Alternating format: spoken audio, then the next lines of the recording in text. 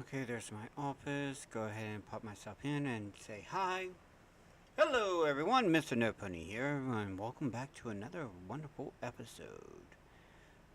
There might be some mild language, but we'll put this as TV-14 as all parts and everything that we will be dealing with. Uh,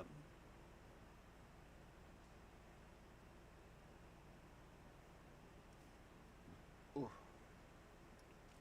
Everything we will be dealing with this project. Apologies. This is my book, and I'm gonna read it. Give me a second. Need to go ahead and put that on Do Not Disturb. Yay. Alright.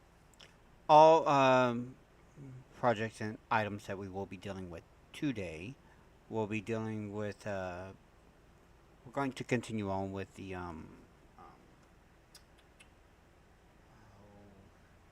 it's right there on the tip of my tongue, and yet I forget exactly what the hell I'm talking about. uh,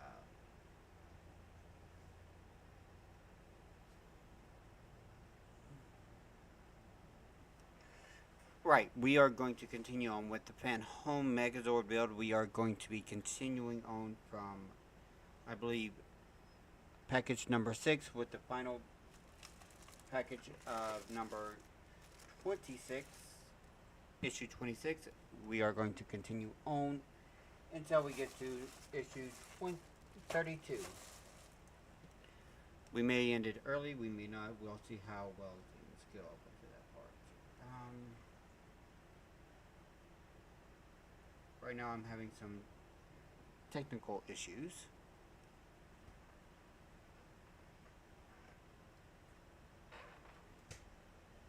That I'm slowly dealing with. Yes. Let's go ahead and clear that off. Should help. Might do wonders for what I'm needing.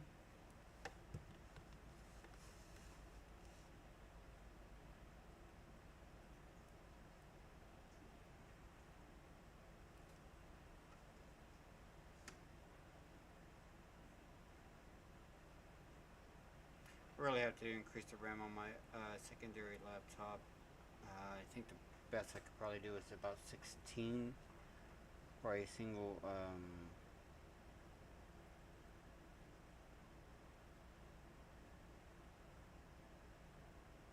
Wow, Viking sky disaster. The cruise ship that nearly met the Titanic's fate. Ooh, that sounds horrible.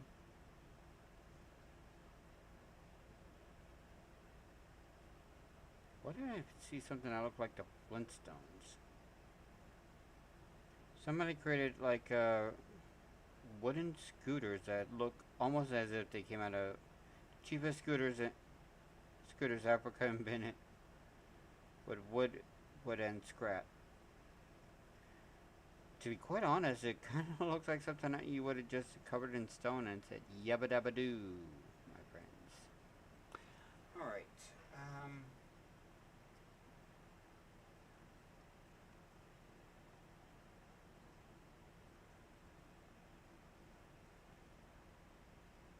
There we go. All right. I may not see all your chats come in. Let's see. Unfortunately, I do not have a chat collection algorithm or chat box collector. I need to find out where I can get one of those to get all your accumulated chats. Anyway, give me 1 second.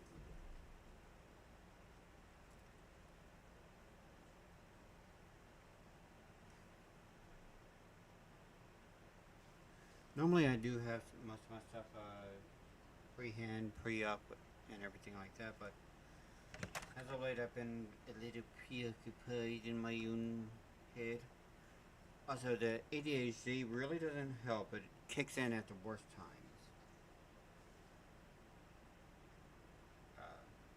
Again, thank you guys for coming into the Mr. No Pony show. We do love each and every one of you who pop in, say hi, don't say hi, just watches.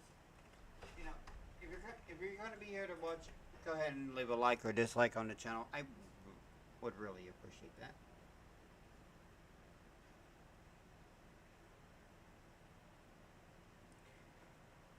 I'm taking advantage of a sleeping little kitten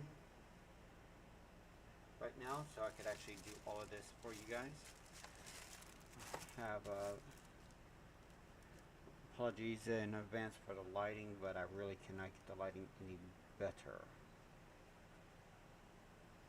I'll do better up onto trying to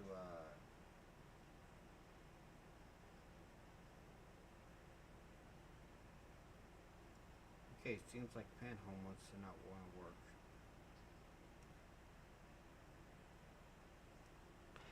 If it's not one thing, it's another, you know? And yes, I'm doing 30 frames per second.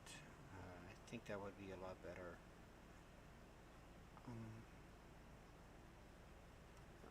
Let me go ahead and put my earpiece in.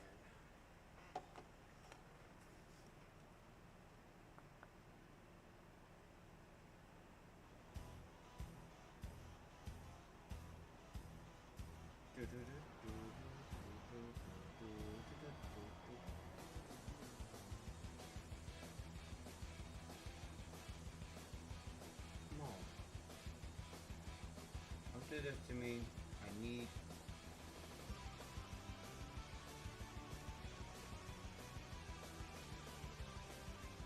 just to go to one particular part of your site so I can get information for the rest of it.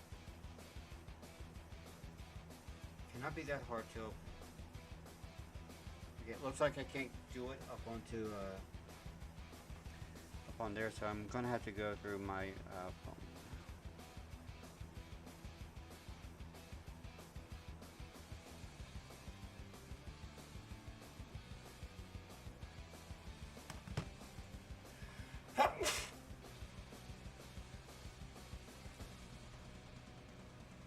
Ooh, excuse me. Alright, let's see, go down to package number 6. Right, assembly guide.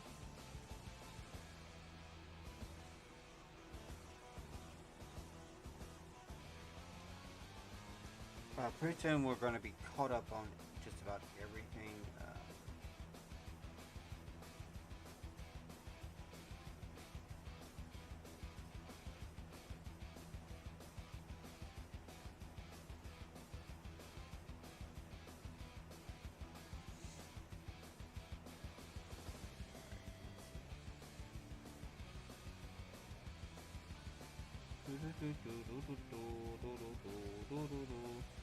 Let's go home once a year now it's here.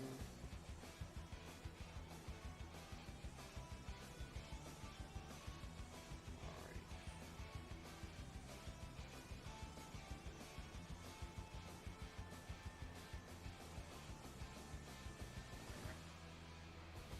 I'm opening up separate deals.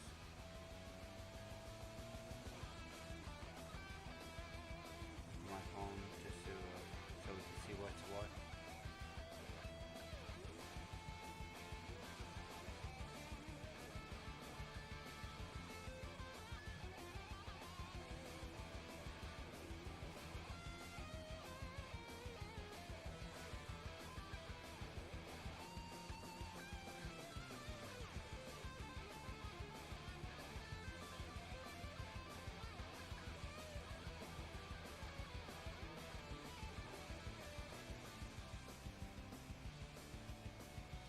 Take them down.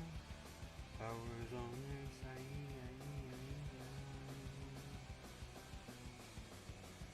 Alright, let's see.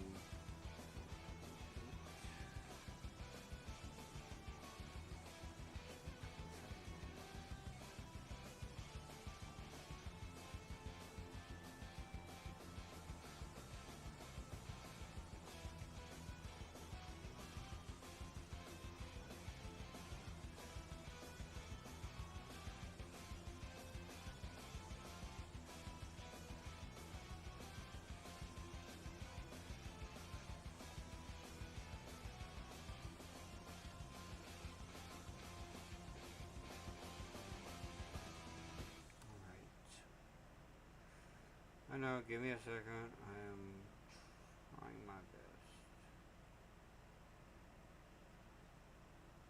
But your best isn't good enough, you know that, right? I know, give me a I'll open up the rest as needed.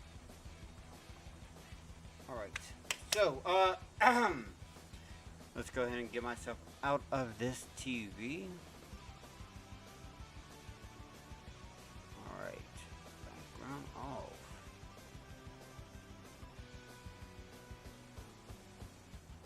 Here we go. Now let's go ahead and find the right channels that we need. I think AV2 should be perfect. Alright, there we go. And as we can see, there are parts. I need to make sure my display does not cut off immediately. No. Timeout, I'll give it about 5 minutes. I'll change it back. Alright, we are on number 26. That's where we're currently at. Let's go ahead and get down to it. Don't forget to have your tools like your screwdriver. You need the screwdriver, you got the screw. Tweezers if you need them. These things are good to have. Don't know if X-Acto knife is going to be necessary, but it's good to have as well. Sure, that's off to the side. But this is what we're going to really need is a pair of flush cutters. No. If you're a hobbyist, you already know what that you need. So we're going to go ahead and cut open number 26, which is part of package number 6, and part of our little deal. All right. Go ahead and put this on. Oh, and also we need our little additional screws. Backup screws. It's always good to keep up your backup screws. You never know when they're going to come in handy. Extra screws are extra good. So it looks like we got a ton of screws here. Oh, looks like we got 4 O-rings. Oh, that's gonna be fun. That's a little plastic rings. 3 metal rings, which one of them I'm pretty sure is gonna be off to the side.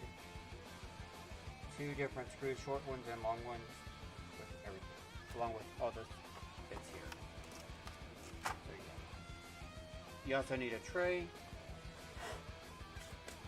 Make sure nothing's on it. The tray is just to put your screws in.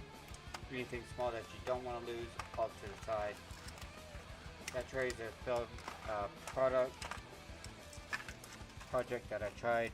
So first things first, let's take out our spruce. Ooh, cool. This thing is stackable. Hey, tiny little shells. Get everything out. Just gonna place all of the bags off to the side. We'll cut them open as we need them.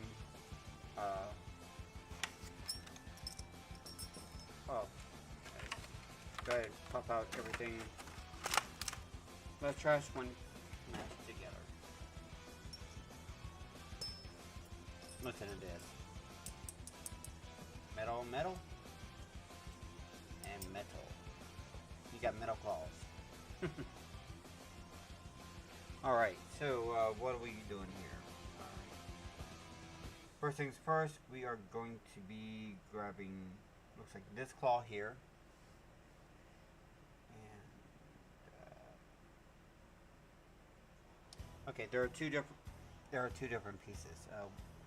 This one here with the open gap, and this one here that's solid here that will probably clasp into that one. We want the one with the open gap first. We're going to go ahead and grab our flush cutters and just snap down where we need. Before we continue, let's make sure all pieces are good. Yep, all pieces are good. Just going to slip this into where it needs to go. That's a nice little tight fit already. Now it looks like we need one of the long screws, right?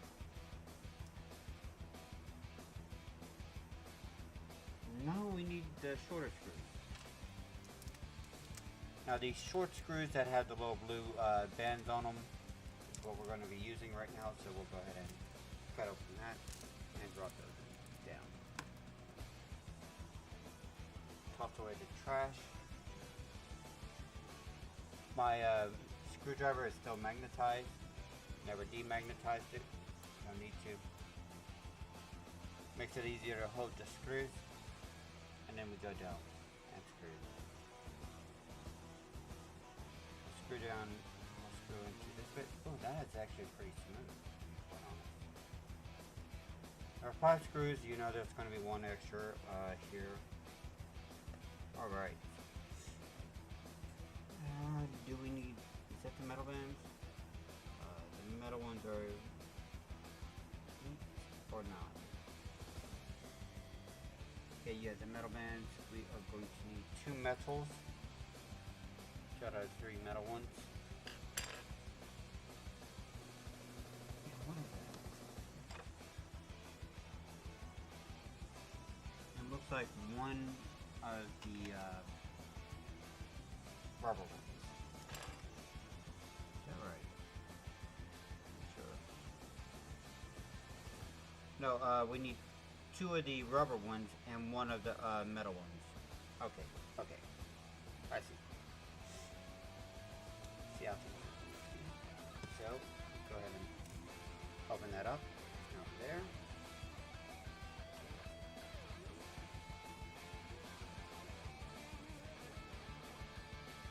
And we are going to need another one of the shorter screwdrivers. That's right, we're going to need a short. Hold on. Here, heard. Oh.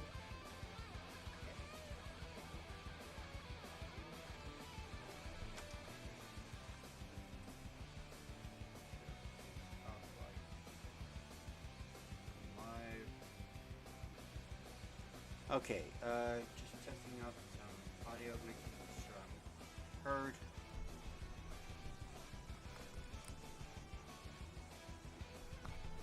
Can I be heard over here? No? Give me a second.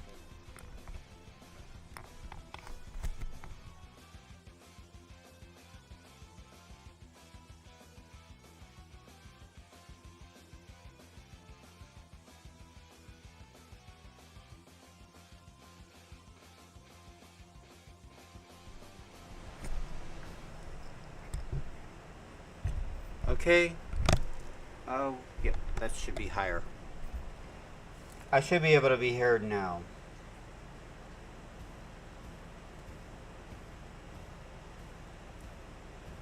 Okay, cool. Everybody could hear me.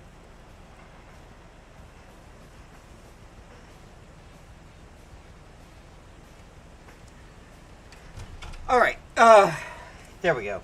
So, just to recap on everything, plastic piece with the open slot goes into the claw here. We are going to be taking the same claw, which I believe is 26.2. We are going to grab this centerpiece along with 2 of these little rubber pieces here, which we're going to go ahead and open up, and 1 of the metal rings all together along with 1 screw, and the center claw, the center claw. We are going to make them all go together as one. It will be one and the same, I think.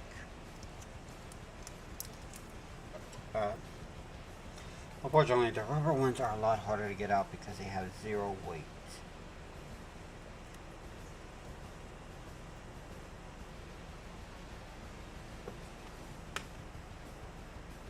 And they will, be careful, they will stick to each other, so you'll have to unstick them.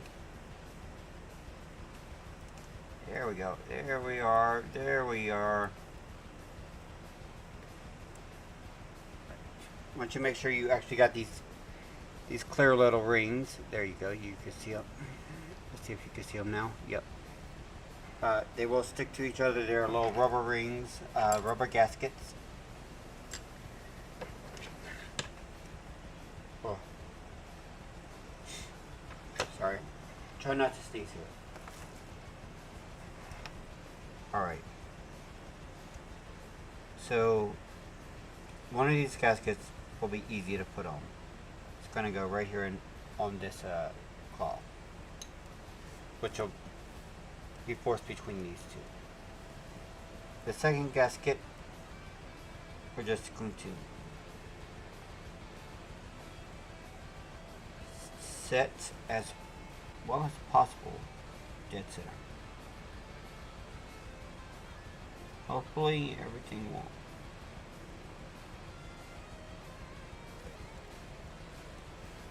Need to just go ahead.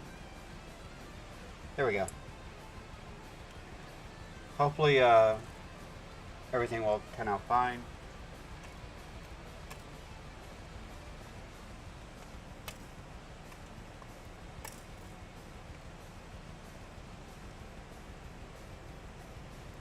Alright. Drop one of the metal rings down into this. Here, grab your screw. You want one of these again.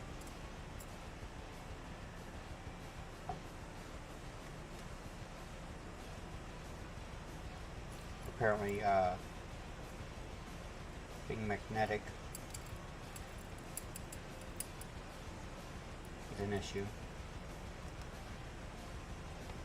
Go ahead and line everything up as much as possible. Once we do, we could just go ahead and screw down. Go ahead and just shift things around just a bit. Try to get everything feel like it's center.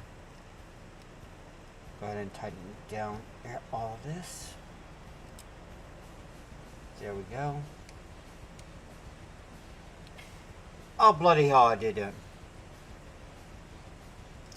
I'm an idiot. No wonder it looks weird. Okay, we are going to be unscrewing everything. We are going to fix this because I didn't think about how things are supposed to look.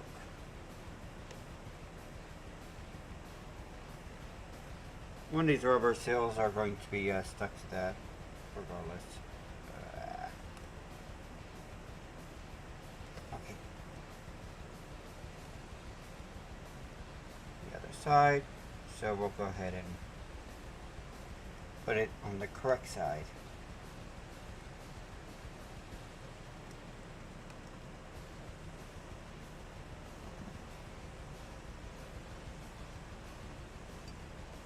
There we go.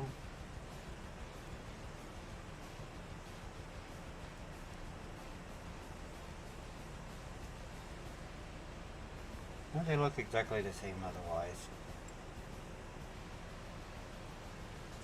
Drop in our little washer here.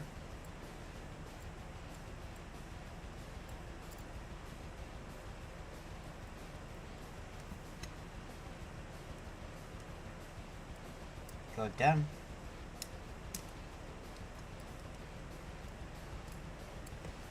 Oh, come on now. Now you want to fight. When I do it the wrong way, it doesn't fight. But I do it the correct way. That's whenever they want to fight. Fight you tooth and nail.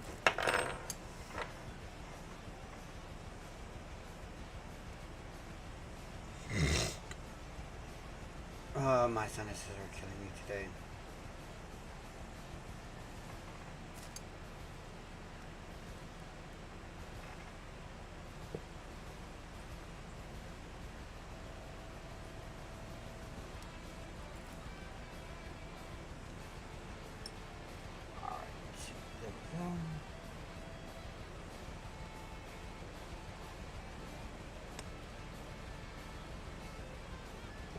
Screw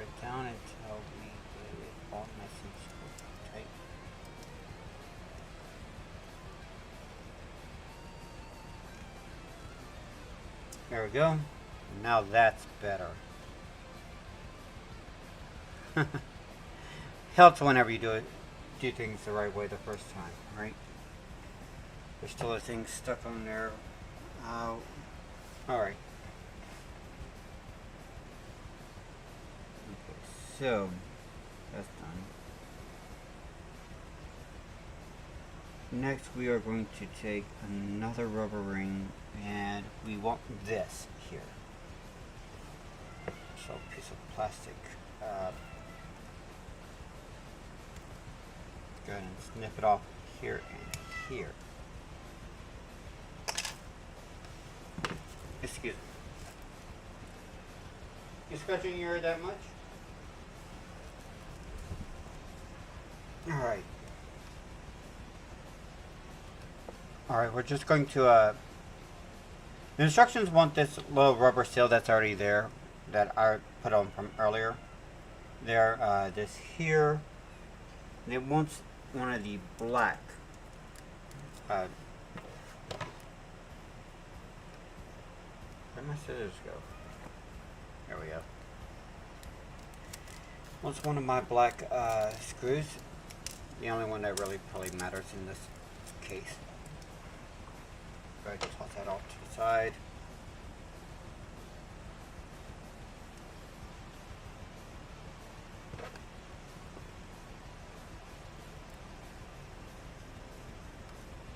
It wants us to screw down.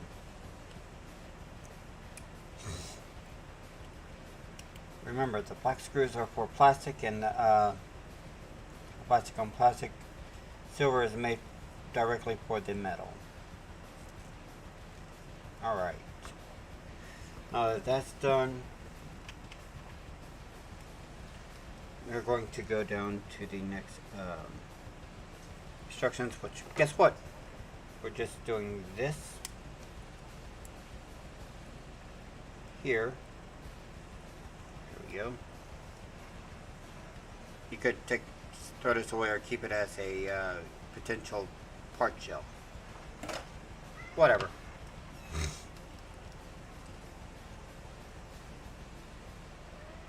Alright, that's there. Gonna go ahead and screw this down here. No resistance whatsoever.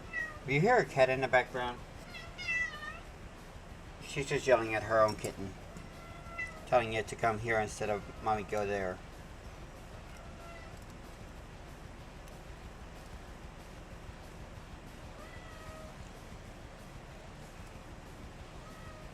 Now I'm going to actually criticize this for a second. I really am. See, what they're going to end up doing is locking these two in as one. I think it would have been better to actually have a seal off on this side. We could 3D print a seal to be just lock it off and have individually changing, which wouldn't be bad. That wouldn't have been hard. So that might be something we end up revisiting. I might end up revisiting, seeing what I can do about getting the size metrics right. I do have a 3D printer. I just need to get the filaments and see what I can do about fixing some minor issues or some upgrades to this. So we just go ahead and lock that in, line everything up here, because where the hell did it go? Oh no, it's still there. Of course it will be close. Now it wants us to do this. It's made to do this. It's fighting me to do this.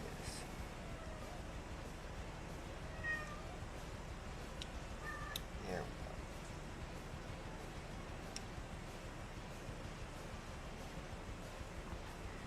go. Alright. And magnetize one of these. Drop it onto a surface I can actually grab it on. Grab it on. Alright, there we go. Locked into place.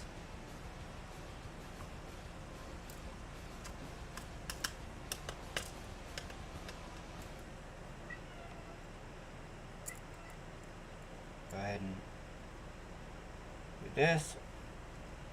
Screw it all the way down. This should fix everything up. You know, there's a lot of people out there that love model kits and got this early. So if you got it and you have the desire to separate out these two pieces, that'd be great. I'd love to have those 3D files.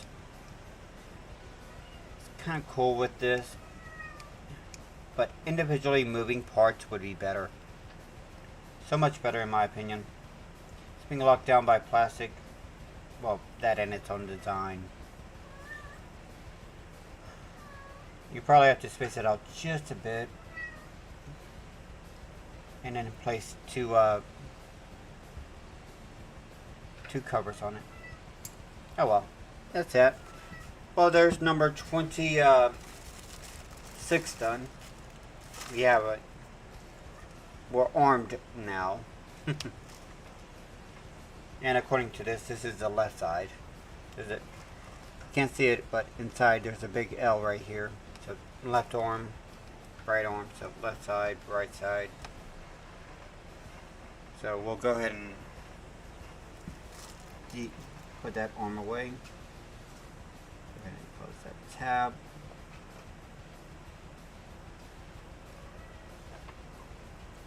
Alright, place this off to the side. Next we are getting to this part, which I think might be more to here, so we might need that. Number 28, kind of break design. Oh, never mind. I'm an idiot. I'm jumping ahead. 27 here. Here we go. Number 27. Alright, we got all of our parts. We got caps. These caps are probably going to go in here. It looks like we're mostly going to be needing this.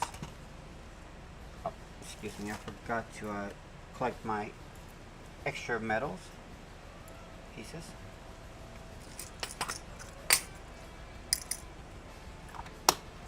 There we go.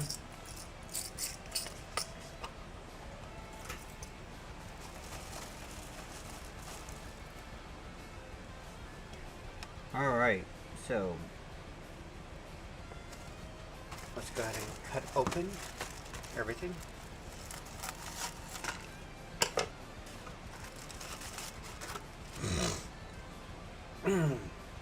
Alright.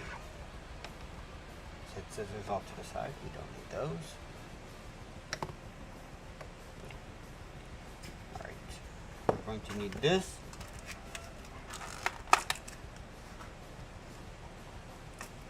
So is there a difference between these two? No. No, apparently not. Use your magnetized screwdriver to easily grab this. According to instructions, one needs to be placed into this piece here, just right there, into the arm, your left side arm. And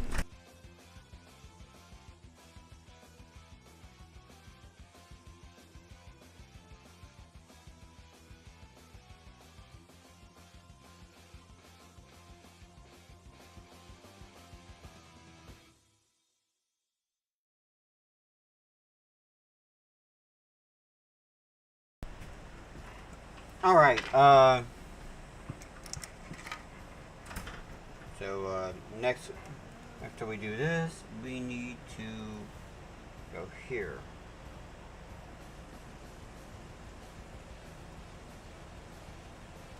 Which side's which? Okay, it wants the side right here, the one with this point on it. Here we go. We need to snip off there. We want to flush cut it. How far? We might actually have to just do this because it looks like the flush cut wants to go down here into the low groove. This is where this comes in, just to smoothen everything out.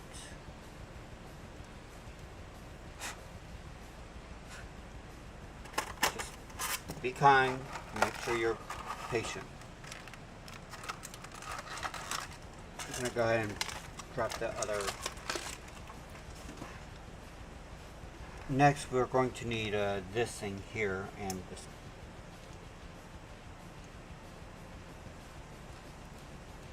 Line it up. Is that right? Got it? Ow.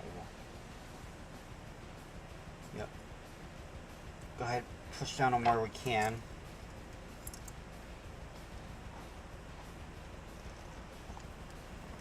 Alright. Use everything we got. Push. So we're almost flush. Alright, I'm going to grab here. There's some extra spaces here in which I can actually just push all the way. Weird because it doesn't look like it will. There we go. That looks like it'll be just right. See, it'll protrude out to the other side. Alright, go ahead and place that up there.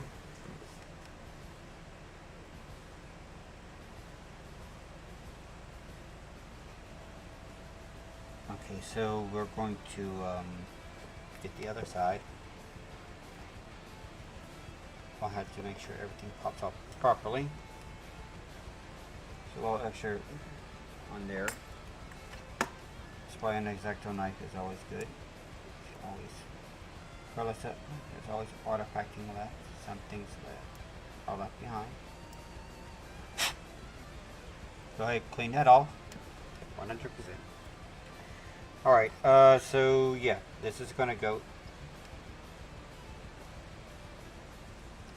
here, so solid area. Sorry, more solid at the edge of my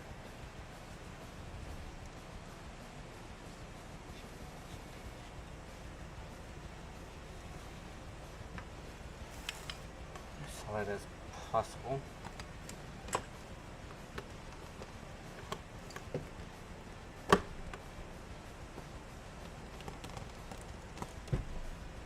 Okay, I guess that's as far as it'll go.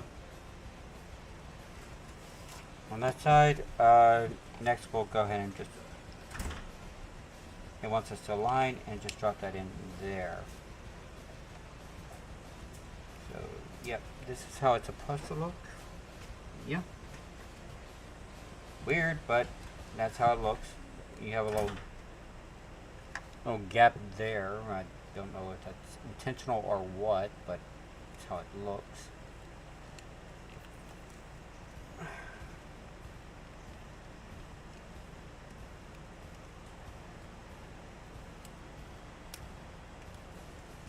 Come on. Ow. That actually hurts.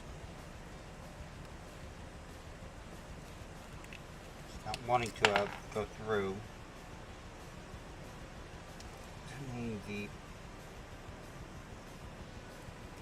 The hell?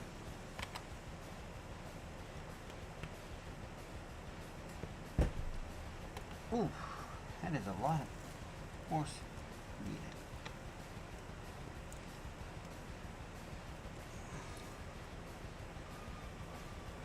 You can reach this limit.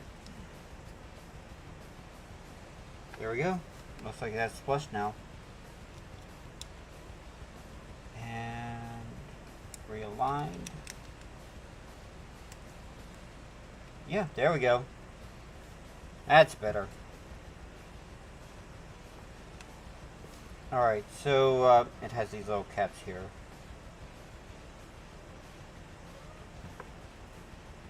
These little flush cutters. Pop those off.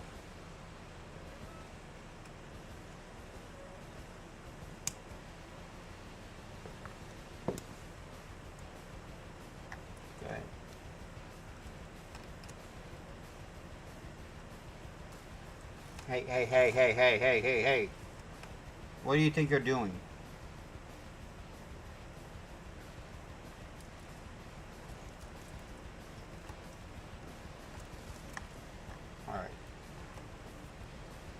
we'll just pop these caps on both sides.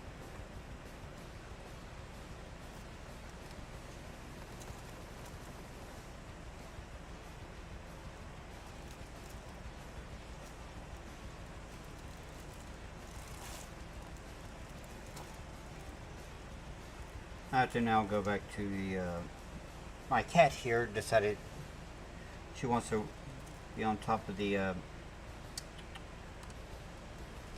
this.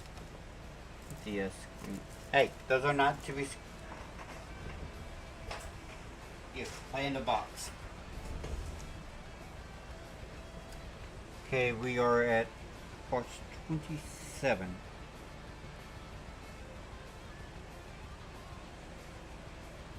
Hit download. Go back here. All right. 22.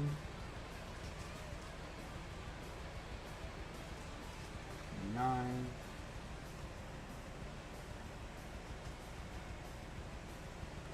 Yeah, here we are. 27, which is, put these here, and I'm pretty sure. Yep. You're gonna have to glue them in if you want them to stay, or friction them in a little bit better. Because, yeah, these things are not going to stay in here. Not at all.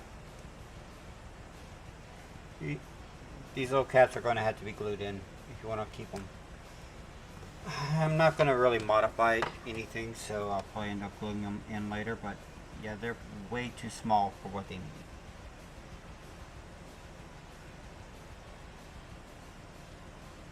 Alright. So we have this extra piece here on the left side for later. I'm guessing it goes to this. It's probably going to be part of the screw cover for here. But yeah, these covers are not staying on whatsoever. They're not. They're just not. I don't have anything else. Hold on.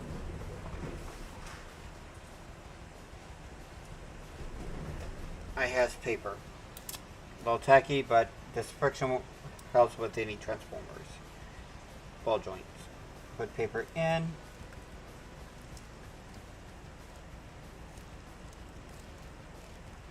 Set paper in spot. Push paper down. Paper make good. Then use a little tear off with that. Not coming out. Alright, so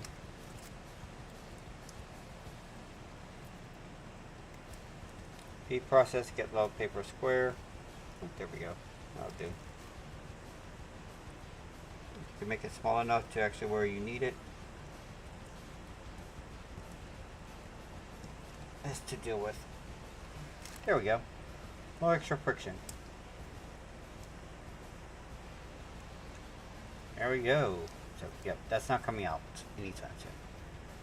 If you don't want to super glue them down, a little extra friction, paper friction, helps out a long way.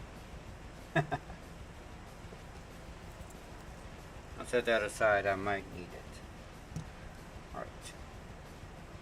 So I'm just going to go ahead and set that off. Set that off to the side and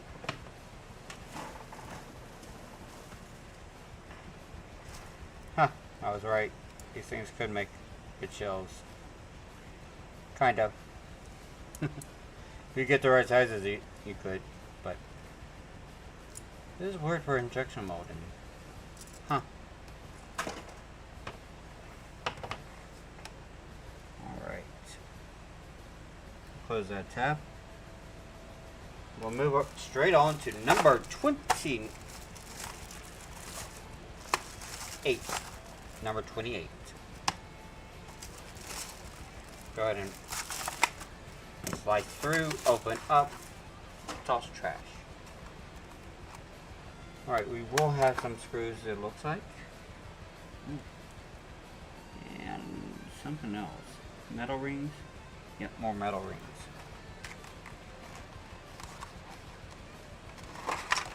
Okay, so there's that. And this.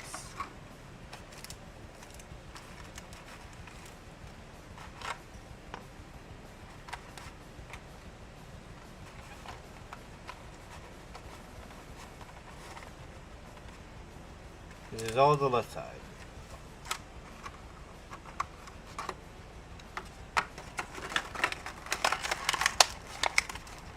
Shell up, down, trash. There we go. We got everything. Alright, let's see. So let's see how they want to start things off. Cool. So doing like this.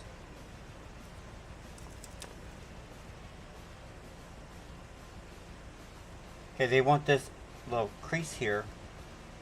Alright. Check it. One side has a little crease, has a little downward slope. They want the slope to actually be on the top of the biceps.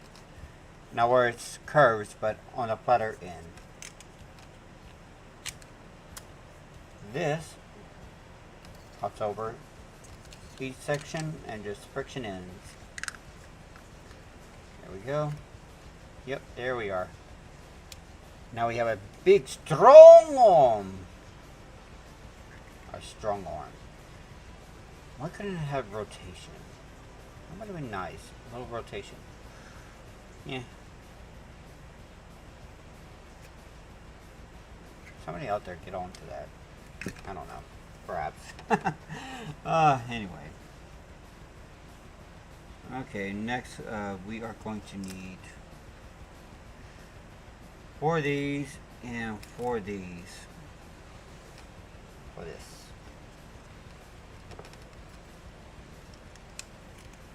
You want to place it in like so.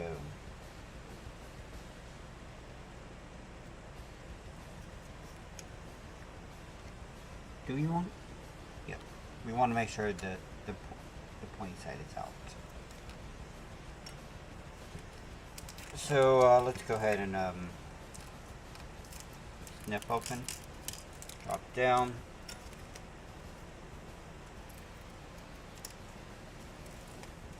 Snip open. Since I've collected a ton of these, I could always grab more if I ever need to. I'll place those 2 over there. Only one of them is going to be needed in the future.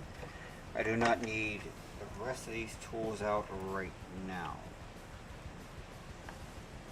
That goes for you too. Just need the screwdriver and a screw. Alright, first things first, I'm going to just drop everything.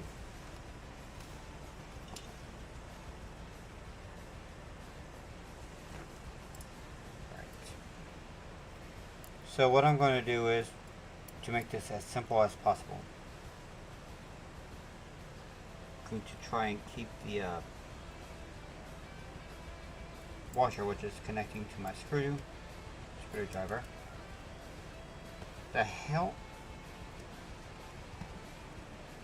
Did it just eat?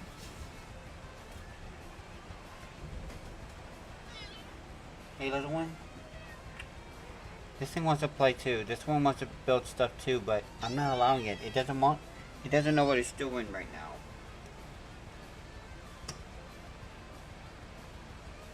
All right. Honestly, I have nothing. Yeah. Okay. Fellow streamer, crap up onto kick. Yeah, you're not getting. Ah! Keep knocking that thing over. Excuse me while I kill something, such as an irritating little light. Twilight, you hold this for me. Goku seems to want to fall over every single time I turn around. Okay, cool, fine, great, wonderful. What is Twitch's problem? Now, what's the problem with anything and everything? Apparently, I did eventually lose one. Go figure. Alright.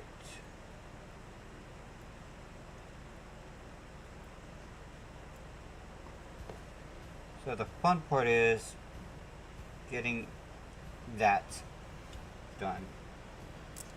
Next, we're gonna go ahead and push that through. No. You floor.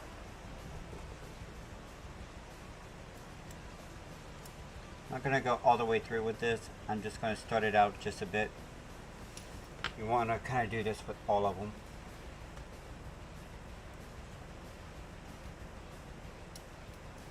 Make it a lot simpler after you get everything started. So I say.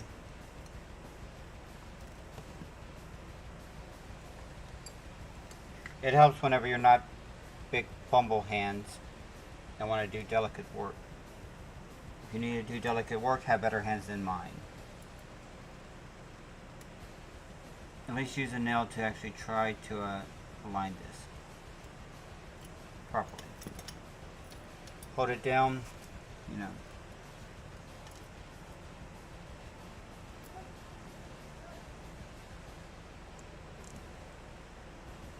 Alright, holding these two together and now once I get it there, I'm going to use my thumb to hold it in place as I screw down just a bit to keep it in. Once you start filling that bottom half, you're good.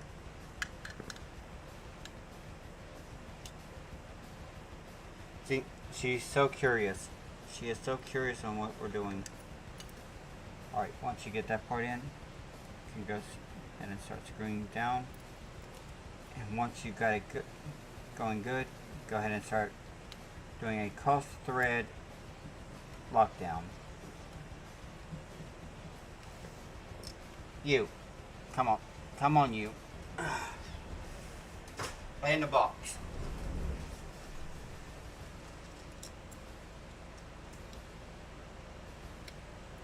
Alright, there we go. Cross threading now. There we are. Cool.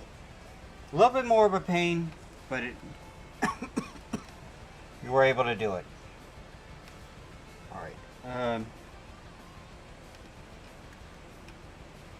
Okay.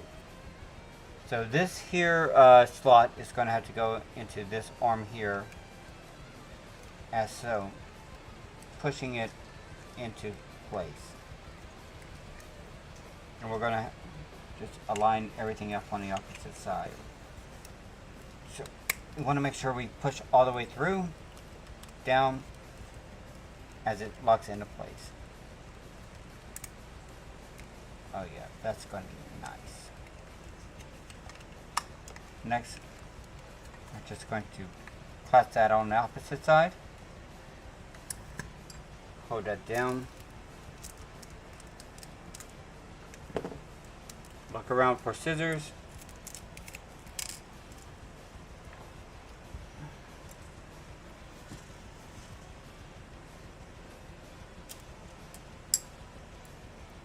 Grab the only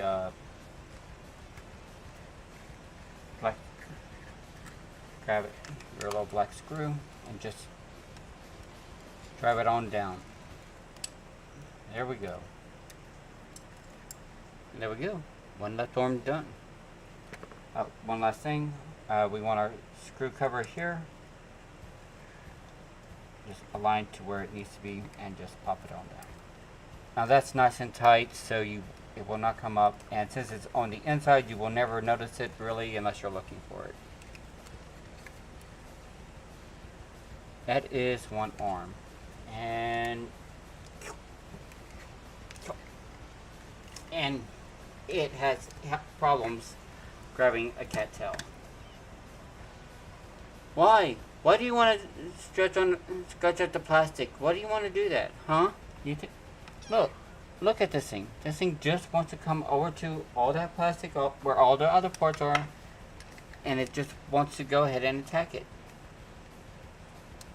Is that right? Oh, look at this. This is floppy as hell. And I don't think I can. It's not going to be easy, but I believe I can actually just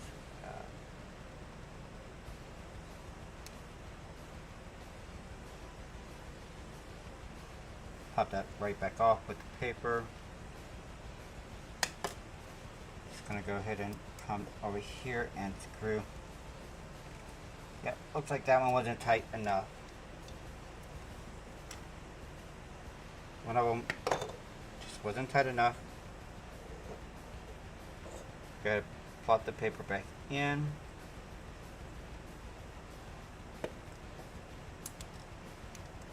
There, make sure the wrists are both tight on both sides if it doesn't feel tight enough.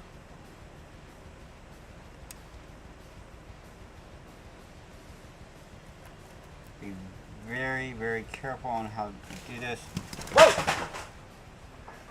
Go on, go, shoot, go.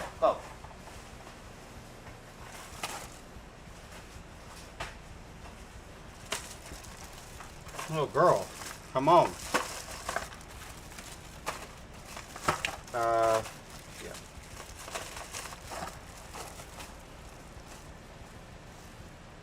Apparently she wants to open up everything in my deal. 30, 29, yep. Okay, cool. Thought I made sure everything was tightened down, but apparently I did not. Double check. Make sure everything is super tight before you do this. Learn from me. Learn on what not to do, my friends.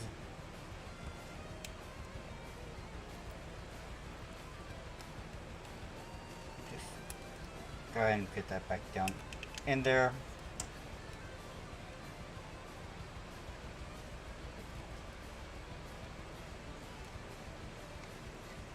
Get the paper edges off.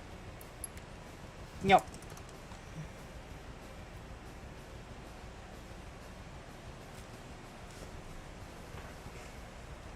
Alright, let me go ahead and grab a new piece of paper.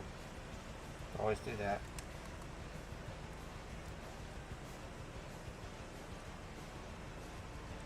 This is your model kit. Do it as you wish. If you would like to use super glue, go ahead and do super glue. I currently do not have any on hand. But the paper is just so it increases the friction, so it could actually be done properly. There we go. It's nice and tight. Just as it needs to. Why they then use another one of these in here? Yeah. We just decided to go, hey, let's go with rubber and friction. Cost cutting in that area, I guess. Whatever. Yeah. One left arm done. Let's go ahead and put that off to the side. We don't need that anymore. Alright, so yeah. I won't need instructions for these since I've already done this once before, just on the opposite side. So the next three we're going to go without instructions, and I am just going to need the instructions for number 32, which is going to be a different part. So I'll have a little bit of the same old. At least we know we have extra screws if we need it.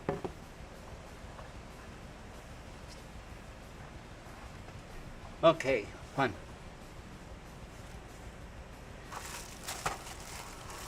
Alright. I'm just going to go ahead and take out the parts that we're about to go through. Let's have some fun, people. Without instructions anymore. Alright, so this is off to the side. Scissors off to the side. So we're going to start off with this.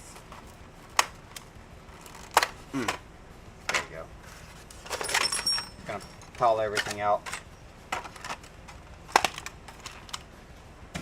Drop in the trash. Oh look, another shelf.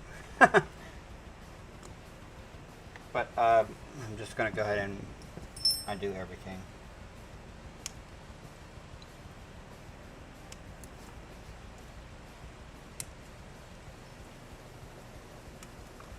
I'm probably going to do these a little bit different than the other way because I'm just going to speed things up. My best way of knowledge, best way of doing things in my knowledge. Gotta get these rubber pieces out. That is going to be the most difficult, is getting them out of the bag. You want to stick together. Cool. They're all out.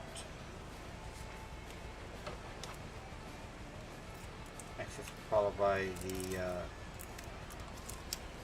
washers. What you need are metal screws, followed by our plastic screws. And that's only for one section, one screw. Alright. So as I know, we're just going to speed things along.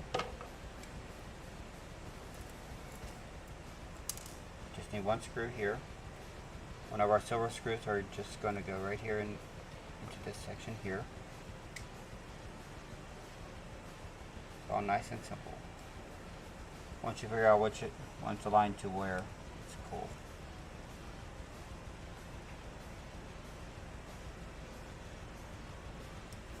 Alright. This one. Just gotta drop that down. Pre-prepping is much easier to do once you know where everything goes. Cool. So these two are there, you know. You lock in here, one claw.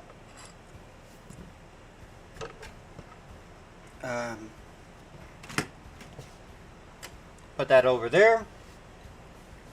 Yeah. Okay, so we are dealing with this claw here and here. So in order to do this, we need try and separate out these little rubber washers. They tend to get stuck together. Make sure they're all separated. Got to keep them separated. All right, come on. Come on. There we go. Okay. They're very sticky. Okay. One's going to go in here. It's going to go here. Next, oh. Looks like this one's going to go first.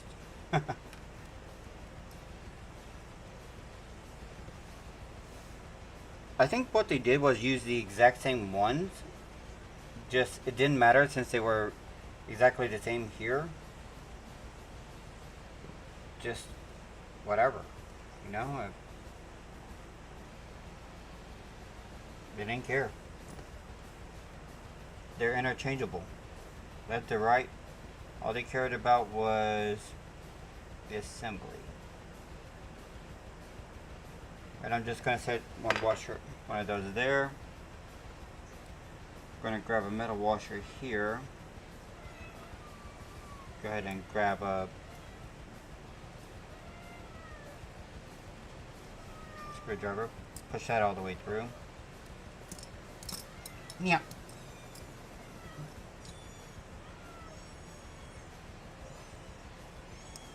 If you hear a squeak toy sound, that's just another kitten. That's sin. Yes, as in spirited away sin.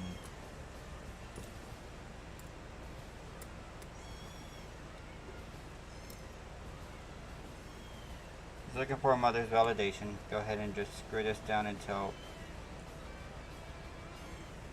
Until everything reaches to a point, go ahead and just wobbly wobbly and wobbly wibbly.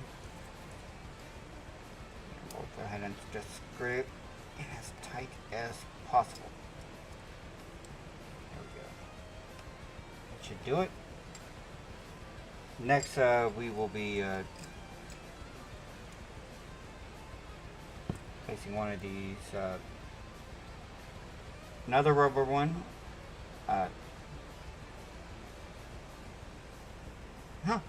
It automatically fit on there. We'll place another one to clear rubber washers on there. And we will take the big black screw. We'll shove it into this little hole here and just tighten it on down.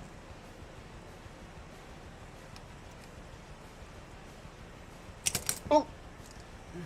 And throw everything away. That's what we're going to do. We're going to throw everything away.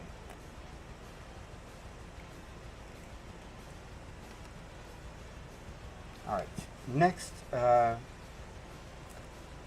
going to set another washer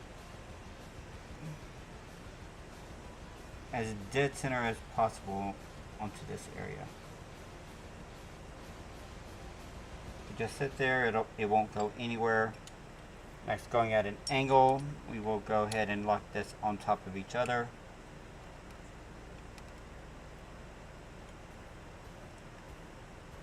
Voila. We now take a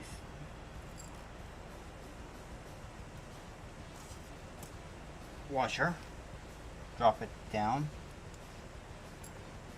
go ahead and just knock it to where it's sitting flat.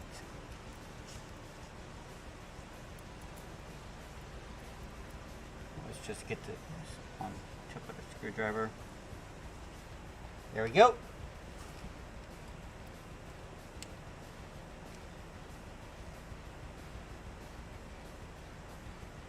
Alright, there we are.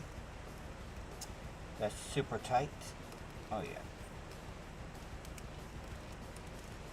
Just gonna do a extra tightening check. Super.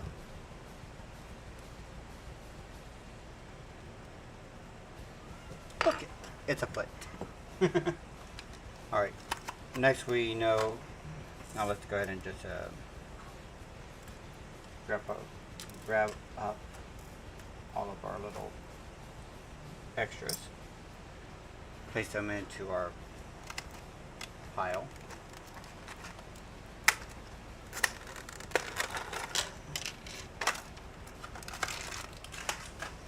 Trash that. We know where to clip. That'll be put off to the side for the next one. Go ahead and get that off here. Just gonna need this to go ahead and just that.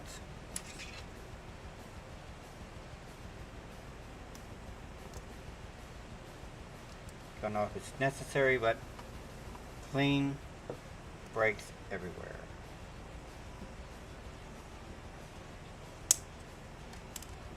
Drop there, make sure you have paper on the side for whenever you go ahead and put those in.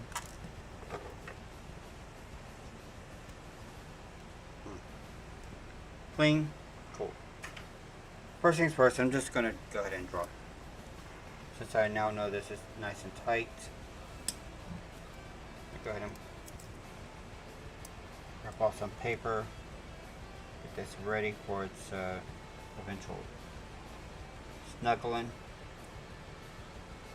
Make it nice and snuggy. I'm gonna go all snuggy on it.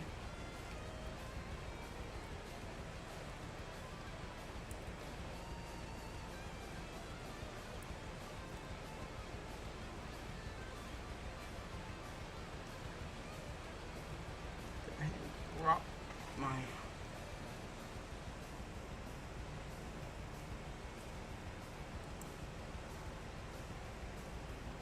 come on. Are you just going to actually? What's going on here? Is something preventing you from going in?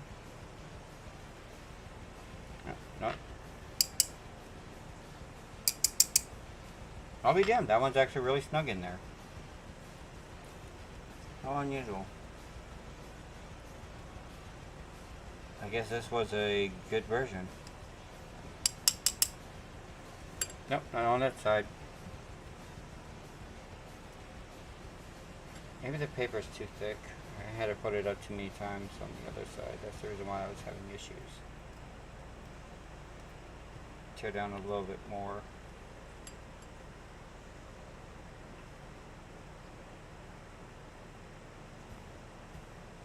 There we go. That's nice and snug. Make sure the other half doesn't pop out. Never mind. Probably was the fact that I had too much paper in there, causing some issues.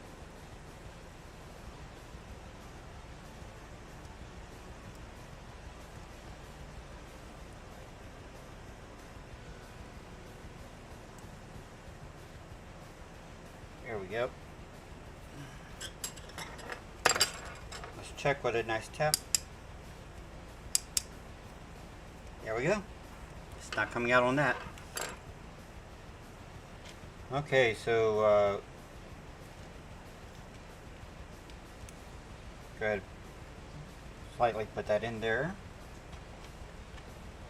and this one will go here, and I'm gonna go ahead and push that all the way through. Oh wait, wrong spot.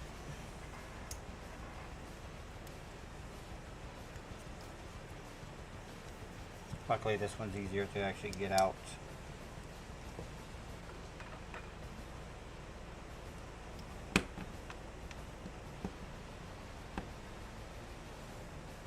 Right, cool.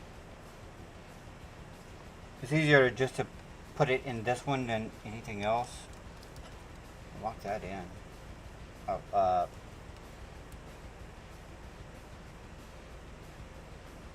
yeah, I mean, did I?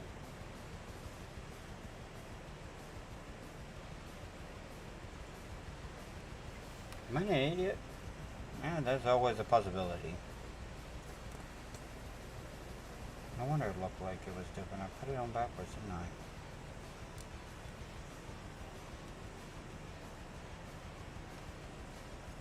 If this is supposed to be the inner arm right here. Yeah, I put it on upside down.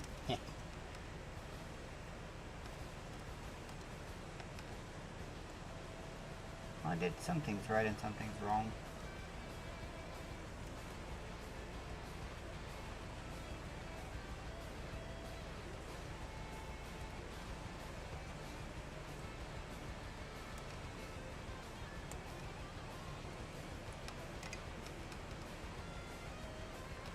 Just pop this off to the side. Won't matter.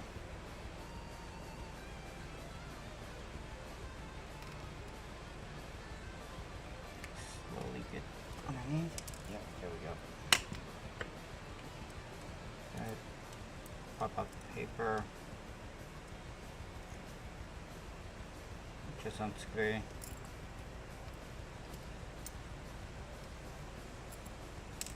Won't take but a few moments to resort everything.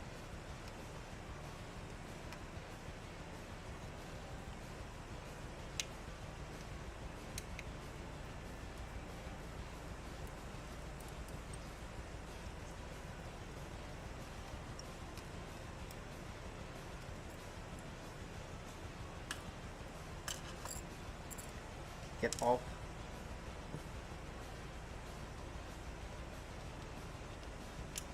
No, personally, if you actually just did the center point first, great. And all I gotta do is flip it up. Yep.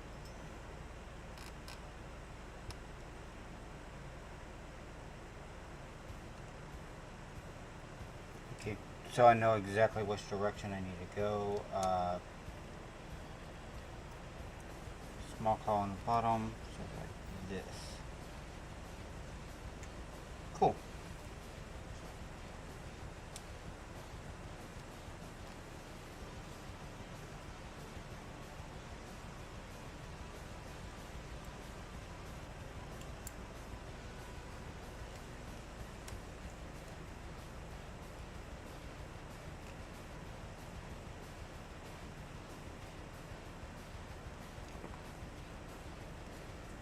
we go.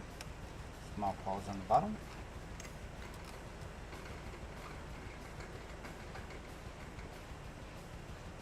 Rearrange that.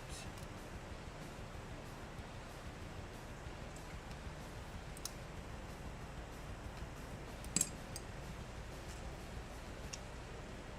make sure.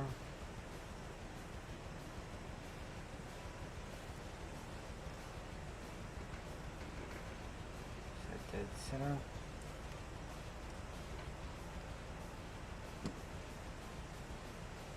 So rubber meets the eye.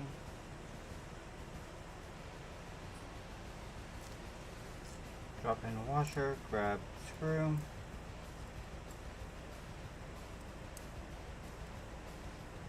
Start screwing down.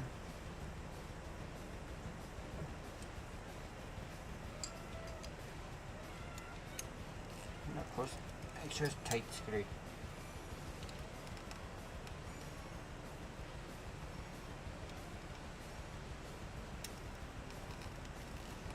Tight screw.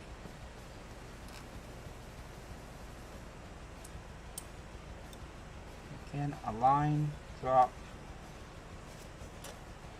Grab washer, drop down.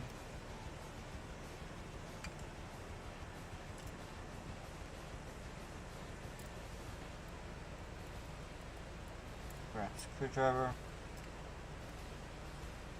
And make sure everything is going properly into its spot. And tightening it down all the way. All the way. Ah, very good. Very good. Yes. Now I can go ahead and go back up here and just finish this. Cool. Everything fits properly. Sweet. Now we could go ahead and grab the paper. Tiny little pieces of paper. Put in half once.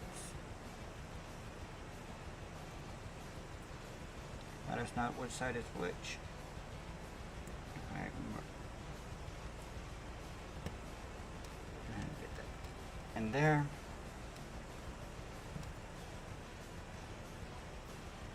Small piece of paper. Yeah.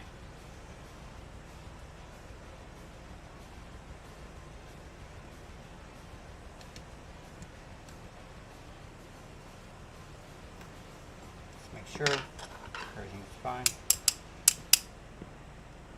Nope. Apparently I need it to be thicker than thin. Gotta make sure it has a tight fit.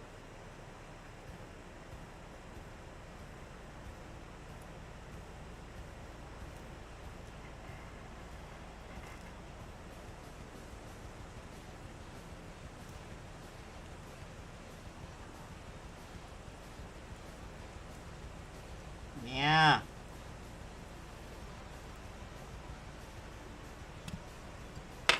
Oh, come on.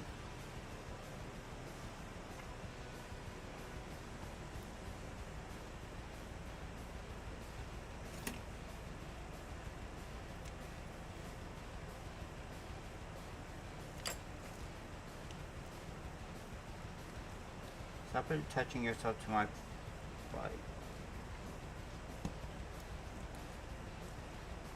Come back.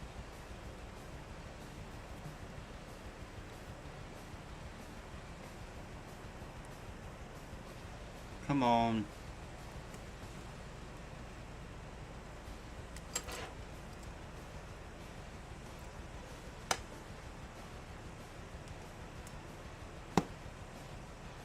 There we go. That looks like it's good.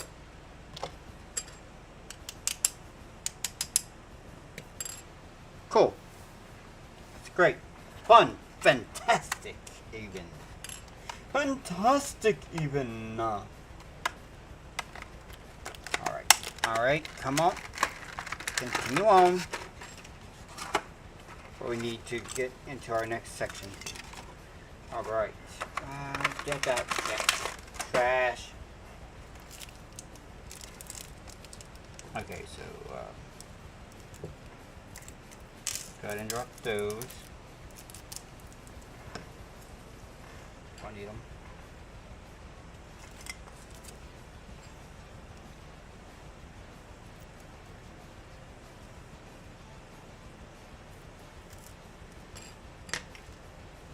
Alright. Probably have high blood pressure. Why my fingers aren't nimble enough.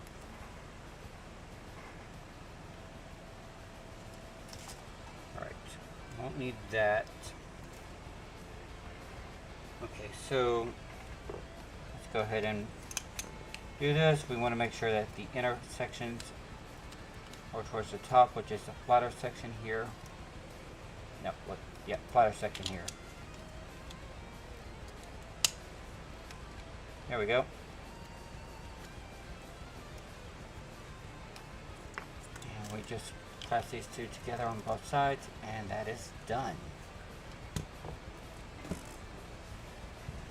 Alright, let's continue on with the right side. We want to place this here, but we are going to have fun, and I mean this quite irritatingly. We're going to have some fun putting these in here. So first we're going to start off by dropping in one screw and just allowing it to set nicely in a line. We're then just going to start to screw just a bit to where it stays in. We are going to repeat this process by placing the washer and the screw together, putting it crosswise, using one finger to hold in everything as we start it up. I want to get attached. Let's put that aside. It's in my way. So is that. Apparently I have a little bit of OCD. I don't like things touching me as much anymore. Used to be messier as a kid. The older I got, the less messy I got, I guess.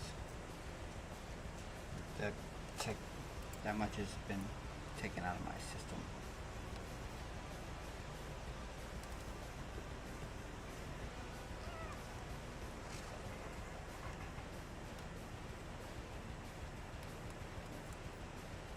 Alright, there we go. It's a line. Go ahead and just... Cool, got it.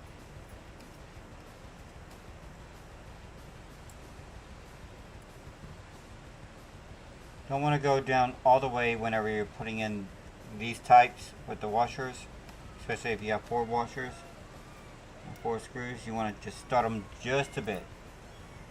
It's your best bet here. Alright. Once you get to the last one, then you could just start screwing all the way down. Then cross screws each one of them.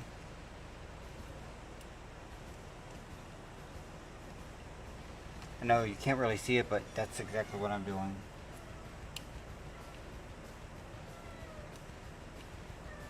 This part's fast because it's just a reverse of the last one. Alright, outside, inside. Now you have the slot here that will go into this section up here. Right there, that little piece. You're just going to place right here and just align them up. Make sure everything moves properly, followed by just dropping on this other piece. Next you're going to take one of these black screws here and just place it in the center and screw down.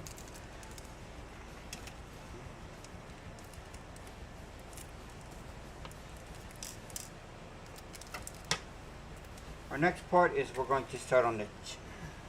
We have one more part to go through, number 32. I could set off till next week, but you know, spacing's not my thing whenever I really want to put something together. Alright, go ahead and get it all nice and squozen. Tight. There we go. Next, we'll take from issue one of our other earlier issues, this little piece here, and just drop it down like so, down here, and voila. Now the rest of this will be going into the main body of the Megazord, so until we get to that point, just put these out to the side, put them where you need to find them. Like I said, friction grips, great. The main body of the saber-tooth tiger won't be for a little while, so if you've got the saber-tooth tiger legs, remember what I said. Just put the caps on top of the areas where they go. That way you do not lose them. Do not want to lose those caps anytime soon. They're going to be a pain to get. Although, also be careful when opening the part with the small teeth. You may end up losing them. If you do, you can call and get some. If you need one of the bottom fangs, you might be able to contact myself and I can ship you off my extra set.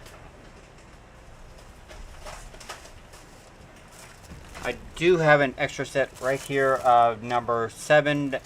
It's missing exactly one fang. You have 2 additional small bottom fangs, 2 additional top fangs, and the rest of the parts that you need for number 7. If any of yours end up getting damaged and you need it, I will state in number 7, use a good amount of super glue here. Use super glue. This should have been a square with a circle pegged here.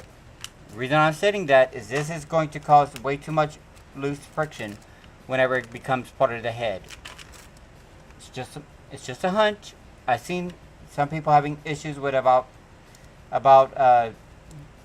all the posing for it, but if you put a good amount of super glue before throwing this little rubber piece in here, it'll be well worth it. Trust me, it will.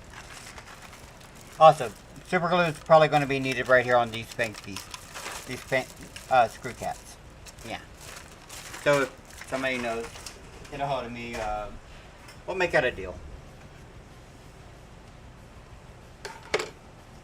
Or something, I don't know.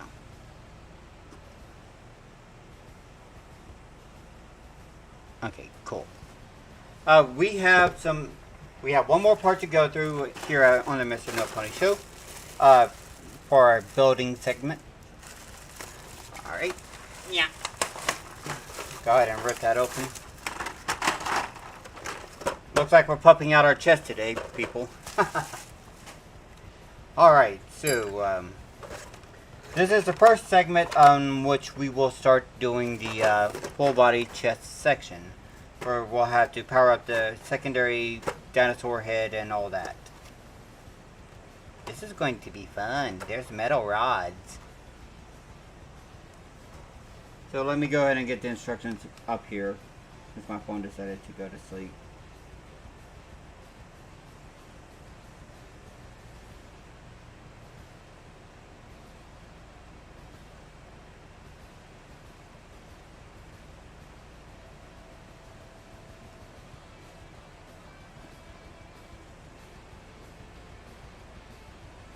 Alright, number 48. Let's go ahead and pop her open. There we go. Let's remove the chest. And according to this, we will be starting with these little red pieces. I'm not dumping them all out just yet. Does it matter? Or are they the same? Are they the same or are they different? No, they're pretty much the same. So, what I see, we take these little, there's 2 little hole sections here, and then there's 2 little clip sections. There are some tabs right here on this side, what you're going to do is go ahead and line them up on the through the inner piece, and you're going to align them. I think is it through the front or we're going through the back? Nope, we're going through the back. According to this, according to the instructions, you go through the back. It's gonna feel really, really tight, and then you just push it through. Oh, that feels wrong. That feels so wrong. Let me see what it's like. Push, just aligning up through the front. Yeah.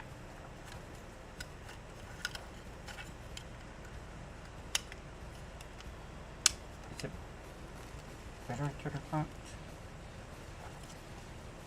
Yeah, just a little push out, and there we go. Feels better just going through the front than it does the back. Ugh. That's what he said. What she said, I guess. Whatever. Anyway, next we are going to take our... Which one are we doing this? You want this?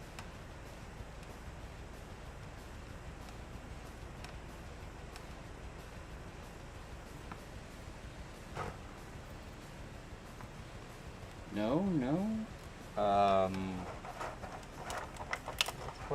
Okay, here we go. We got this piece here. This is your little front piece right here. You want to make sure with it backwards like this. You want to make it like this. And looks like we need these. I'm going to need this here to get it out. No, that's not magnetic. It looks like it's aluminum. I'm going to need this. Now I'm going to show you guys if I could get it into focus. There's a little serrated side. That's going to have to go in last. But you're going to just find the side, push it through, and make sure you have it going the right direction according to this. This part, this nozzle part, screw hole part needs to be on the outside. Or facing inward. Either or. Once it's got through, just use wherever you got flat to push it all the way down and through. There we go. This is probably going to go like this if I'm going to take a guess. Gander at anything. Yep, there we go. That's just going to pop like that. Do we have screws? Yeah, here we are. There's screws.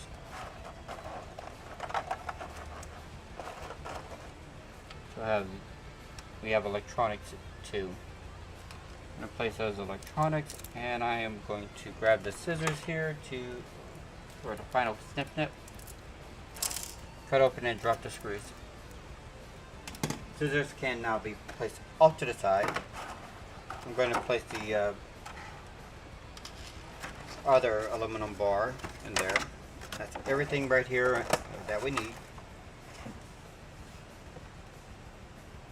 I was right about our next subject.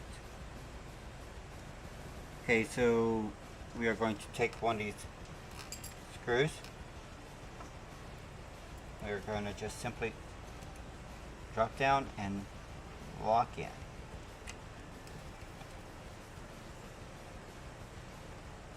Screw it down here, right there. That's all you need.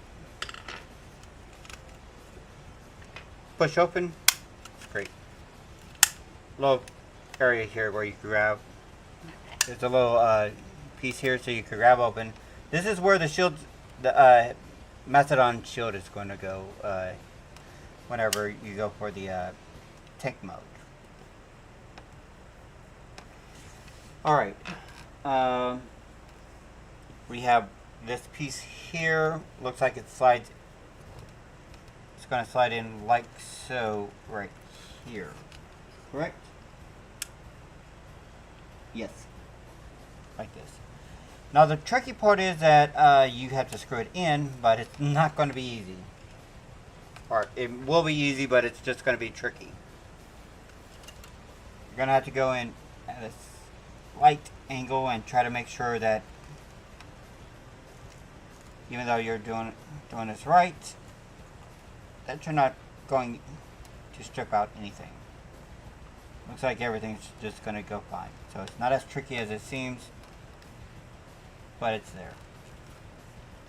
I will state that it looks like it's going to have a little bit of a off lisp like that. It's probably made there on purpose just for that part. It's probably just going to clip into the chest from that point. Alright, so next we have this here. And in between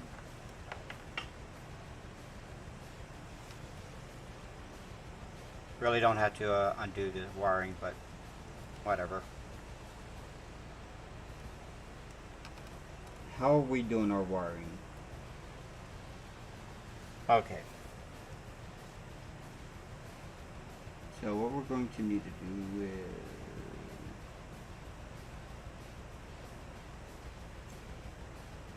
what side are we doing? Okay. We want to do it like this.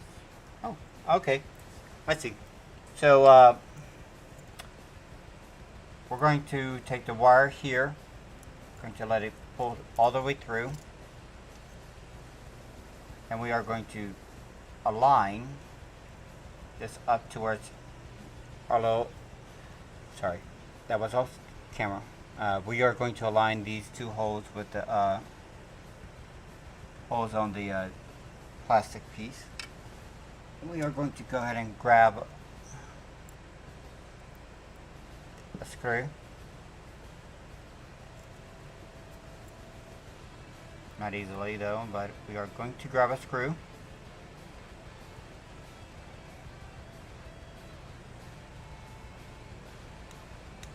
We're just going to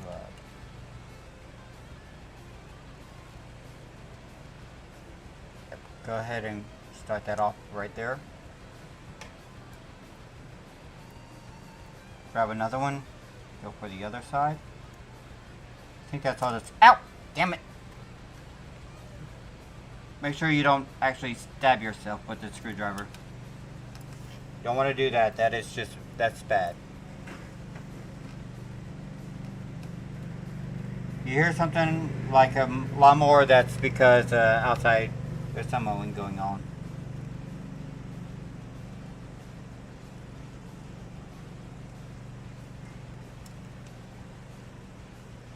Alright, there we go. Get it nice and tight.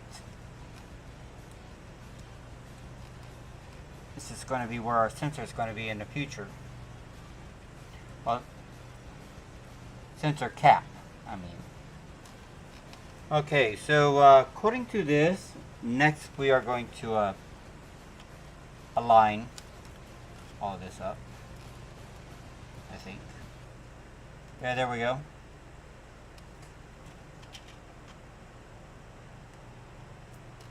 We want to make sure that these little plastic pieces are going to be over it. There's going to be some gappage. So we will be pushing it all the way through. Make sure we get onto the... Yeah, before we go all the way through with that, make sure this goes through this piece as well. There's probably going to be some more to cause some stability in the future. For now, once it's lined up, go ahead and just push. Yep. Want to make sure the sensor's outwards forward. Once it's aligned, push it hard as possible.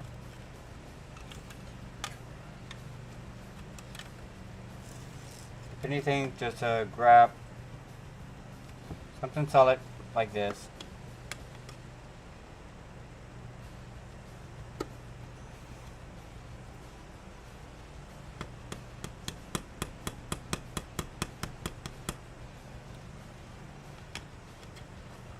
sure you could actually get it nice and tight.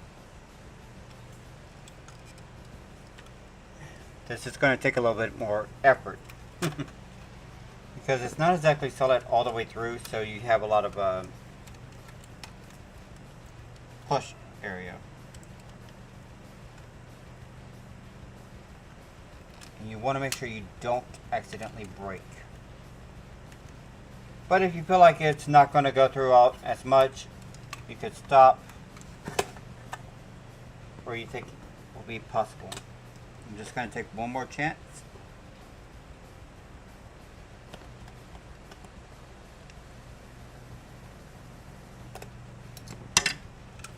Yeah, it looks like that'll be it. It's not going to go any further than and be a little out protruding, but it's in place. And that's good. That's good. And there we go. That is everything that we can do. That is everything. We are caught up with package number 7. Here we are. Ow. My finger hurts. Trying to get it all the way through, it's going to hurt.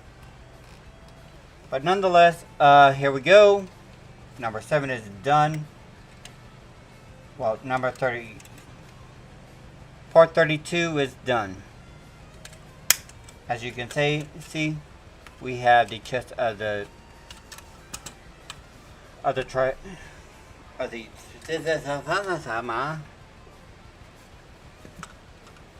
the chest, the arms, the head up top, of course, which is packed away right now. As we continue on, we will be continuing on. I think we will be going into try saber-tooth tiger next. Let's see, package number 8. We will be doing a little bit more of the body, and then we will start with the saber-tooth tiger. After we get a little bit more of the body done, the half of the body done,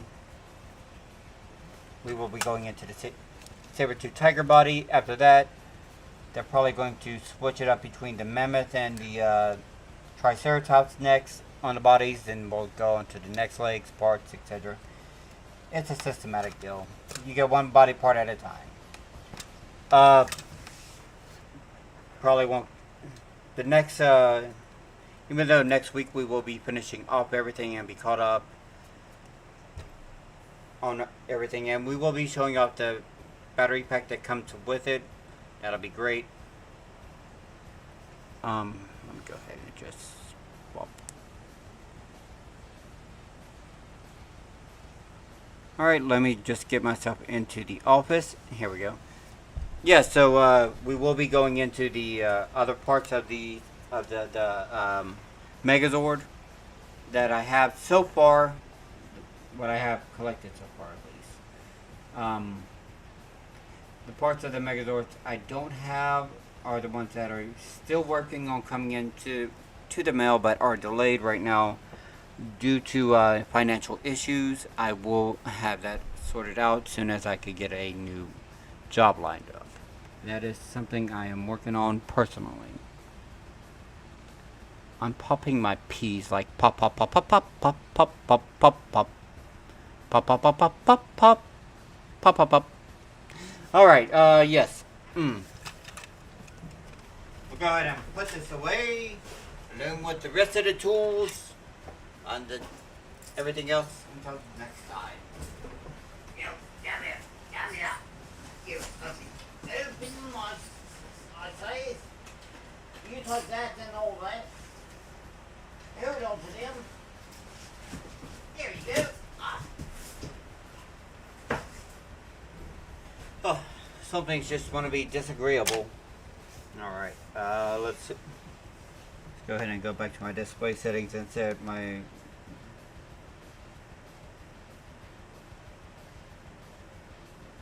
timeout back to 1 minute. Alright, the timeout's set back proper. Alright, go ahead and put that on charge.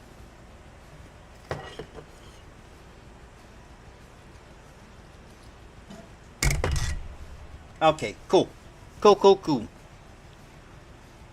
Uh, they went after Emery from Tectone. Cool. I don't know who Emery is. I'm not into that. Go ahead and just... Since we're done with the Power Ranger stuff, I'll just swap to Pile City. Okay, cool. I don't know how much of the background crap you guys can hear. Is it going through? How is it? All right. Welcome back to the Mr.NoPony show. I'm Mr.NoPony, and I am here to help you guys figure out what is what. So, we are going to be dropping down to a game that I believe it's rated E10. Oh, T for teens. Go figure. So I used to be, I used to have a lot of Digimon files. I own Digimon World and Digimon World 3. I own a lot of Digimon World games. I was never a defensive player. I was always aggro. That's just my style, man. It's just my style. Digimon World 1 was just a pet raising game, and like any pet raising game, you kind of have to do whatever. I do have Digimon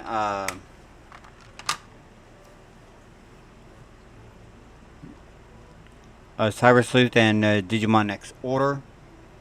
I do have those games. I would love to play them. I find it very fun, very enjoyable, but unfortunately, I need a bypass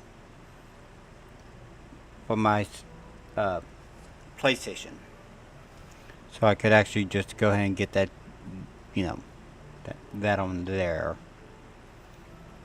But it is what it is, you know.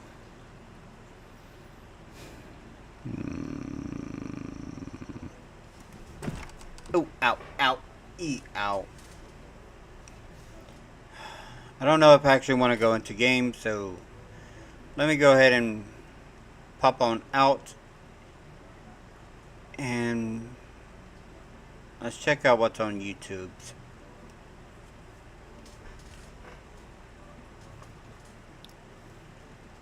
Alright, let's see. We have Smugglana. Somebody's getting sued. I'm guessing that's the one with she's the one harassing our little Kirsha, our little Foxu. And we have our little Hot Code Foxu versus our Woman Brain Foxu. Let's see. I think... What is this? I can't remember what show this one was. Although I do like the slime one.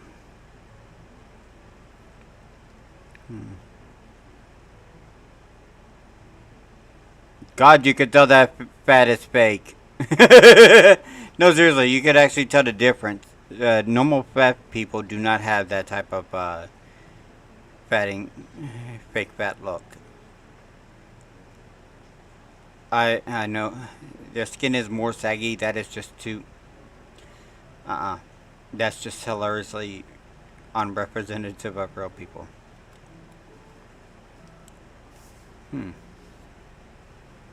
Answering the mysteries of men. Woman's playing men. Well, why not? I think I have that one. Let me see over here.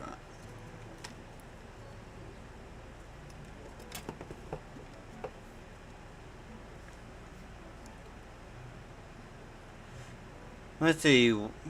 Would they want to live under Shira law? Absolutely not. I don't think anybody would. They had a choice. A lot of people don't. Reformatted. MMC R34 Tyron. Trenton?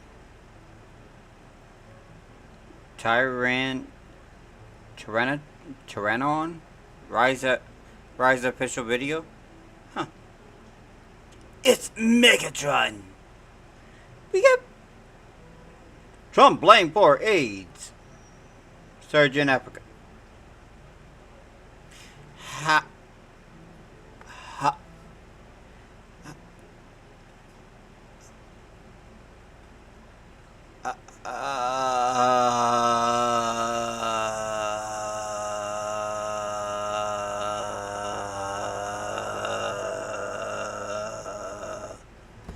My brain just broke.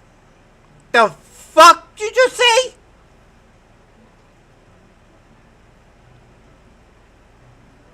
Okay, Kirsty, you got me. You got my attention. 30 minutes, I've got to hear this. I'm sorry, I have got to hear what Kirsty says. Yeah, we know what an HIV or AIDS is.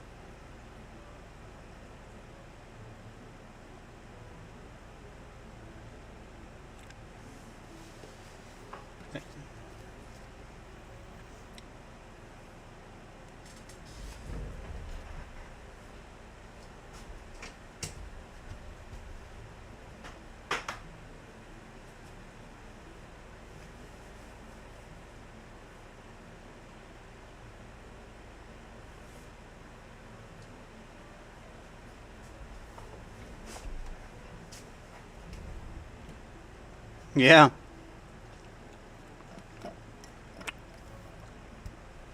I think that she's calling out the government.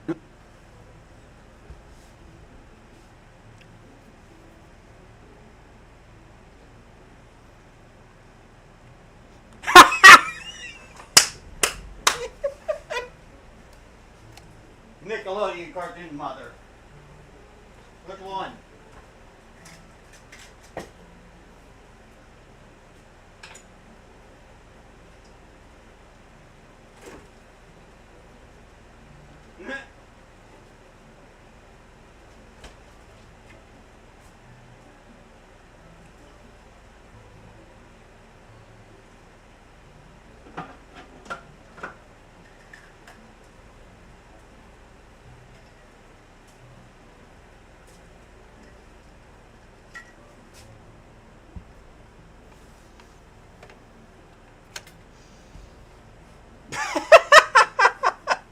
Kirsha, you're something else.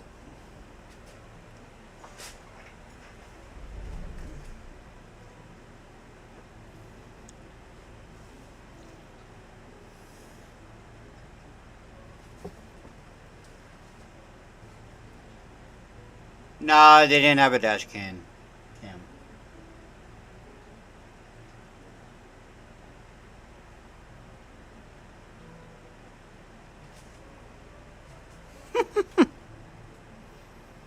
Classy.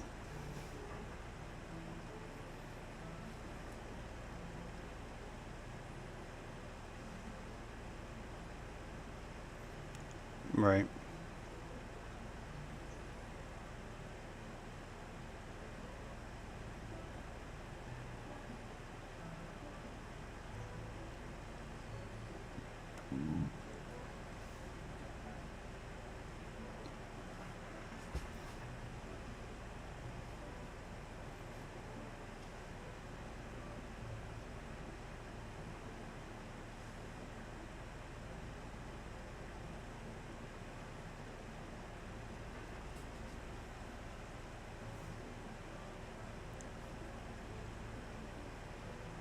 Probably.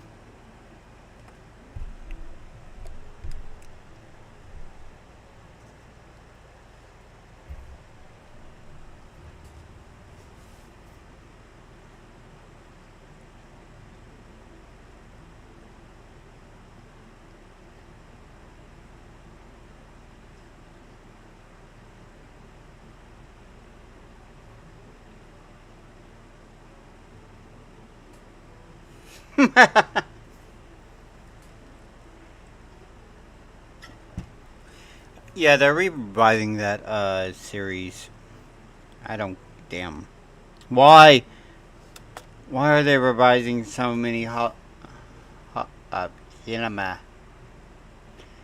They're revising horror movies. I thought we were done with with the horror genre. To be quite honest, I'm bored with it so much. I am so tired of seeing it. Um, what was the last one? It was just it just came out. Yeah, yeah, yeah. It's. No, no, no, no, no. It's not. My brain just went into Fifth Element. No, never redo that movie ever. It was perfect the way it was. Anyway, what was I saying?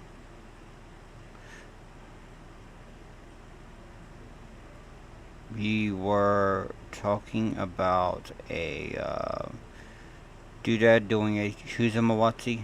Oh yeah, horror movies. I know what you did last summer is coming back. Final Destination is coming back, which, by the way, thank you for reigniting so many fucking traumas. Still, I mean, that one episode of the monkey's paw from Supernatural still makes me put skewer forks down in sinks. I will not have one of those things pierced through my fucking skull by slipping on anything. I will make sure anything near anything sharp is always clear. I will not be dropping my face in there. No, thank you.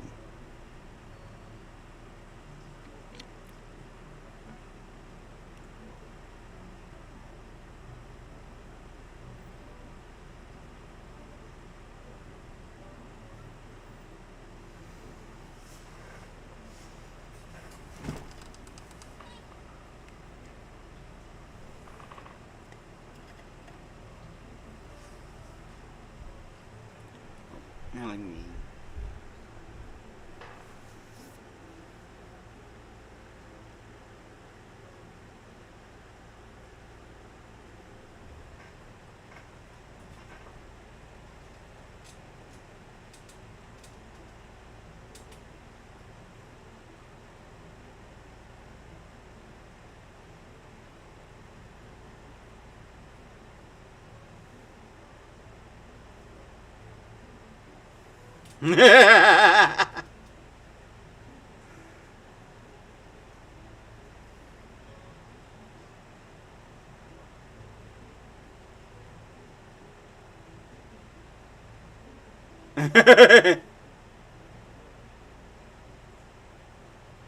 Her expression right there was just adorable.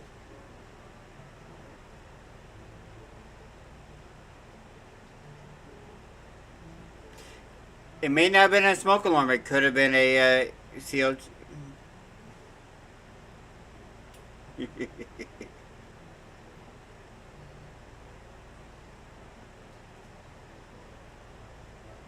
And about $500 for a brand new windshield.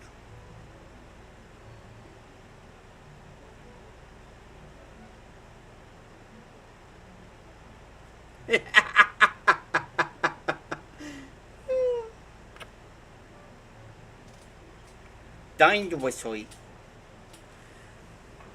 When was the last time I replaced the battery in mine?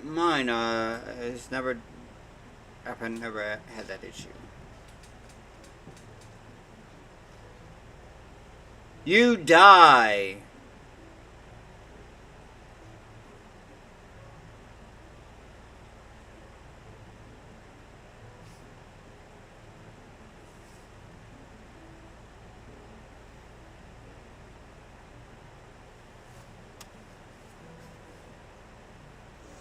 It's a fucking volcano. It is a. It is a volcano. It is a. Mm.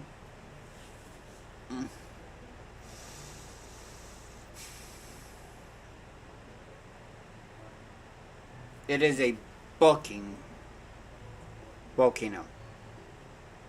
What other dangers could there? If it's an inactive volcano, there's a difference between that. it's considered a still active volcano, but just a sleeping volcano, basically. Whenever they're active but not destructive, they're considered a sleeping volcano. At least that's what I call them. I mean, seriously. The choices of people. Just, I mean, come on. You could not get me close enough to one of those hot-ass things. It's bad enough here in the south.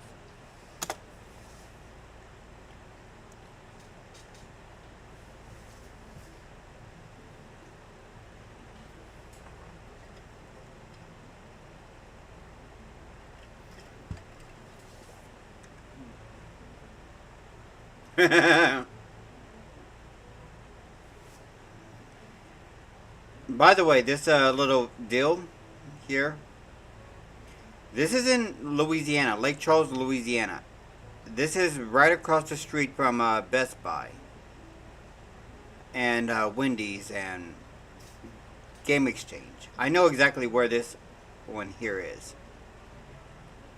That's Entergy, or at least one of the companies that, the electric companies around that area. Whoo, that boy right there, he was, he be lucky to, he be lucky, you know? He lucky that he's still alive. Because it was an 18-wheeler, the one behind him, clipped his bucket as it was turning in. So thank goodness he was wearing a safety harness, because he would have dropped down, and thank God there were no other vehicles that decided to come through.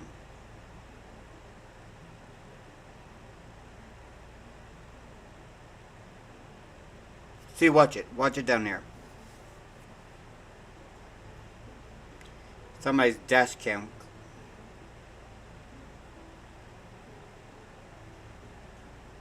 Ooh.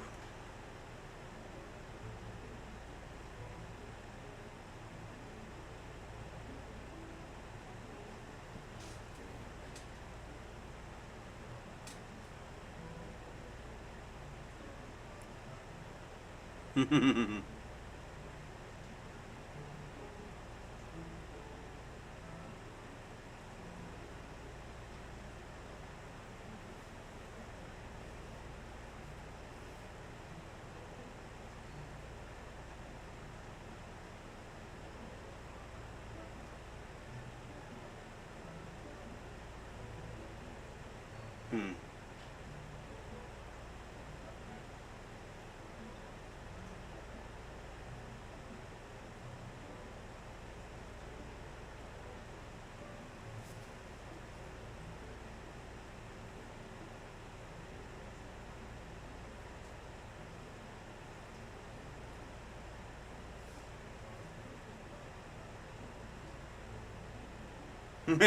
True.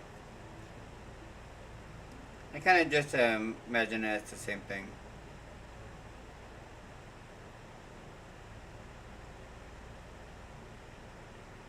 Great, more activity, writing the same thing, etc. Look, I'm not looking for a manager or anything. I'm not that popular. Nobody cares.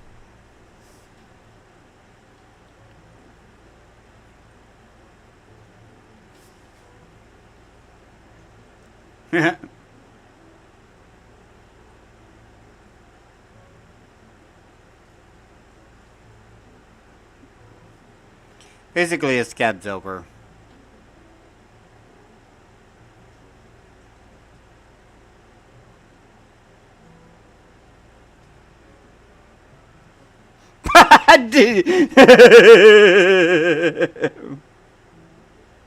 I'm just gonna.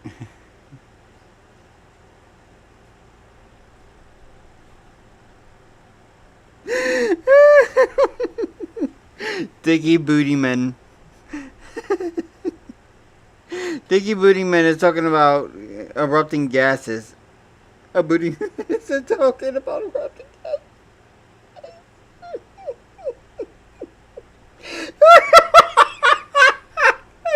Oh my god.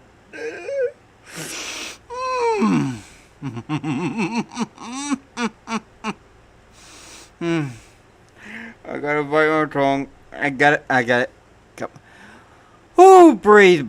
Breathe, mother bucker. Woo.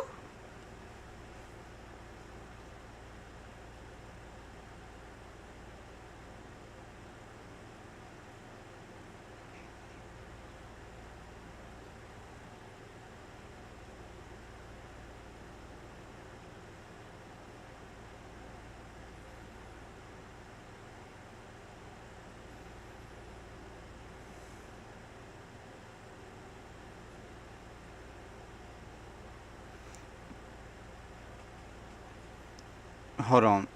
In about around 20 minutes ish. Yeah. About 20 minutes into this thing, this is where we get to the subject of the title.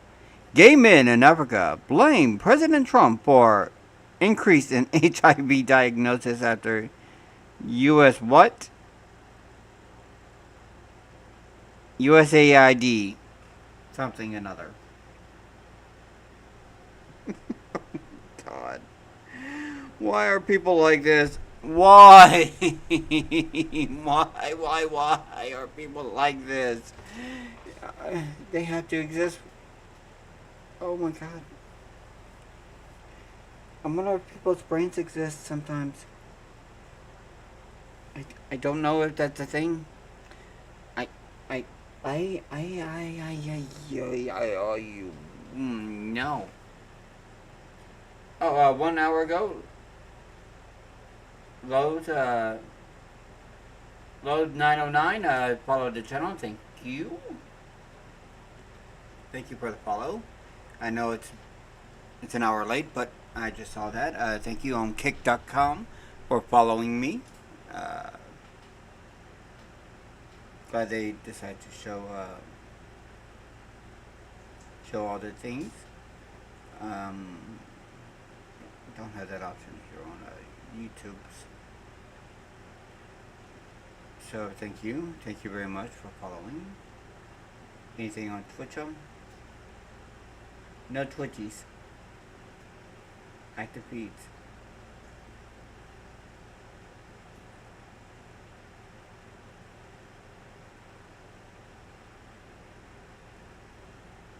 Filter. It's quiet. Too quiet.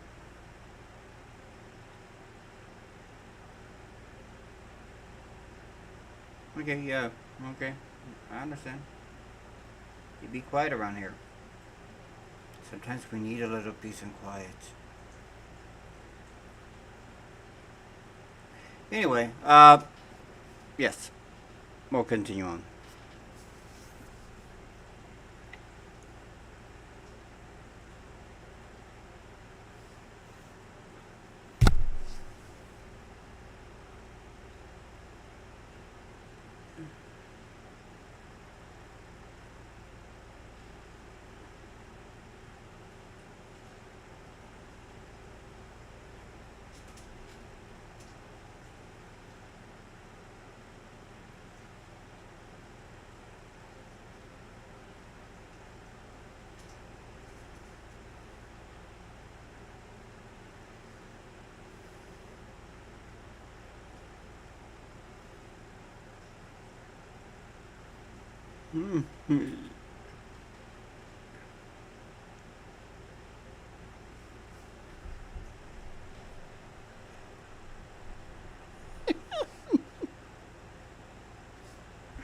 She broke. She broke.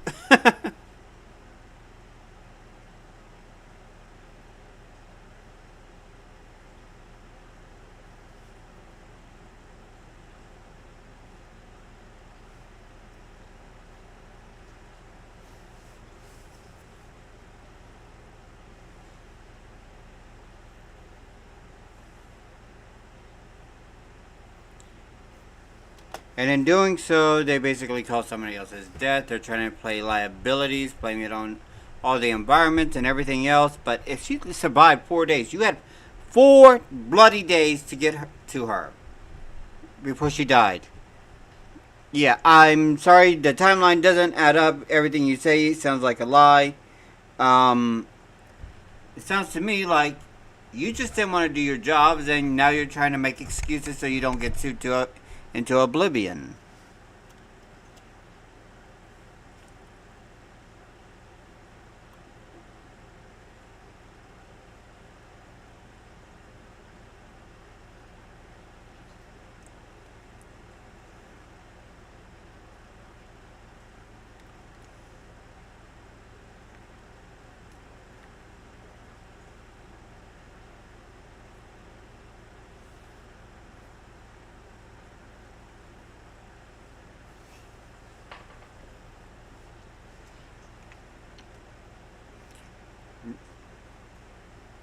Really fit.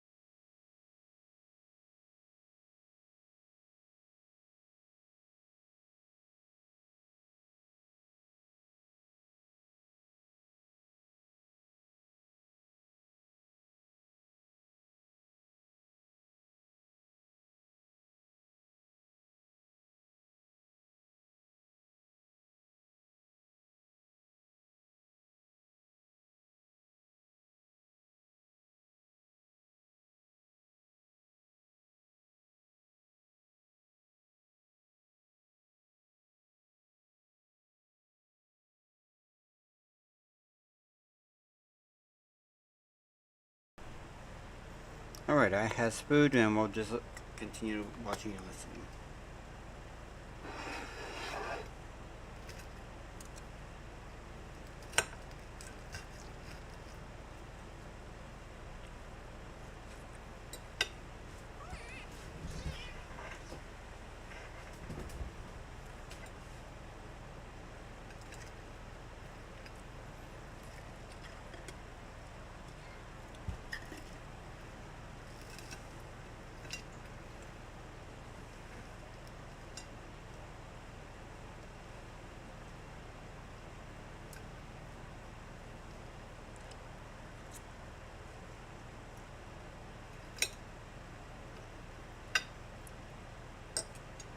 No, no it is not. I don't even want to try it.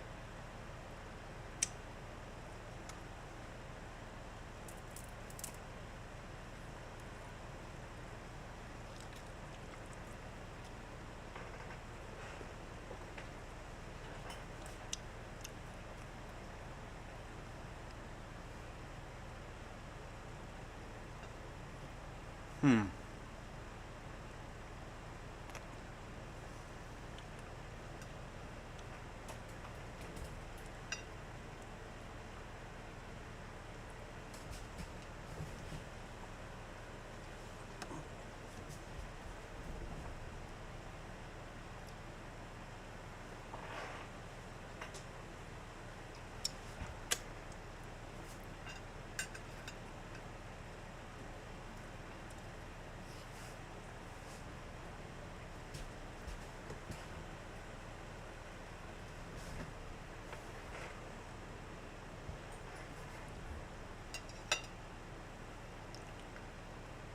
Really, you don't say.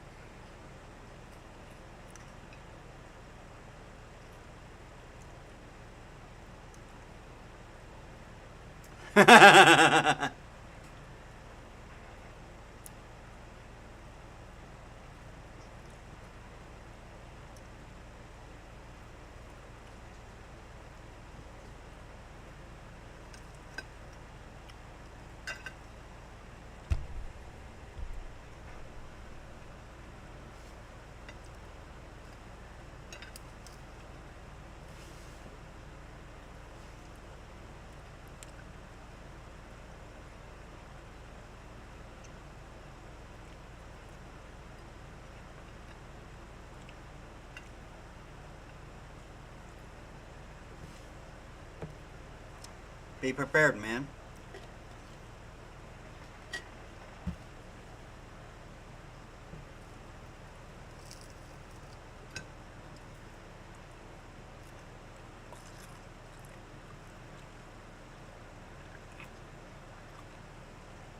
Apparently not.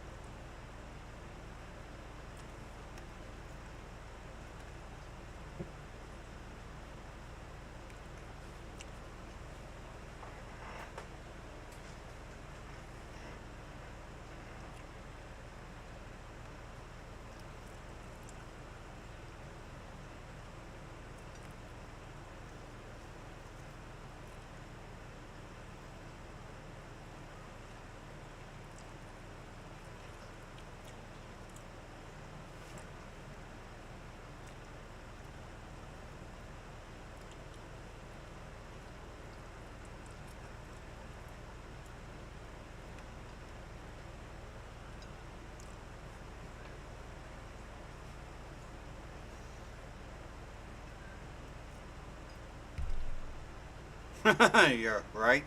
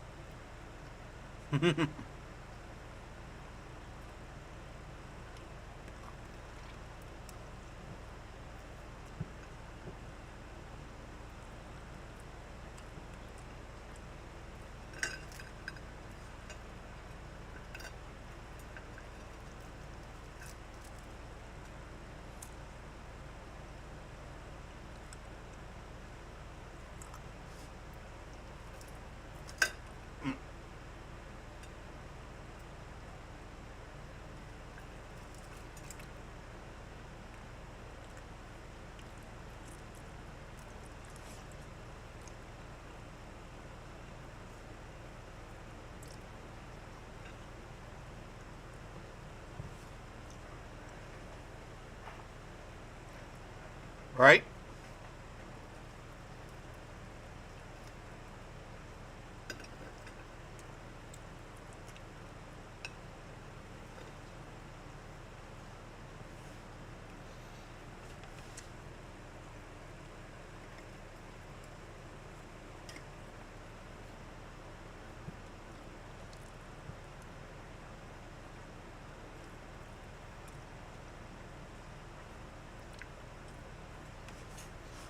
Right?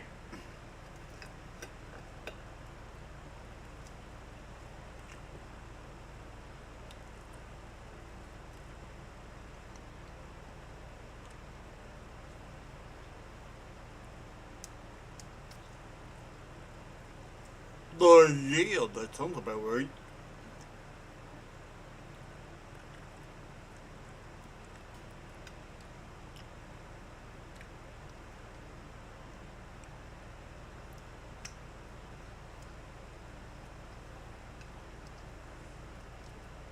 Right.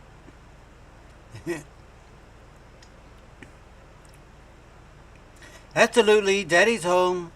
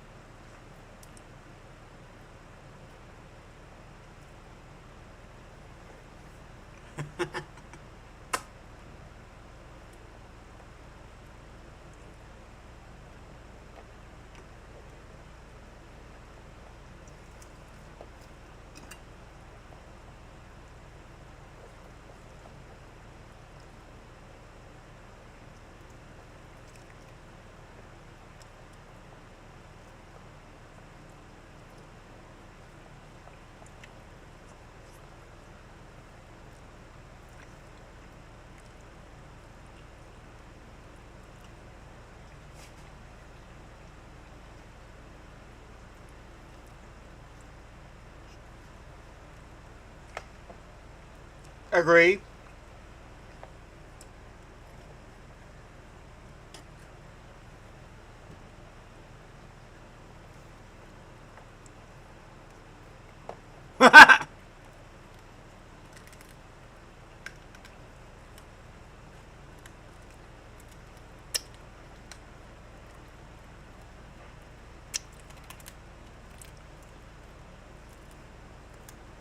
Well, that's your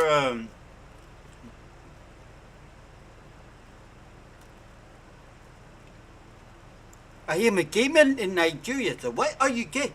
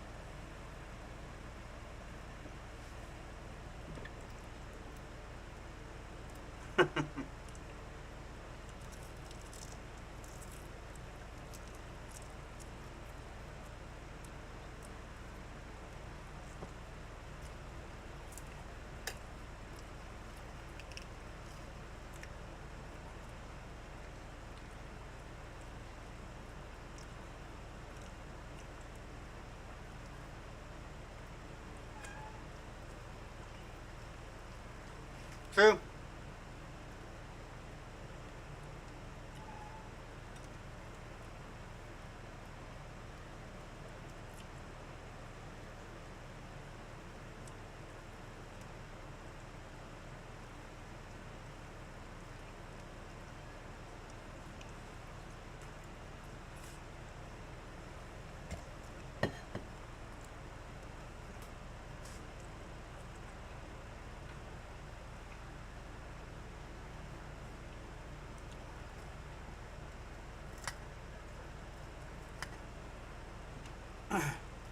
Right. I mean, honestly, if we're always fitting the bill, then the moment we stop fitting the bill and you can't survive, that's your problem.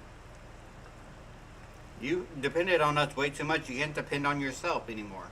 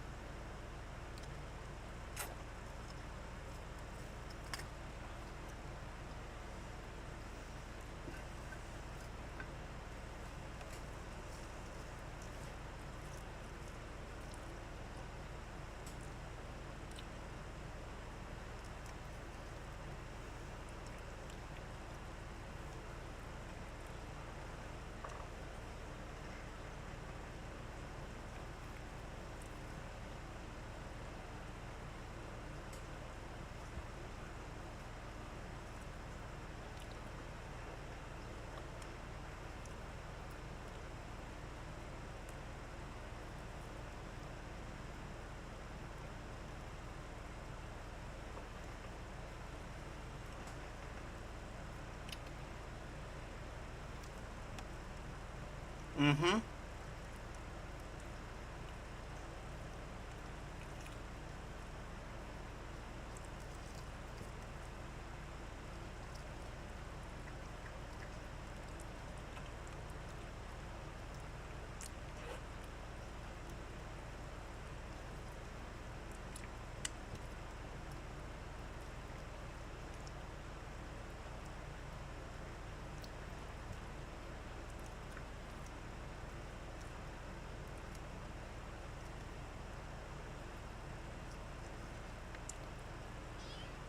Right?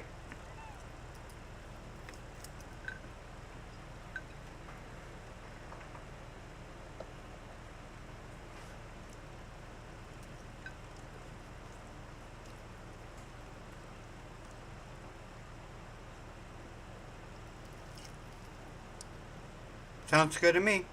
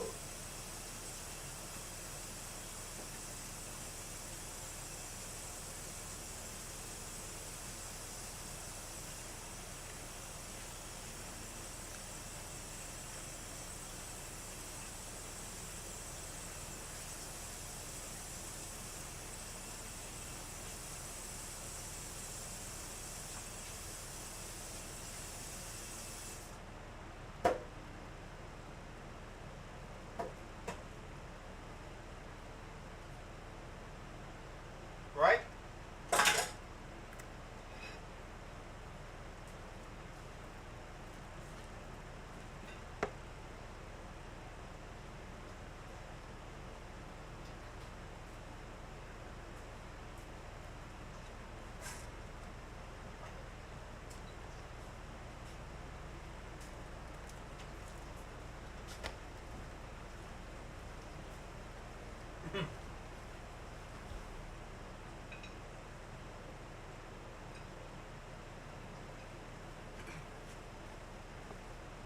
Kind of summoning the cats outside. Meow. Meow. Get the fuck out of my house.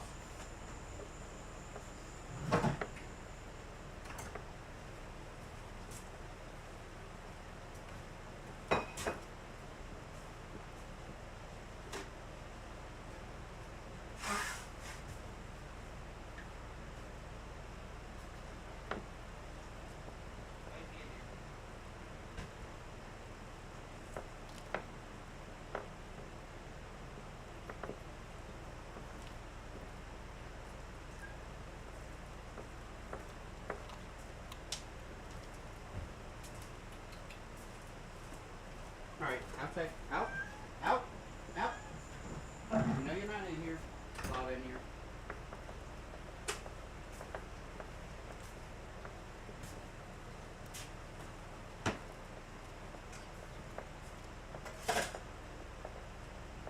Now. Here's the white tip. Cat out. We'll have to chase him out of here again.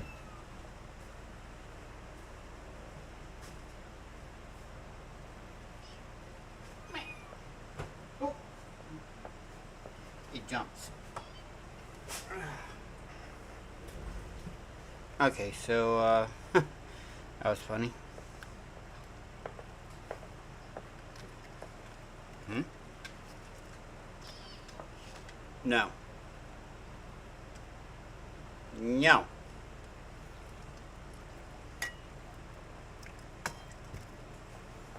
Alright, so looking a little further down, I think it was. What else can we, here she is. Whoa.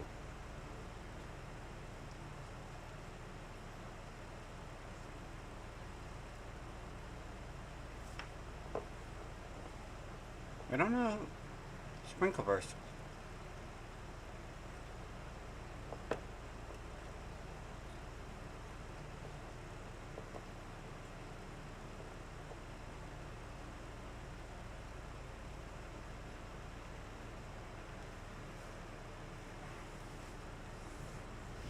Heritage! Heretic! She's a heretic?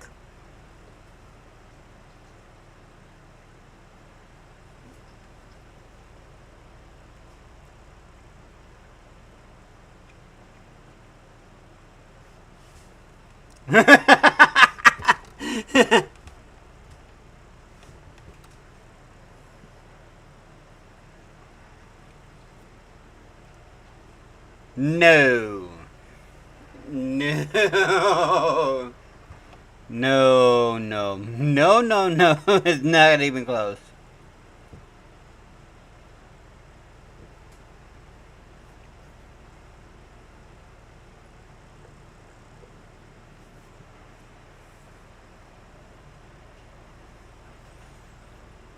She has 20k survivors. We'll go ahead. There is nothing left. You go down there. I have to wash all this up.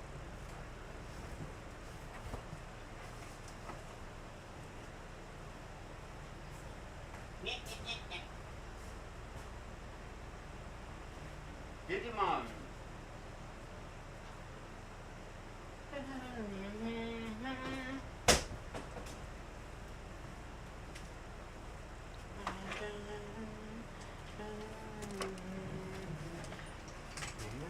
The window,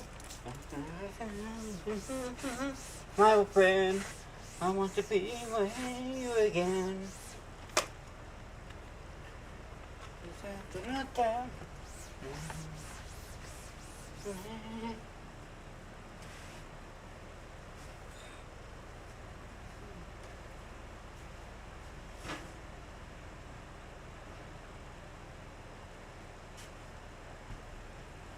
What?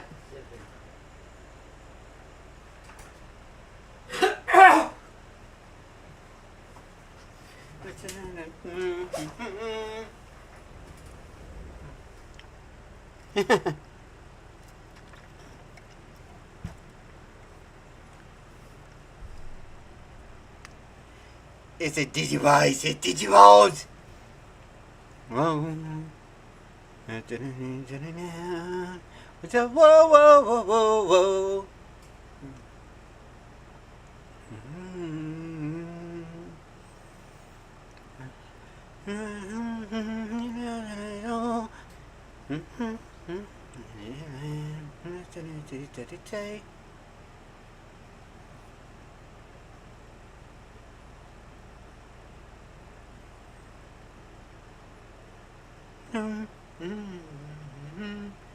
Oh, my love.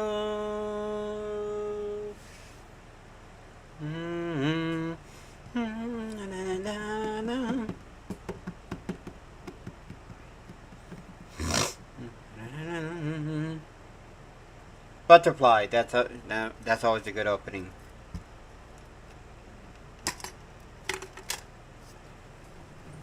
No, they do not. Homer.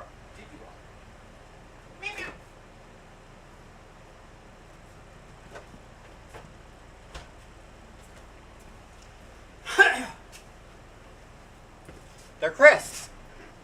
You have friendship, knowledge, courage.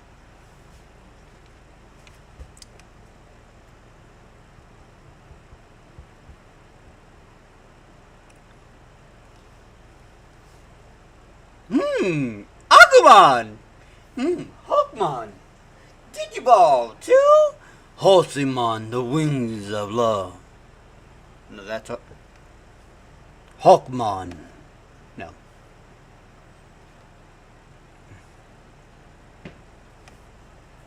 I forgot what Hawkmon's champion is. Soon Stingmon! Wormmon, Digiball too? Stingmon! Oh, Ken.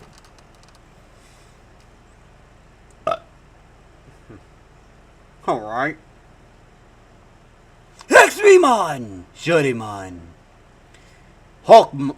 Hawkmon or Halter? Pegasusmon. Nefadimon!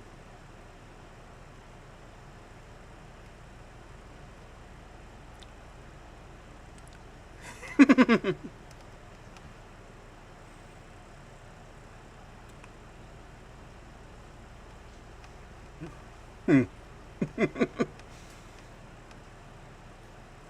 would love an uncut version of this.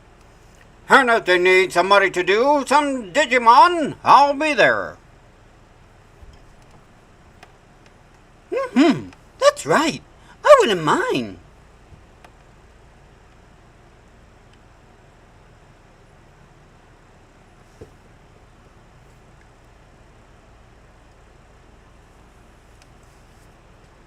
The biggest dream. I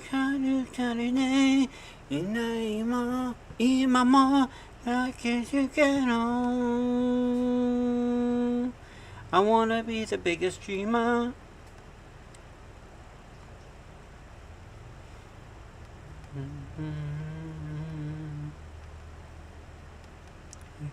Come on.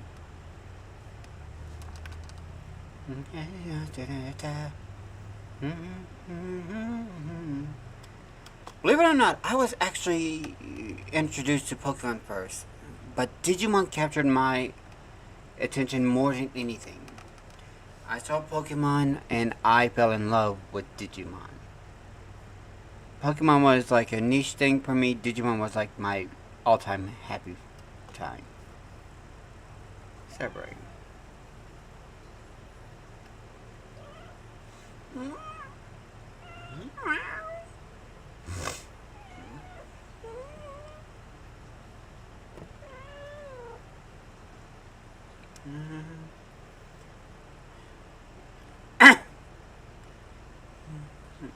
Megas, yep.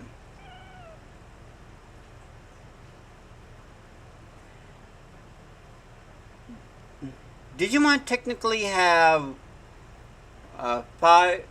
Normal Digimon normally have about 5, but then there's the Jogras, there's the mode changes, the Ultra forms.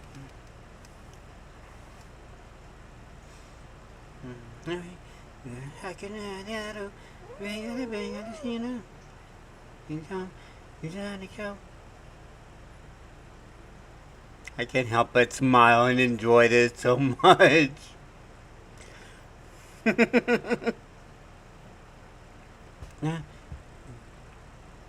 Man.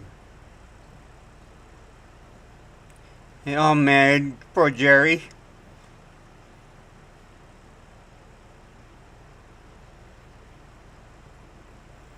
Frontier. The kids are the Digimon this time.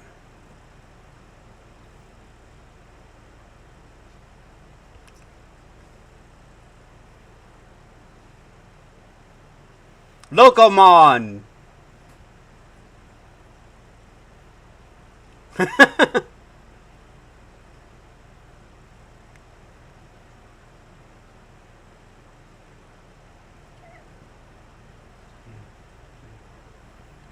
Luciamon.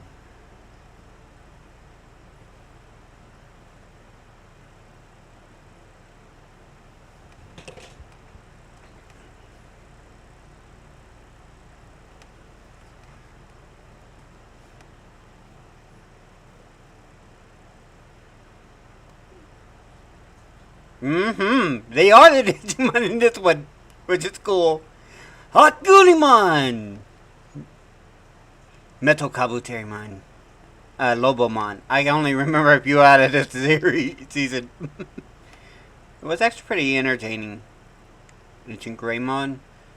Ooh.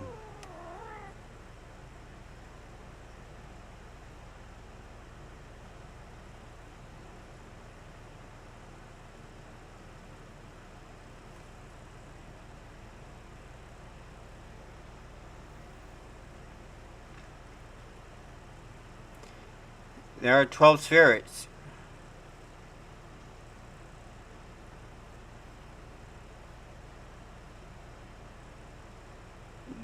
They're using what's called Spirit Digimon, which is...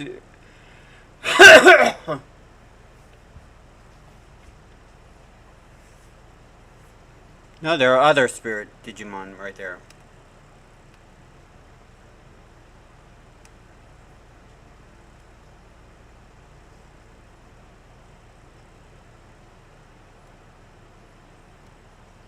Digimon Sabers, our data squad. This is a Digimon organization.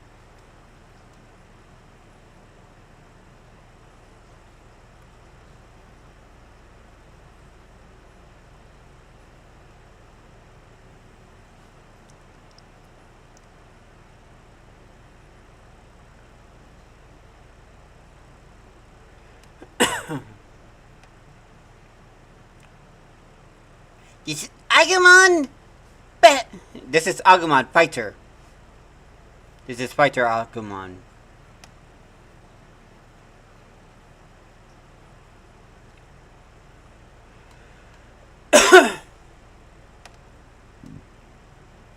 Yeah.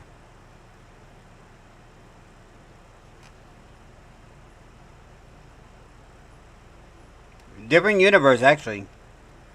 The digital world is connected through multiple universes, I think.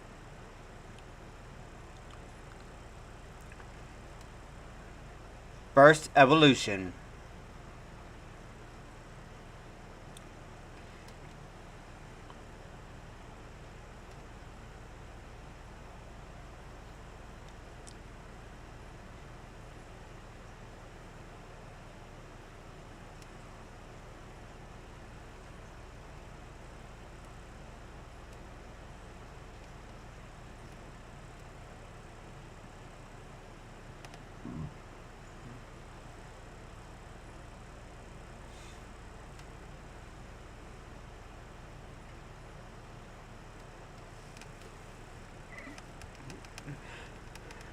Digimon Saber 2. First.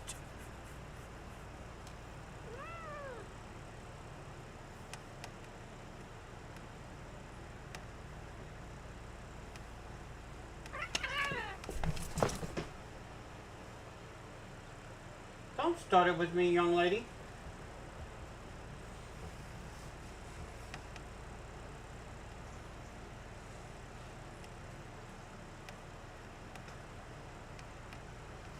Shine Greymon, Rosemon, Mirage Galgamon, Justimon, Gallantmon.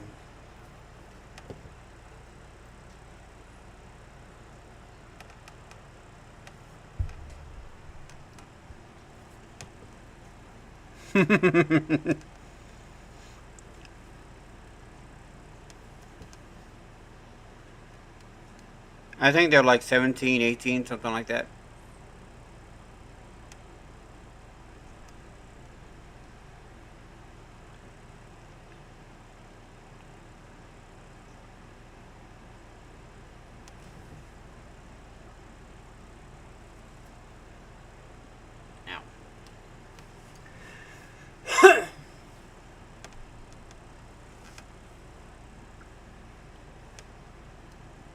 It all depends.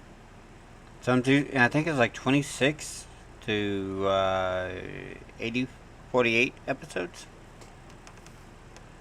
Digimon Cross Wars, aka Fusion. One of the ones that we don't. Cross Wars. Cross Wars. This is where Digimon Fusion takes a whole new level. This is literally the collect them all mode. Yep.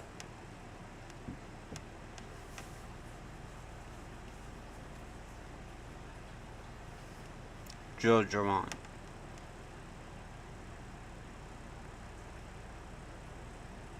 Blastamon.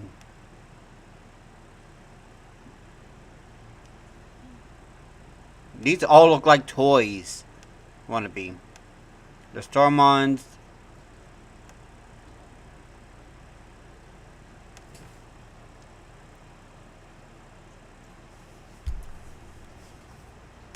Delta Greymon. Yep.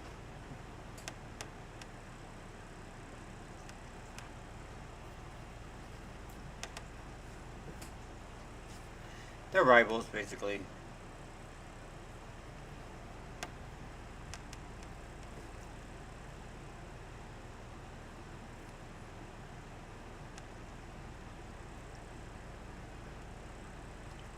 Those are just like Starmons.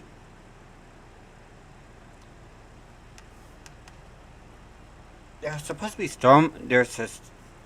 they're weird Starmons. They're like proto Starmons. Because the real Starmon actually has a body, I mean. They're like Starlymon or something.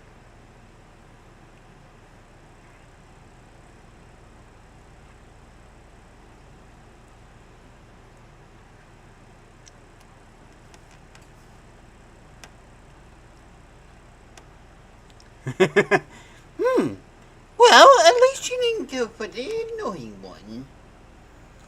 Who's annoying? Why, you are, Upamon. Me? How am I annoying? Do I really have to spell it out? Hey, Minervamon.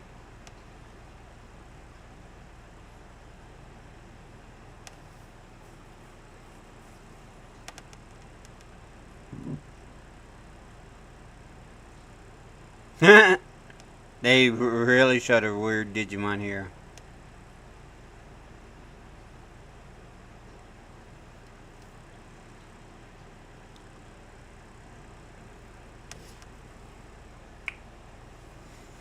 Can't remember his name, honestly. That's it. Honestly, I think Disney never finishes out our Jetix, whichever one. Ooh, big.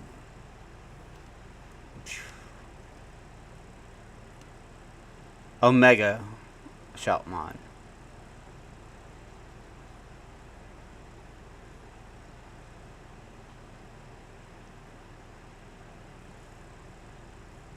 They're still there somewhere. They got thrown back to the real world, if I remember by this point.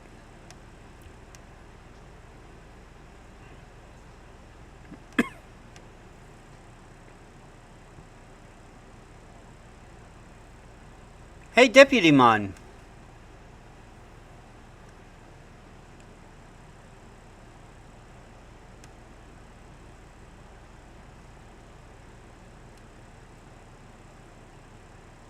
Cross Wars was like a catch 'em all type of deal.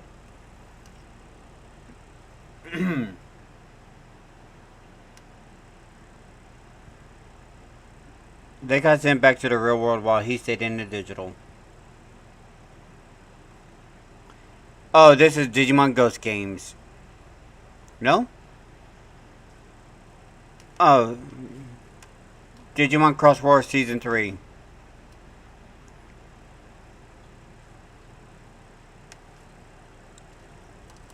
This is the final version.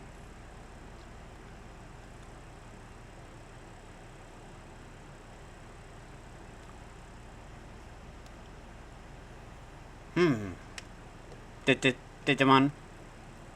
Hey, Asaichimon. That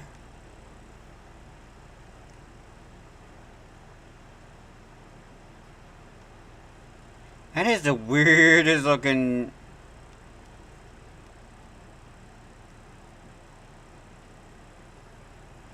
Also, Mecha Poopmon. Is that like a Mecha Sukamon? I'm not sure. I've never seen it before.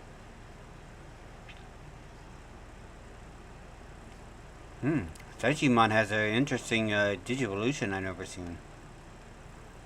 Is that a pig in a Go back for a second. Is she a pig in a mecha pig costume, Digimon?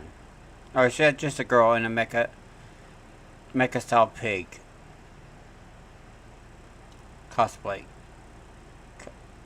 I don't know what I don't know what I'm looking at right there. I guess some Digimon's information I don't know too much. I did not go for the Japanese version. I really was hoping they would continue with the English.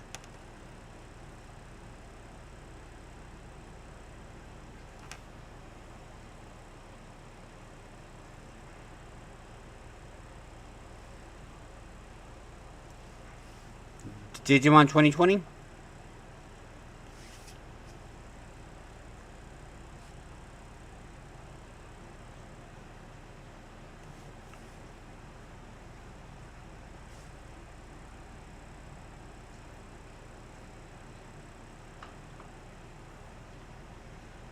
Bingo!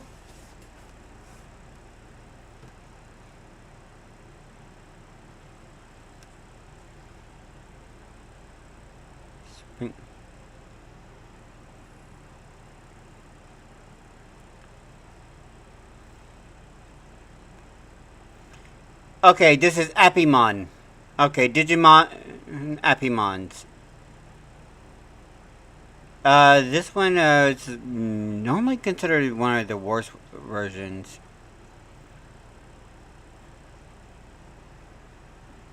Digimon Universe. Appimons.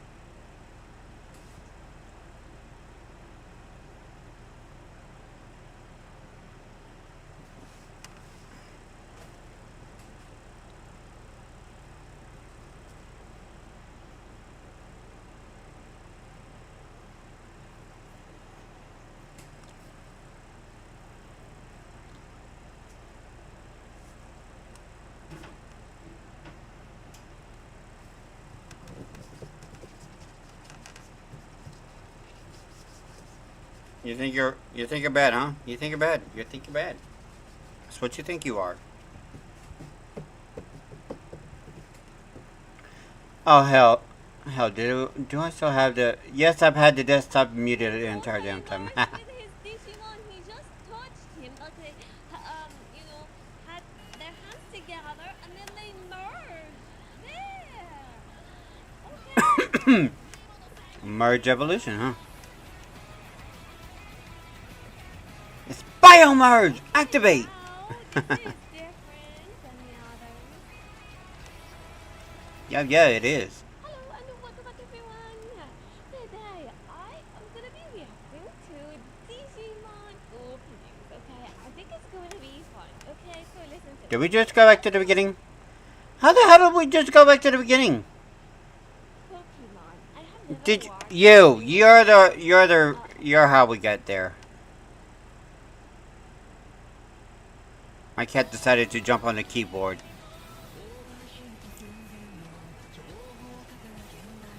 Overheat. Wow, You that mind? is interesting. You don't have to hit 0.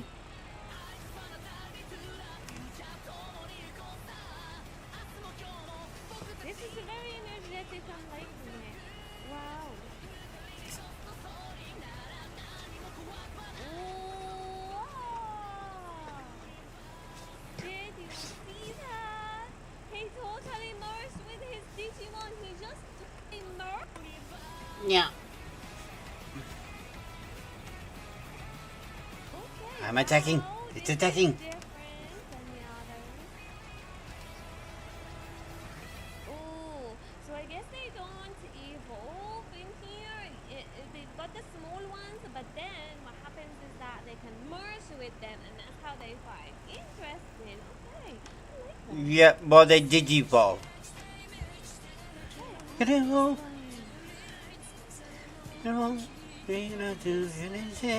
On my love.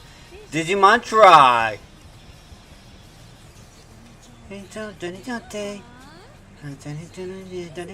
One. I can't wait to see you again. What's happening? They went to bathroom. They're the older models. No, they're older. It's a sign I to guess him. so. Izumi Kimio. Yeah. Okay, I don't actually Mimi recognize Shika. other than the first one I Joe recognized, but Joe the Kido. Pokemon, I mean the Digimon, Takaru sorry, Tisha. Pokemon. Hikari Yame. The Digimons are the same. And this guy It's with a- his da- da- hair, da. there's him at the start. You finding my hand tasty? Wow. You finding my hand They tasty? went to bath. I think they might have. Ooh. Yeah, totally. They're totally the same. Just an updated design. Even the opening, the song is exactly the same.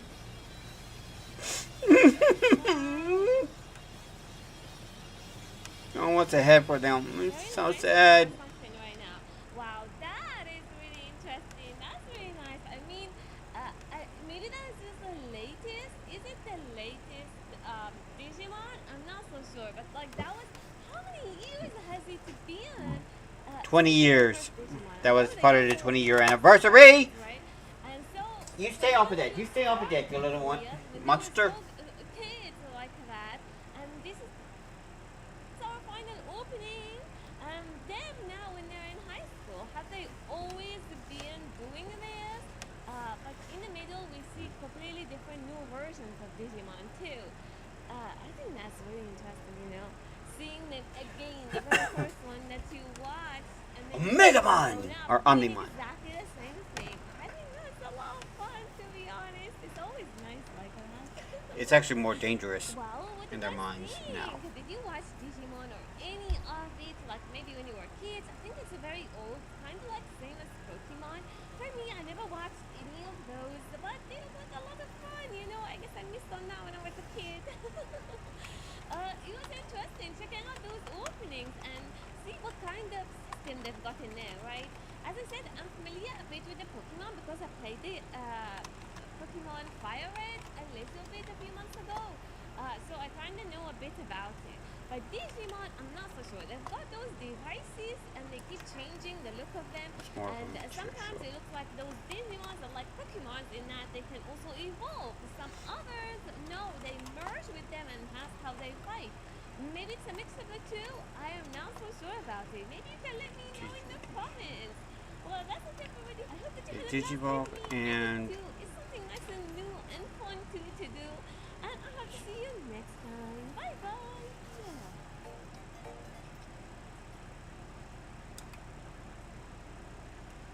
anyway, Welcome back everyone. see if I could open her. See if she has a deal to a what do you call them? No, let's see. Sprinkle. Let's see if we can find her on the Twits, the Twitchy. Let's see if we find her on Twitchy.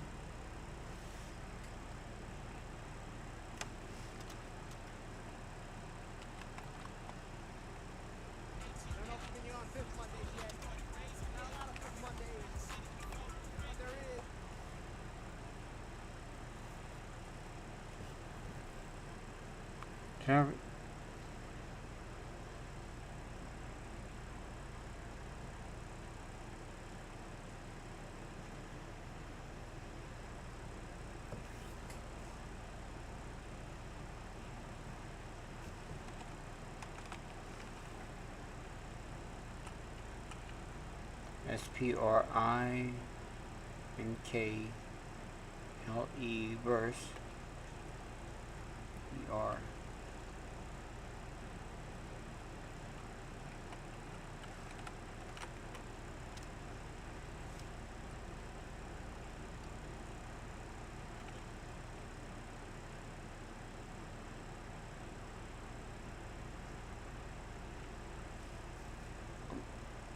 VER. There we go. No, there's nothing on here. Copy. Let me just copy.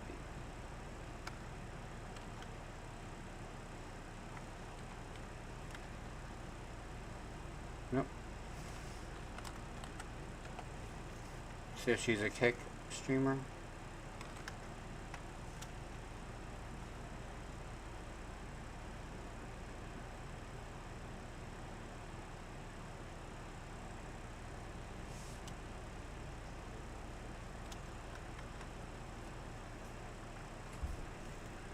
No channels.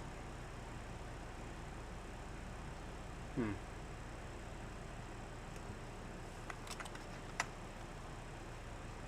got a Patreon. That's about it, and a YouTube channel. I don't see anywhere where she would actually do live streaming, so she must make all these videos independent.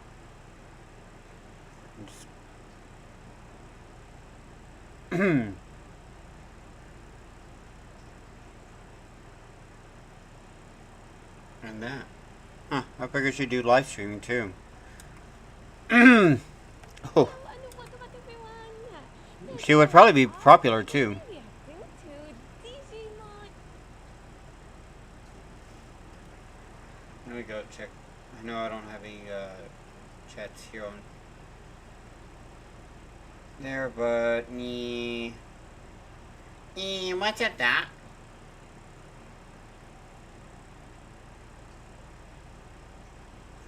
Other than the spam coming in, no. With a bucket of noodles, the guy made the CEO fall in love at first sight. Zarbon's secret weapon short.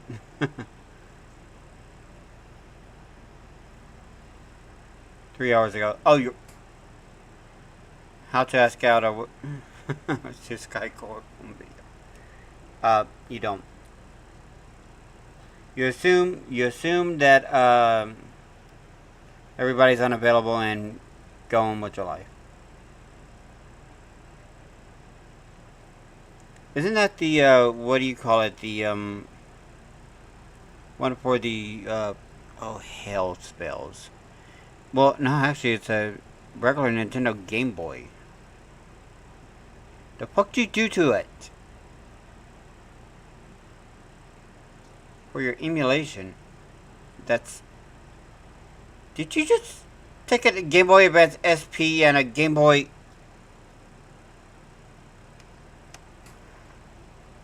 Color, smush them together, put it in a Pokemon cartridge. How did someone fail?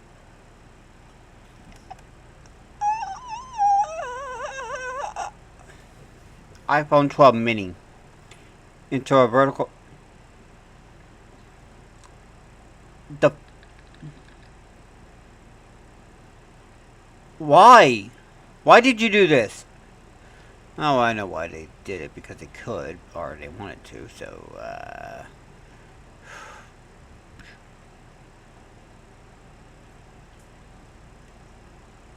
open up,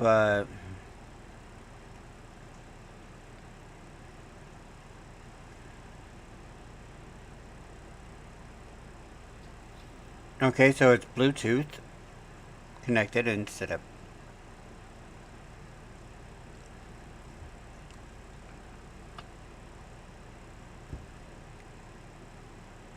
So it's just a Bluetooth connected controller.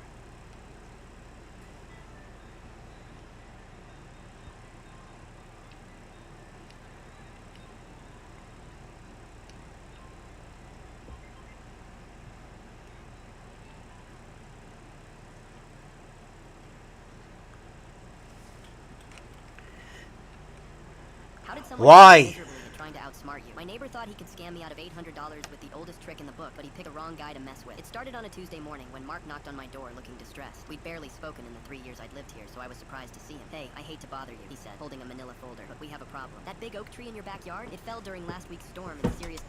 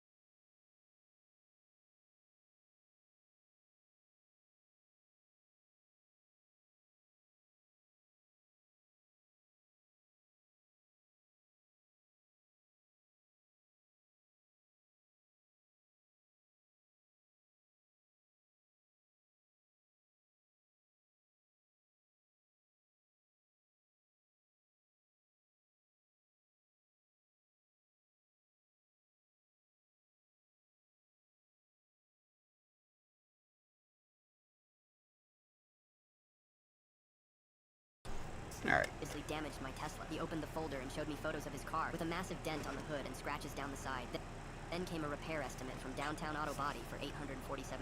Insurance says since it's your tree, you're liable, Mark explained, shaking his head sympathetically. I really don't want to make this a big legal thing between neighbors, you know? Here's what Mark didn't know. I'm a certified arborist and own a tree removal company. That damaged spot on his car, I could tell immediately it was fresh black spray paint over existing scratches and an old dent. The paint wasn't even the right shade, but the real kicker, the oak tree he claimed fell was still standing perfectly upright in my backyard, completely untouched. I decided to have some fun with this. Oh my god, Mark, I'm so sorry, I said, putting on my best concerned neighbor act. I had no idea. The insurance company is going to want to see everything. Let me get them involved right away. Mark's face twitched slightly. Actually, you know what? Cash would be so much easier. Less paperwork, faster resolution. We can Red flag number 2, but I kept playing along. Of course, whatever works best. But I'll definitely need to document everything properly for my records. Hope you don't mind if I take some detailed photos? Sure, Mark said, though he looked increasingly uncomfortable. As I walked around his Tesla with my phone, taking pictures from every angle, I noticed something that made me bite back a laugh. The repair estimate he'd shown me was dated for the previous Tuesday, 3 full days before the storm had even hit our area. I also noticed his car was parked in the exact same spot it had been for weeks, nowhere near my oak tree. If a tree that size had actually fallen, there would be broken branches, disturbed ground, something. But my yard looked pristine. Hey Mark, I said casually, still holding up the estimate. I'm a little confused about something. This repair quote is dated last Tuesday, but the storm didn't hit until Friday night. The color drained from his face instantly. Oh, that's just when I got the initial assessment quote, you know, for insurance purposes. Initial assessment for damage that hadn't happened yet? I asked, raising an eyebrow. Mark started stammering. I mean, I was planning to get it looked at anyway, and then when the tree fell, I pulled out my phone and opened my security camera app. Want to see something interesting? I've got footage of my backyard from the entire storm. Mark went completely silent as I showed him the video. Clear as day, you could see my oak tree standing firm through the whole storm. No falling, no damage, nothing. His Tesla wasn't even visible in the frame because it was parked too far away. The tree never fell, Mark. And looking at this footage, your car had those exact same scratches and that dent 3 weeks ago. I can see them in the older recordings. Mark's mouth opened and closed like a fish. There must be some mistake, I said. Was thinking you could scam someone who removes trees for a living. I know what storm damage looks like, and I definitely know when a tree hasn't fallen. Mark grabbed his folder and started backing toward his house. Look, maybe I was confused about which tree. There's no confusion here. You tried to defraud me with fake damage and a predated estimate. That's insurance fraud, Mark. He practically ran back to his house without another word. But the story doesn't end there. 2 days later, I'm trimming hedges in my front yard when I see Mark approaching Mrs. Brooks' house 3 doors down with the same manila folder. The elderly widow who lives alone. I couldn't let that slide. I grabbed my phone, walked over, and arrived just as Mark was explaining how her maple tree had fallen and damaged his car. Hey, Mrs. Brooks! I called out cheerfully. Mark's about to show you the same fake photos and predated repair estimate he tried to scam me with on Tuesday. The tree he's claiming fell is still standing in my yard, and his car's been damaged for weeks. Mark's face went bright red as I showed Mrs. Brooks the security footage on my phone. I think you should leave now, Mark, Mrs. Brooks said firmly. Before I call the police. Mark hasn't made eye contact with me since. His Tesla still has those same scratches. How did someone fail miserably at trying to outsmart you? My neighbor thought he could... Listen, you know, I actually am female. Yeah, fine. If you say so, then you are. At least to you, that is. No. In real life, I'm a nerdy nose in her book kind of girl. We did this. Killed. His online girlfriend is out to be a real girl. First offline get-together? To be held in real life? Yep.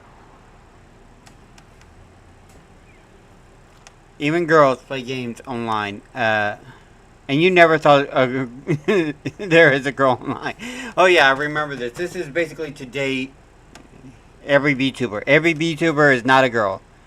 They're fakes. They're AI generated. They're not real, I swear. Anyway. Shanshar, thank you for following me up onto kick.com. Sorry it's been an hour. Things that I wasn't even paying attention to a Kick. Thank you very much. Around, I say almost close to 9 p.m. Thank you for that. I very much appreciate it. Right now I'm just going through things, just having some fun. Guess they aren't here yet. I'm by the big tree in front of the station in a white t-shirt. Yeah. Excuse me? Rusian? Akko, from the game? That reaction is just proper. Hi. Nice to meet you. Yes. You're a girl. In real life. Just pretending.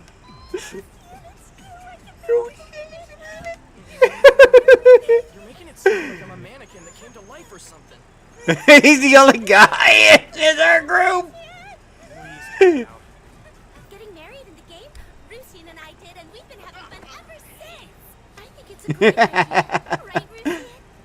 You're seeing. Yeah. Poor guy. By the way, that has a great editing software. Hey, take it easy, man. Kidding me? Hey, what's going on? Found this scumbag lurking outside your shower. I had no idea that these were co-ed bathrooms. So you just decided to explore the bathroom and didn't know it was co-ed right after I said I was going to take a shower. Get out. What happened? The photographer you brought into my firehouse is playing peep and Tom in the bathroom. It happened while I was in the shower. Okay, well, I'll call the paper. I'm gonna call CPD. You weren't arrested? I'm gonna follow complaint on the record. It happened here, and it ain't the first time. Someone needs to know. I'm embarrassed this happened. Let me call the CPD. I should be the one. I'll do it. Do it. Hey, get off the scene! It's time to change the oil in the deep fryers. Since I've got some... Doesn't he get hit at the store? I should be the one. Oh, Public street, lady! He gets hit. This is the reason we tell you to get the fuck off the street. Taking ammo! Crazy!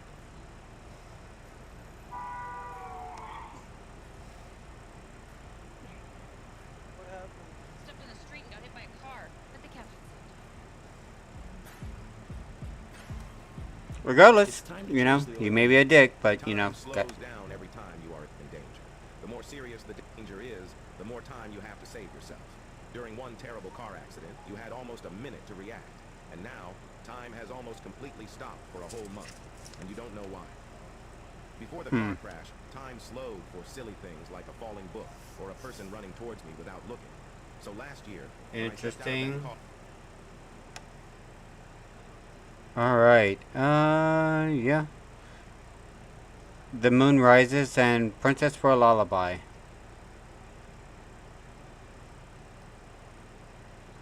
Yeah, both of them are freaking awesome.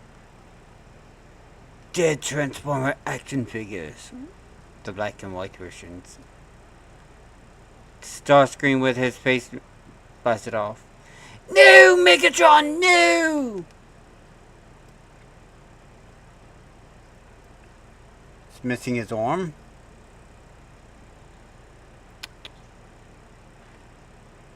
Delayed indefinitely. The nuggets are delaying it, and it will the analog 3D ever release. Thank God I didn't actually put a pre-order on that thing. Huh, Bubblegum Crisis. Never actually saw it. Cool.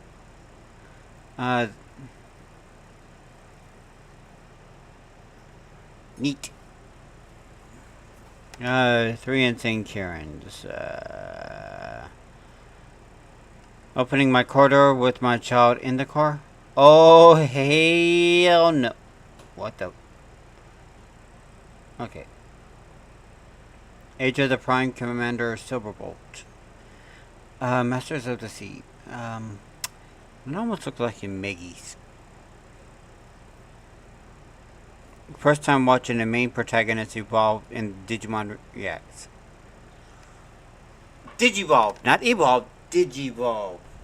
Or Sinka! Ooh, I want those helmets. Can I have those? Can I have? You have a few things in the background I want. I want more for 1, 2, 3, 4, 6, 9, 20. Looks like you have the Legacy Megazord back there. Looks like you have Miss Marvel or Bo Peep in a really good outfit. I love the Starfire there. Back when they actually did good comics. They can still make sexy women in comics, but they just make their personalities and the writing so droll. Ooh, a communicator. Hey, Zordon! I see Zordon back there, too. Rangers! Ah, there's a Mew, the Teenage Mutant Ninja Turtles. Looks like it's the movie editions. These are the movies. Hey, Black Cat. Next to a Mew and a Spider-Man, and it looks like, the foot of Tony Stark's with a blaster. There's a red Venom thing next to Vegeta. It's just randomly placed there. Oh, I see Echo 1 down at the bottom. I don't have a clue what the hell the bank is about. But the batsmen and the Power Ranger helmets. Like, damn, it's interesting. A lot of stuff been popping on my feed, and it's been interesting. I have a similar keyboard, but it doesn't So I was like, pulse yo, like that. compilation video. Let's see what the first stocks were like back in the day. Let's, because we've been in this 90s vibe lately. You know what I'm saying? One Saturday morning, you know what I mean? And then we Yeah. about to, you know, start these J-Nami. So, Ooh, you know there's what I'm an- saying? It's like, yo, you know what? Let's go into some Digimon and take a look at it, because what I'm feeling, I'm like, yo, I do kind of low-key want to relive it on the channel. Like, go back. Right. This is it. I didn't know you in the 90s. But we have a lot of similarities. So the crazy thing is, let's go back and watch some of these shows together. So I'm like, let's see. Oh, there's Thor's hammer out there. It really And picture of Superman. digital That. and my heart. Sounds good to me. Because the intro was fire. Yes, it was. But all right, you ready? All right, let's get the headphones on. Let's react. Right. The protag, so we're just gonna Start go. this adventure. Right? Digimon Adventure 1.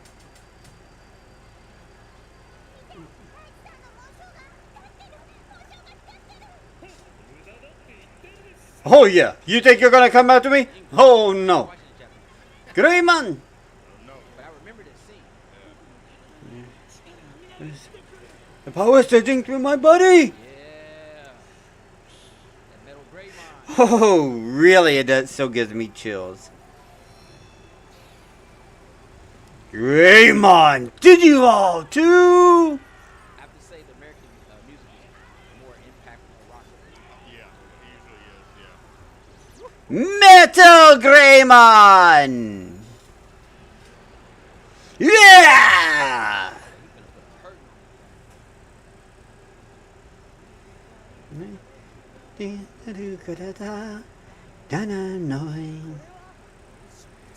Oh, the Chris. Come on. Ultimate level.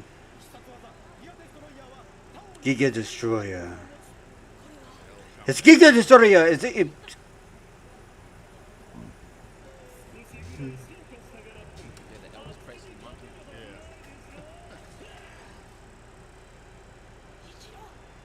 Live.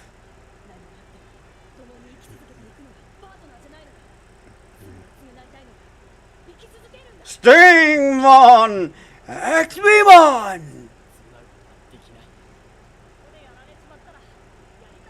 See, I think I stepped away when we got to the next adventure. Yeah, season 2. I remember this. Come on, little brother was watching the papers back then. I was too. I was up there watching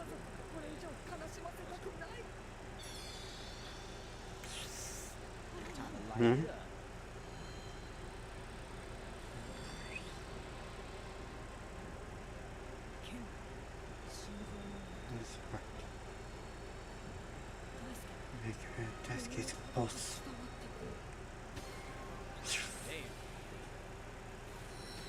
XBmon! Stingmon! DNA Digimon 2! Oh shit, they Pyildramon! I remember, yeah. Desperado Blasters. Okay. It's kind of tight.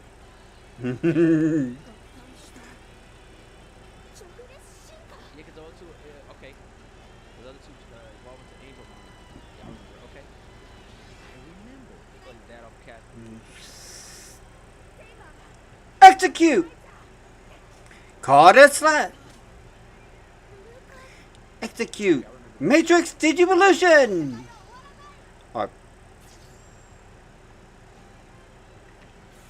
I still like some of the audio from the English version. Slash! Matrix Evolution!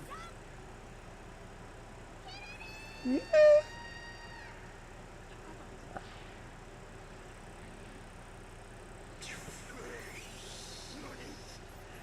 Matrix Digivolution. Matrix Evolution. Rebirth.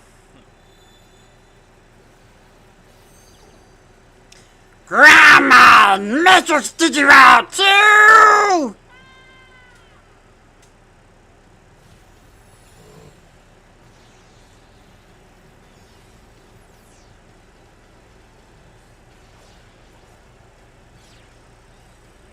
My grandma! Not liking that.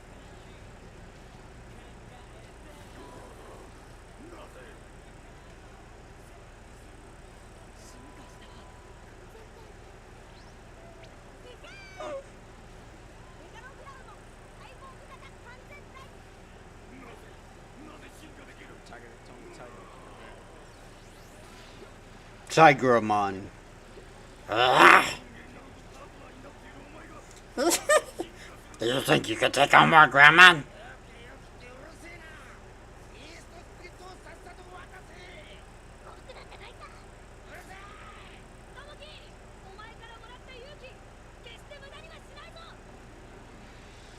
Beast evolution. Execute! Beast Spirit evolution!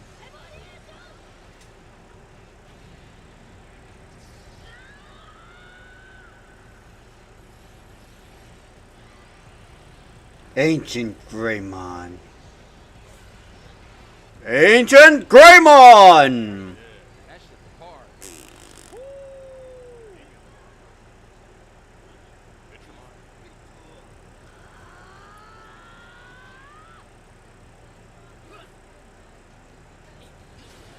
That's a hard form.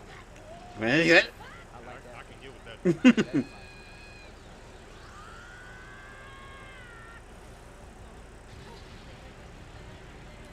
Philomon. the dragon, bird, phoenix. First evolution. Perfect.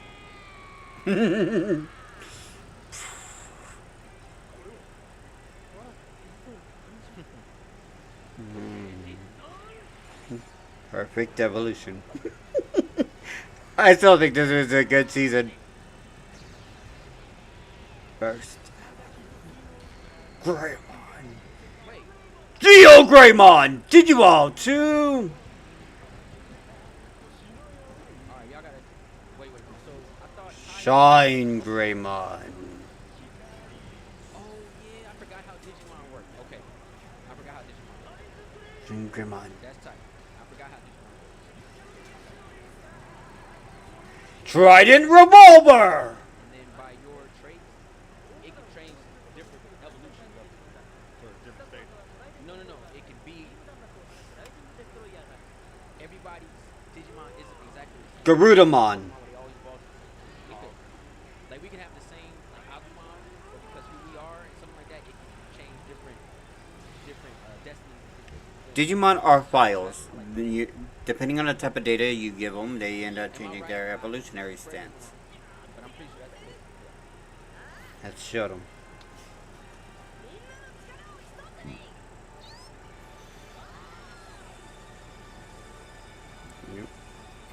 I think this is where we get Shoutmon.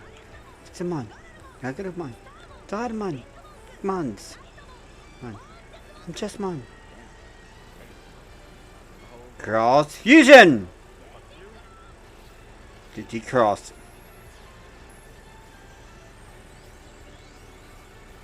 They call it Digi-Cross, I think we call it Cross Fusion in the US. Transformation. Oh, God. Power sets are always.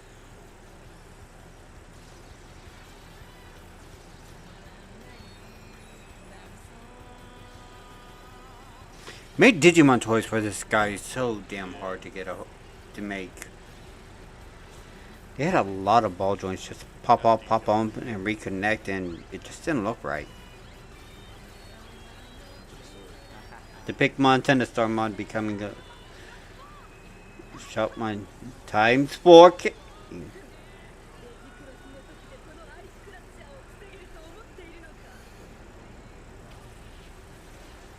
Hmm. 2, especially for like younger kids. Absolute Ice Crush. Needs to be the best you can This is light evolution.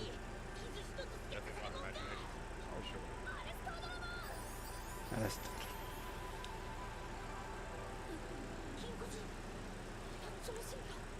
Another super evolution.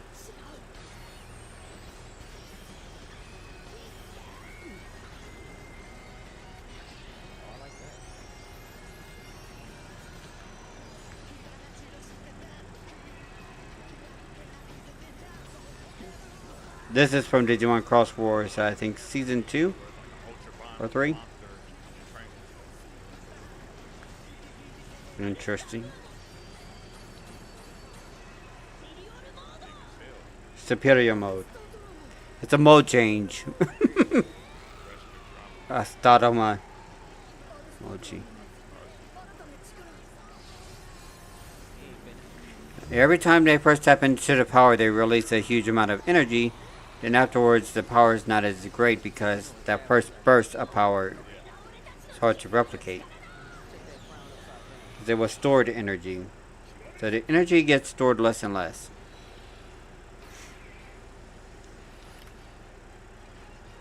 Appymon.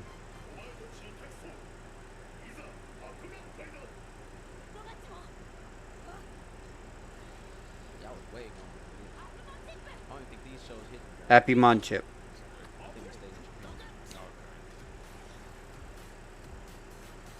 In-app chip.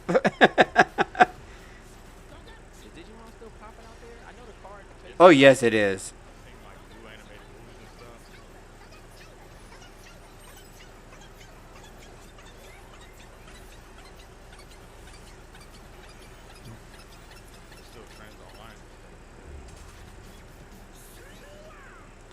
Two, three, one.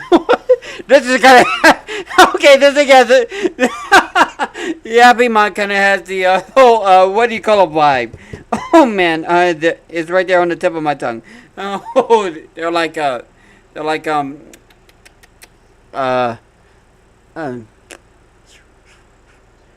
Rider. That's right, the Kamen Rider's themes. I think they decided to turn Kamen Rider into a Digimon show, or Digimon show into a Kamen Rider show with the Appymons. It's not exactly great, but you know, people like.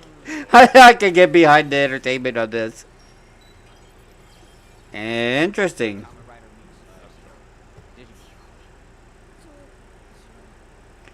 A super to.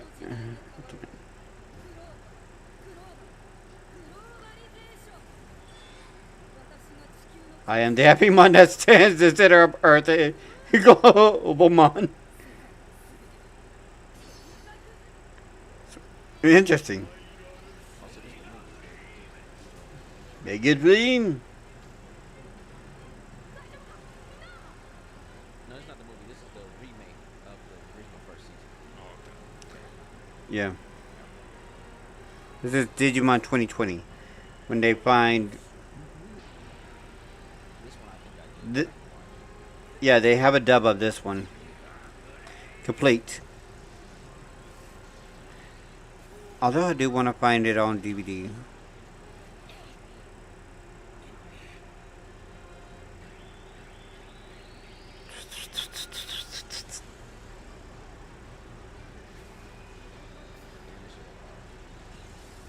Nice.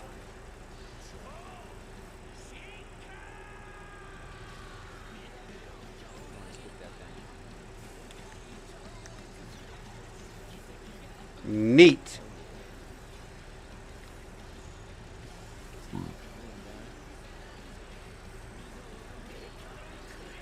Come on.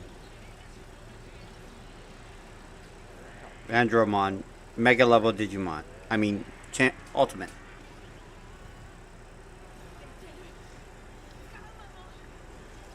Okay.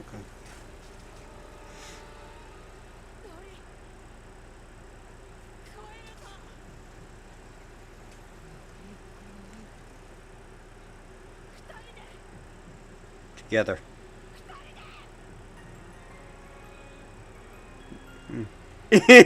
He bites with his darker half.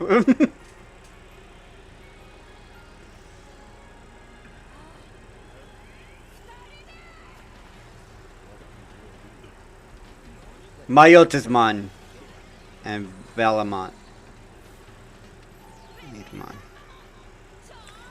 Super evolution. I love it when they Digimon at moments like this. It's so wholesome. Yeah, he looked so excited. I'm gonna pop some. Close to wise man.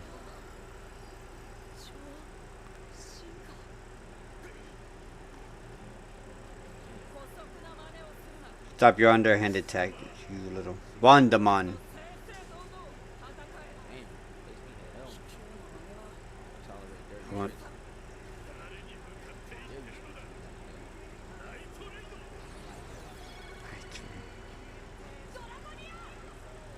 I like that. Ragonia.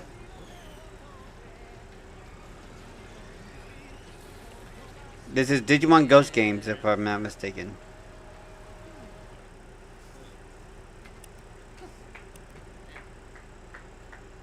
Hmm. Nice. Okay, that was fun. Granted, I didn't know half the other Digimon shows, cause like I was part of the first season of Digimon Adventure in America, and I watched Right. all the way until they got to like they started fusing into like becoming one with them and all that other shit. So that's why I stopped. But it was very Tamers. interesting seeing the different first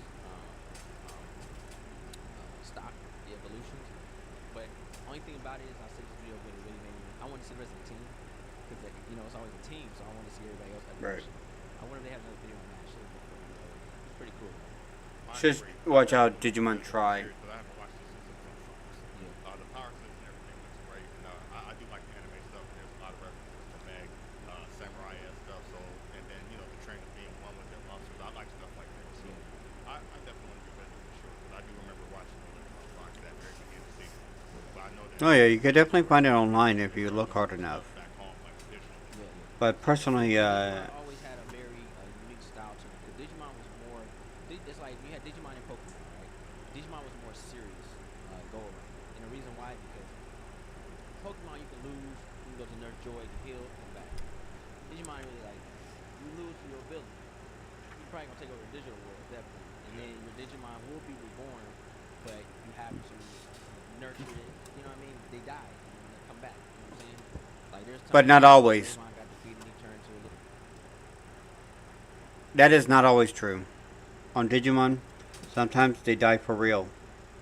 If their data is corrupted enough and they cannot reformat, they are done. A couple of examples of this permanent deletion was Wizardmon. The Wizardmon was not coming back at all. And you know had to be reborn and all stuff like that. But at the same time, it's more serious because you can get erased, digitally erased, and then you ain't coming back. All right. Yeah, but if they scrap the data, you're done. You ain't coming back. And not like Pokemon. And that's what I liked about Digimon. It's very serious. I just think that Digimon lost its way when it came when they started getting too. They got away from the basics. You know what I mean? Some Right. you know, some people out there probably are right, and I think that's what it was. And it was at a different key time in my life because I was no longer a child once I got to a certain level. I was in college, so I was gone. I was doing it. You know what I mean? You kind of go up at a level and you're like, you know what? Why am I watching this? I'm out. You know, I got stuff to do. So I wouldn't mind going back because I'm older now. I got my kids. So I'm more calm. Not going out to clubs, and partying, and all that stuff like that. So it's a little different for me now. So nowadays I've been just watching and catching up to stuff that I missed out. You know what I'm saying? Or my kids Right. missed out. You know what I mean? I was doing this. You know, I'm outside hanging with them. So yeah, it was cool though. It was cool. I could see us getting back into this on a one Saturday morning thing. You know what I mean? One Saturday morning. You know you got the recess now. Yeah, you have to. Yeah. I love recess. Regular show. Duh. Shout out to Digimon and Pokemon for holding. Doug actually The sucked. one that got like left behind the waist is Monster Rancher. That's the only one. Well, Monster Rancher, I think Monster Rancher just didn't have the kick that this had. The Monster Rancher first season ended, and that was it. Yeah. You know, it kind of Right. came and went, and that was it. Yeah. Digimon had more lore. They're doing great stuff in the gaming world. They revitalized it with Monster Hunter and all that. Yeah. Yeah. Well, you know, it's still cool. You know what I mean? But yeah, like Monster Rancher, because Monster Rancher got made like in the early 90s. So, and it came to us. It came later. Pokemon was already established. Yeah. Dude, I could talk with these guys all day. Pokemon Foundation took us out. That's what I said. That's the one when they got left behind. Because you gotta think about it, you gotta catch them all. And then you train them. And then you battle. And you go to gym. And then you episodes of Pokemon that you like to see. Ain't going nowhere. There it is. She poisoned him every day to eliminate it, Post your comments down below. Let us know what you guys him thought about from this the one right here. And where were you at when race this to happened? become Let me heir. know. Was you down for Digimon or was you not? And if you Yes. really was, let me know what was your favorite Digimon. Because I know a lot of people's favorite Digimon probably wasn't even shown yet. Because it was just the first live. So like I said, there's a lot of the Digimon out there, a lot of different forms, and I really dug a lot of the forms. LA lost $30 million. I was like, damn, he just like a tank. Somebody pissed. Just put This is from Los Angeles has been broken for a while, but now it's also broke. As Anthony Cabasa showed us, the ICE riots were not only destructive.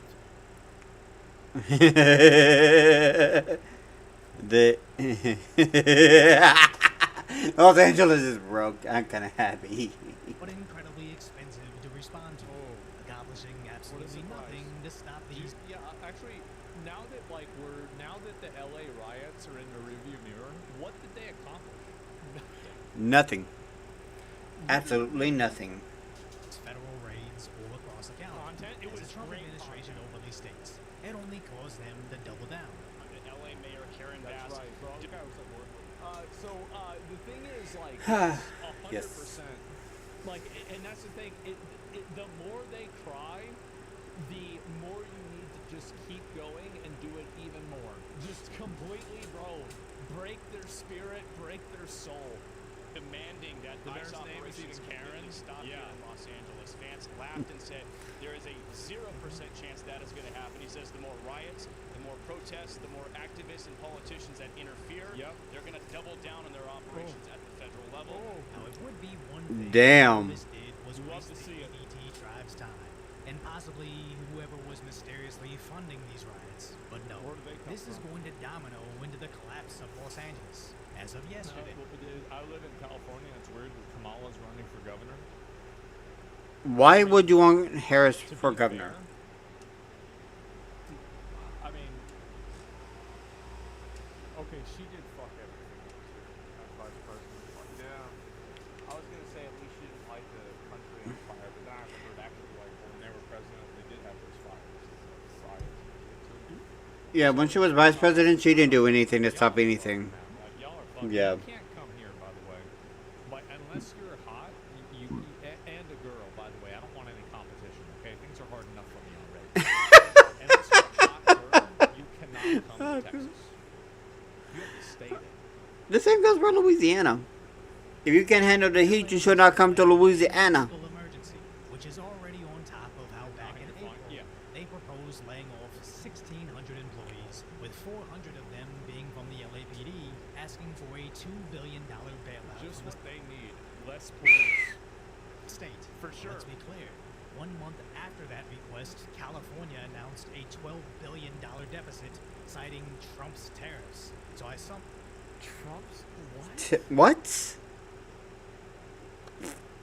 Somehow doubt Bass is gonna get that bailout. But after those proposed cuts, the anti-ICE protests and rallies cost the city an additional $32 million.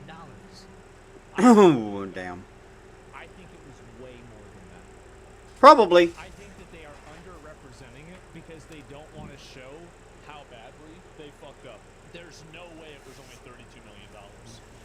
It probably wasn't. It was probably, like you said, more. I would be like, mate. I'm not going to listen to this while I, 248 non-sworn personnel layoffs, and cutting 41 actual firefighters, even though they're...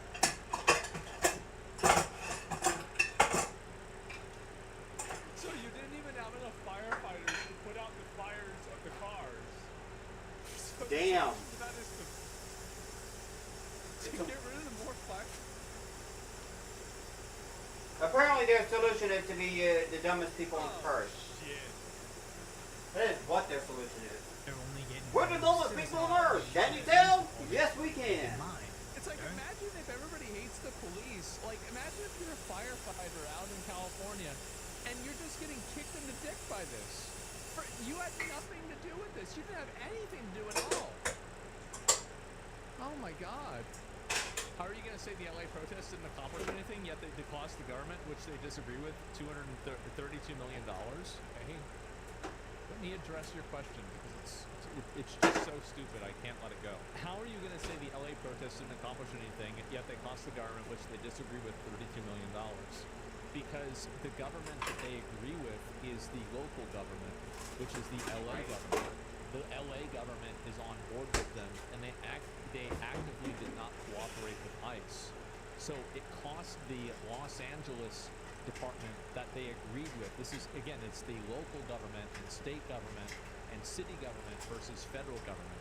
And then you go, I think it's more than that. I don't even know. They're not sending. They're sending retards. I was gonna say they're not sending their best, but how can people be that stupid? Because people like that, you have to understand, is that people like that are like very, very low intelligence, but they don't know it. So what they do is they come up with these like, like if I don't think about this at all, it makes sense, like gotchas. Those wildfires that recently hit Los Angeles. Bro, basically, you have to have love rate. As they just laid off the civilian employees responsible for the upkeep and maintenance of those vehicles. As Los Angeles continues to decimate their ability to enforce the law, citing finances, which is awfully interesting, as the LA Times just reported 2 days before that the city council approved $250,000 for the city attorney to bring in an outside legal team to respond to the Trump administration, ending. How is it that you have a fucking... So if they have all this illegal alien labor and they're constantly running a deficit, doesn't that kind of prove that the whole idea that these illegal aliens are like helping the economy? Like either they are so astronomically retarded that they have this massive advantage that they still can't manage to overcome, or maybe having a bunch of illegal aliens that can't even speak English in the country doesn't actually increase the economy. I don't know, guys. Yes. I wonder which one it is. Could be. And actually, wait a minute. No, I don't. We don't have to choose. It's obviously both. We got it, Asmoon. They have been willing to detain and deport people that are here legally.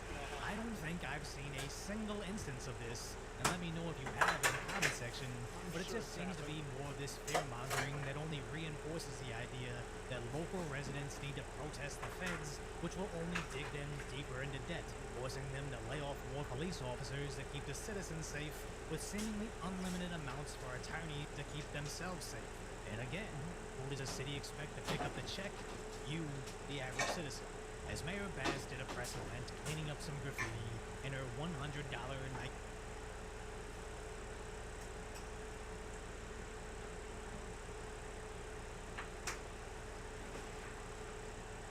This is just, bro, like... The thing is that, like, whenever Trump worked at McDonald's, like, you think about the aura that came from that versus her doing this. This is just fucking sad, bro. Probably is, yeah. This is pathetic, bro. Oh my god. You're a pathetic little person, aren't you? But then the residents were upset to receive. What? Power wash? Yeah, exactly. But you just go over that with a power washer, should probably take off the majority of it right there. Even email asking them to give up their Saturday. Oh wait, weren't they in a water crisis? After They can't use the power wash. As even after the riots ended, they're still vandalizing their own community to fight ICE. Wait, what is this? It's ended. They're still vandalizing their own. ICE. I'm sorry, you put an anarchist sign up there and you're not even doing, you're not anarchy. I'm more of an anarchist than anything. Leave me the fuck alone. You're actually fucking retarded. Oh my god. Bro. That's so fucking sad. Nobody has anything actually intelligent to say there. Fight ICE. It's insane that none of this is actually effective in pushing out the feds. The city has just taken this bizarre position of defending the destruction. It's only pissing off normal people even more. People who actually have a brain. The outrageous aspect of this broke city is a rent freeze for immigrants. Labor protested today demanding action to protect Angelenos against immigration raids. The local SEIU 721 labor union Immigration, what now? and the tenants union are Don't take our slaves. No. I No, please don't take. Who's gonna clean the house? Oh no. This is so fucking bad, man. Oh my god. mean, what do you expect? The LA City Council to pass an emergency protection to help families who may face eviction due to the immigration raids. The unions say many families may not be able to cover rent due to a family member who may have been taken by ICE or who have family who may not be able to leave their homes due to fear of kidnapping. The groups claim Latinos make up majority. I like how they use the term kidnapping. It's like, yeah, guys. It's called deportation. It's called being arrested. It's called being detained by the police. Yeah, detained. I know this sounds crazy, but that's what happens. They're being kidnapped. It's called enforcing the law. It's so disingenuous. It is. Majority of renters in the city of LA. Nowadays, I mean, you don't know who's a cop, who's an ICE agent, not who's a bounty hunter. Now, I can be just a cop. That's right. And just go kidnap them. No matter what you Uh-huh. When does this happen? Self-deporting is an option. They're being disappeared for sure. As someone that lived in LA during the lockdowns, I despise this, as at the time I was furloughed from my job, where basically I had the option to not pay rent and not get evicted until I got my job back. But even though I struggled, I still paid it just to not have a huge payment at the end.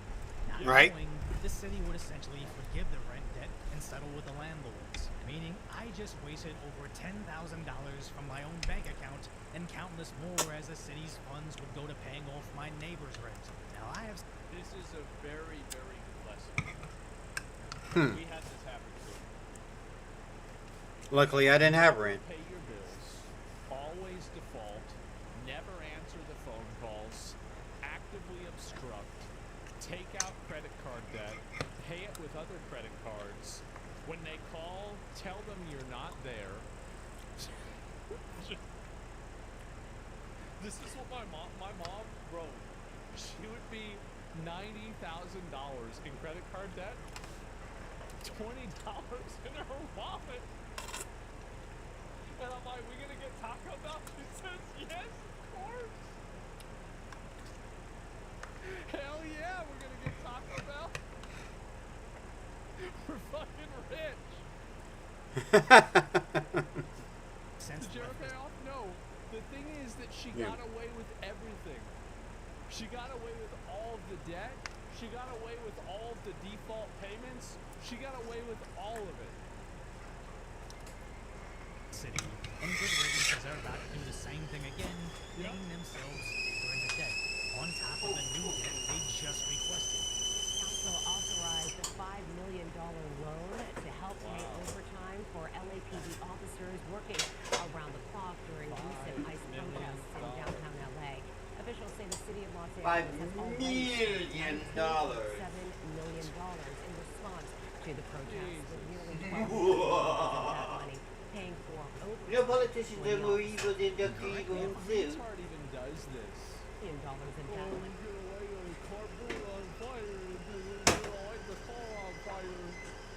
Paying for overtime for the officers. And correct me if I'm wrong, but I thought those LA coppers don't actually get paid overtime. They just bank those extra work hours as vacation time to be used at a later date. So I don't really know what this extra $5 million is for, other than covering the shortcomings they already couldn't afford. And it's only getting worse from here.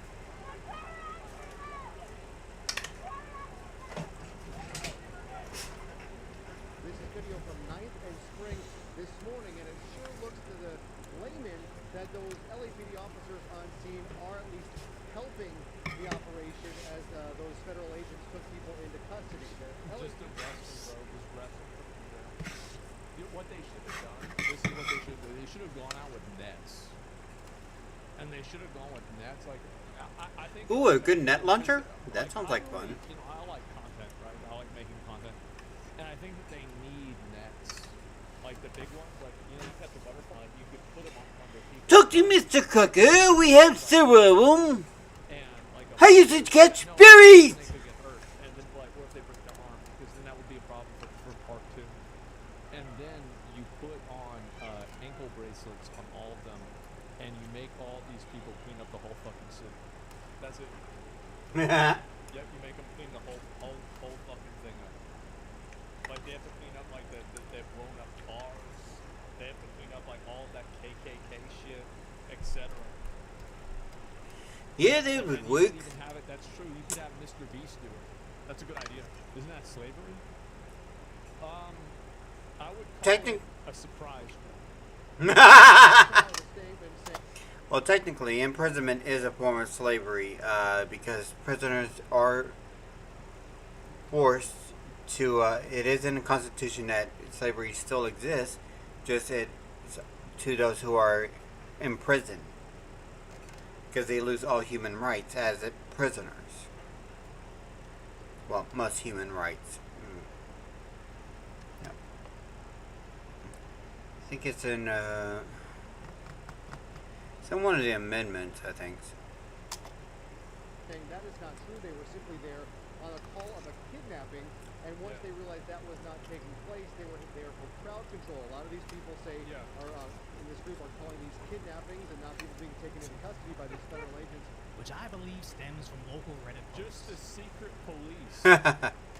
Where I've seen countless replies with thousands of upvotes suggesting this exact tactic, as this should be considered the same as filing a false police report, as they know what they're witnessing, but it is feigning stupidity in order to waste police resources. With the real anybody who's intentionally wasting police resources should be, they should be charged for something. Like, they're fined massively. Like, because, again, they're just wasting people's money, right? I mean, jail time. I would say jail time if you're weaponizing them in a way that's, like, violent, potentially. But, like, maybe, right? Maybe. Users being any law-abiding taxpayers that actually need the police, but get stuck with 1-hour hold times with 6-hour response times. Where are the sheriffs during all of this?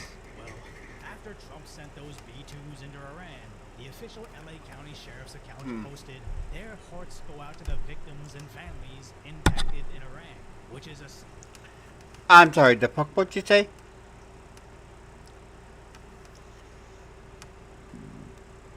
I didn't know Puckwoods were still talking.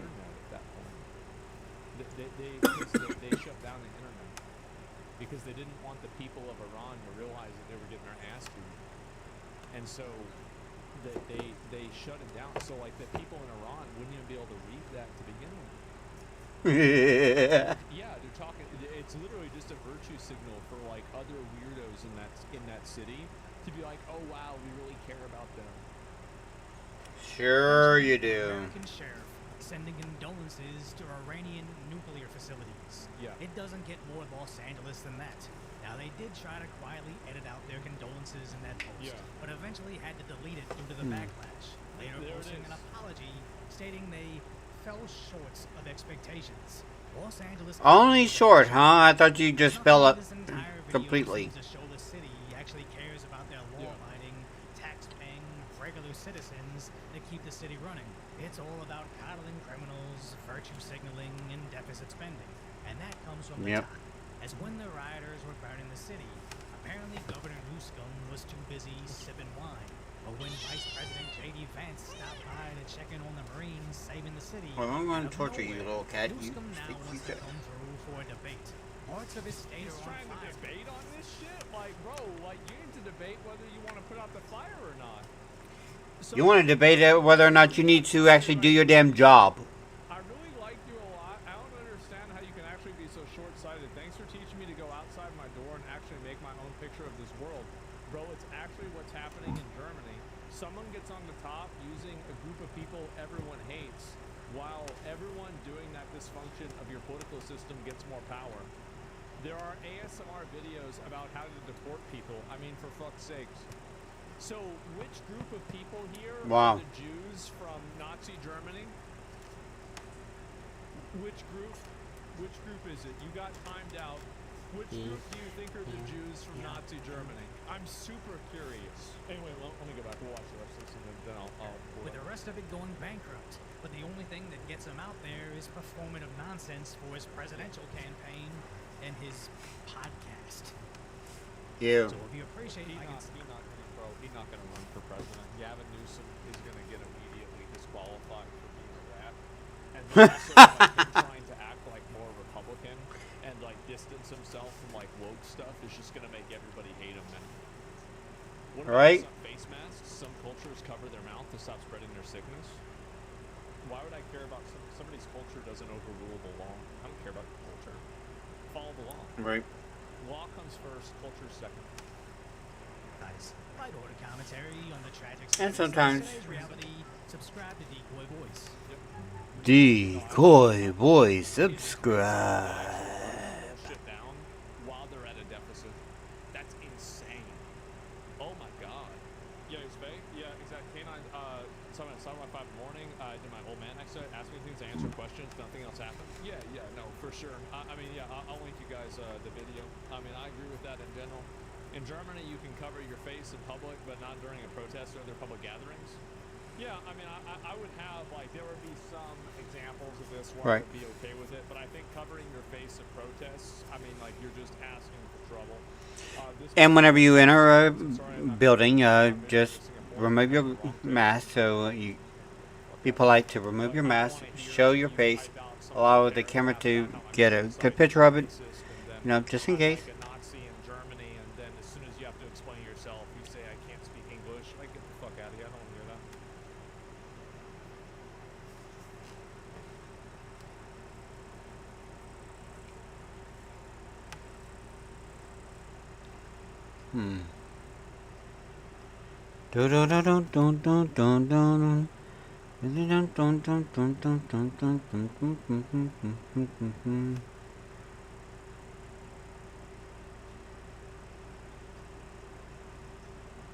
Right.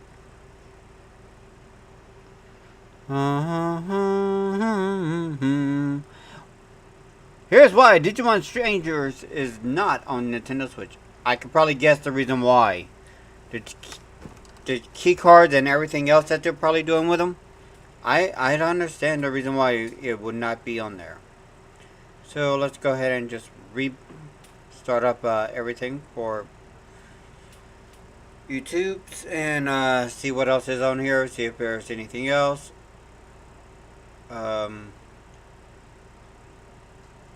Mass arrests have begun. Hundreds charged for defrauding the government. Featuring Juzzy. Oh, that's interesting. This is a 2-hour deal. That's something I'll watch on my own. I don't.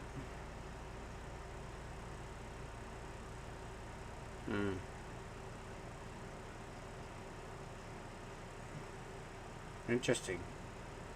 I'm sitting here hunting a box of $50, and typically when you weigh the rolls, if you weigh them before you open them for video sake, you should have about 225 grams. Sometimes they're just under, sometimes they're over, sometimes they're really over because they have silver in it. Bring in because this particular roll is super light, only 223.93 grams. So being at least a gram light, we either have a light planchet in here, like a 1972 Philadelphia quarter stock planchet. You could possibly have a different denomination like a foreign coin, or maybe we have a magic coin. Let's crack into it and see what we got. What the hell is a magic coin? Kind of an odd one here. Put it back on the scale. All the coins are accounted for, and at first I thought we had nothing else in here. But closer inspection yielded not only a magic coin or part of one, but 2 parts of one. So 2 halves of a couple of magic coins. That's why it was off, but not a whole coin. Go figure. Let me know if you guys are seeing things like that in your rolls. What is a magic coin? So basically, they got $1. Her best friend had contracted a venereal. My boss fired me for taking my daughter to the ER instead of working overtime. What happened next made national news. My boss fired me for taking my daughter to the ER instead of working overtime. 3 weeks later, her medical records saved 37 children from the same rare medication reaction that almost killed her. And the pharmaceutical company that tried to hide it just offered me a settlement I'll never accept. I've been a single mom since Lily was 2. Her father decided parenting was too restrictive and disappeared to find himself in Thailand for 7 years. I worked as a data analyst at Pharmatech, one of the largest pharmaceutical data processing companies in the country. Not glamorous, but it paid the bills and offered health insurance. Last month, Lily started a new allergy negation her doctor prescribed. 3 days in, she developed a rash and complained her heart was dancing too fast. When her lips started turning blue, I called my supervisor Mark to say I couldn't stay late for the quarterly report deadline. The report has to be on the CEO's desk by morning, he said. Your child hair issues aren't my problem, and they're stay and finish or don't bother coming back. I hung up, rushed Lily to the ER, and held her hand through a terrifying night of tests, monitors, and doctors with increasingly concerned expressions. By morning, they confirmed she had an extremely rare reaction affecting her heart rhythm, one that wasn't listed in the medication warnings. When I checked my email from the hospital room, Mark had already sent a company-wide message announcing my voluntary resignation and reassigning my projects. After Lily stabilized, her doctor said something that changed everything. This reaction shouldn't happen with this medication. The molecular structure doesn't typically affect cardiac function this way. I'd like to document this thoroughly. It might help other children. I am no scientist,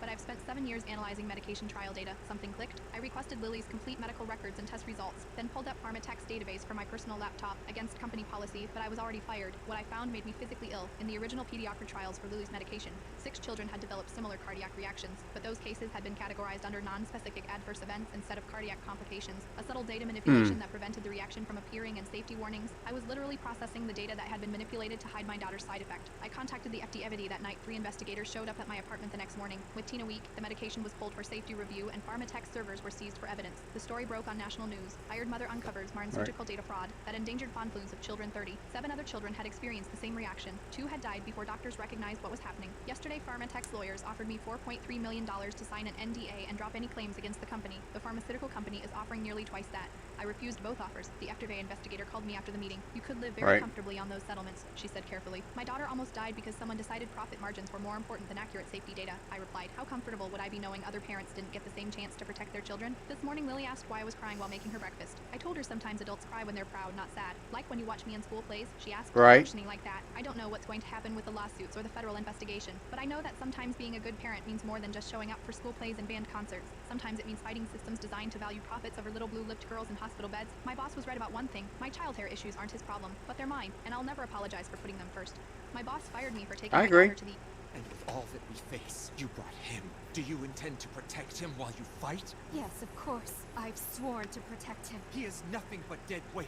If you burden yourself with him, not only will it affect your ability to fight... Hey, little girl. Even your cheeks filled in. Hello, Uncle. Commander. What's wrong? Is he going to kill Kirito? No need for that, kid. Alright, tell me what you saw. I think I saw a flash of swords just now. I tossed an incarnate sword at him. Well, actually, it was more like a dagger. That means he... That's right. He stopped it. He did it with his willpower. It might not look like his mind's all there. The kid ain't dead. No way. He was protecting himself when he blocked my strike. He was protecting you. He'll snap out of it one day. That's what I think. I can't tell you when, but I bet it'll... Kirito, huh? I stopped watching Sword Art Online. Since I was 5. My mom died from breast cancer, and he never dated anyone after that. We lived off his mechanic salary, and I'm telling you, money was tight as hell. We reused everything. Dad fixed broken toys with duct tape and super glue. I wore clearance shoes that were always too big or too small. Some birthdays, we just couldn't afford gifts, and Dad would make pancakes shaped like presents instead. But he never missed anything important. Every parent night at school, even if it meant losing money from work. When I needed help with homework, he'd sit at our wobbly kitchen table for hours, even though math wasn't his thing. He taught me how to change oil and fix engines with his rough hands guiding mine. When I turned 16, Dad offered me his old Civic that he'd rebuilt twice. The thing was ugly as sin, but it ran. I said no thanks and started biking everywhere instead. Dad looked confused, but didn't push it. I could see him wondering why I wouldn't take free transportation like any normal teenager would. At 18, I dropped the bomb. I told Dad I wasn't going to college. His face just fell. I watched this man who worked himself to the bone every day realize his son might end up with the same busted knuckles and back pain he had. He'd saved $4,000 doing side jobs on weekends, missing sleep to give me a chance at something better. When I said I had a plan, he just nodded, even though I could tell he didn't believe me. For the next 4 years, I worked 2 jobs, stocking shelves at the grocery store during the day, delivering pizzas at night. My feet hurt so bad some days I could barely walk up our apartment stairs. Dad would heat up those gel packs for me and wrap my ankles without saying anything about how dumb my plan was. He still packed my lunches in brown paper bags like I was 12, still changed my bike chain when it broke, still gave me pep talks when I wanted to quit everything. Never once said I told you so when I came home exhausted and covered in flour from the pizza place. At 22, I finally sat Dad down in our living room. Same couch we'd had since I was a kid. Same coffee table with the wobbly leg. I brought out this thick binder I'd been hiding under my bed. Inside were acceptance letters. Community college first, then state college, then the big one. A scholarship to the university's civil engineering program. Not a full ride, but most of it covered. I'd saved $23,000 working those crappy jobs. Dad just stared at the papers like they were written in another language. I said, I didn't want you spending a single penny on me. I saw you work yourself sick just so I could eat dinner. I wanted to earn this myself. That's when my tough as nails dad started crying. Not just tearing up, but ugly sobbing. The kind where your whole body shakes. He kept saying sorry over and over like he'd failed me somehow. When really, he'd done everything right. 2 months later, everything changed. Dad got sick at work, doubled over in pain by someone's Toyota. Appendix rupture. Emergency surgery. 3 days in the hospital. I'd never seen him look so small lying in that hospital bed with tubes coming out of his arms. When he got home, I didn't even think about it. I just took over. Cleaned the house top to bottom. Organized all his bills that were scattered everywhere. Cooked every meal, even though I could barely make spaghetti without burning it. I slept on the couch for 2 weeks to make sure he didn't need anything during the night. Dad kept trying to get up and do things himself, but I'd just tell him to sit his ass down and rest. Role reversal hit me hard. This man who'd taken care of me my whole life was now depending on me to take care of him. One morning I brought him coffee in bed and caught him just watching me. Not like he was studying me, but like he was seeing something for the first time. His eyes were watery, but he was smiling. He said, "You know what, Nate? I thought I was raising you to be smart. Turns out I raised you to be good."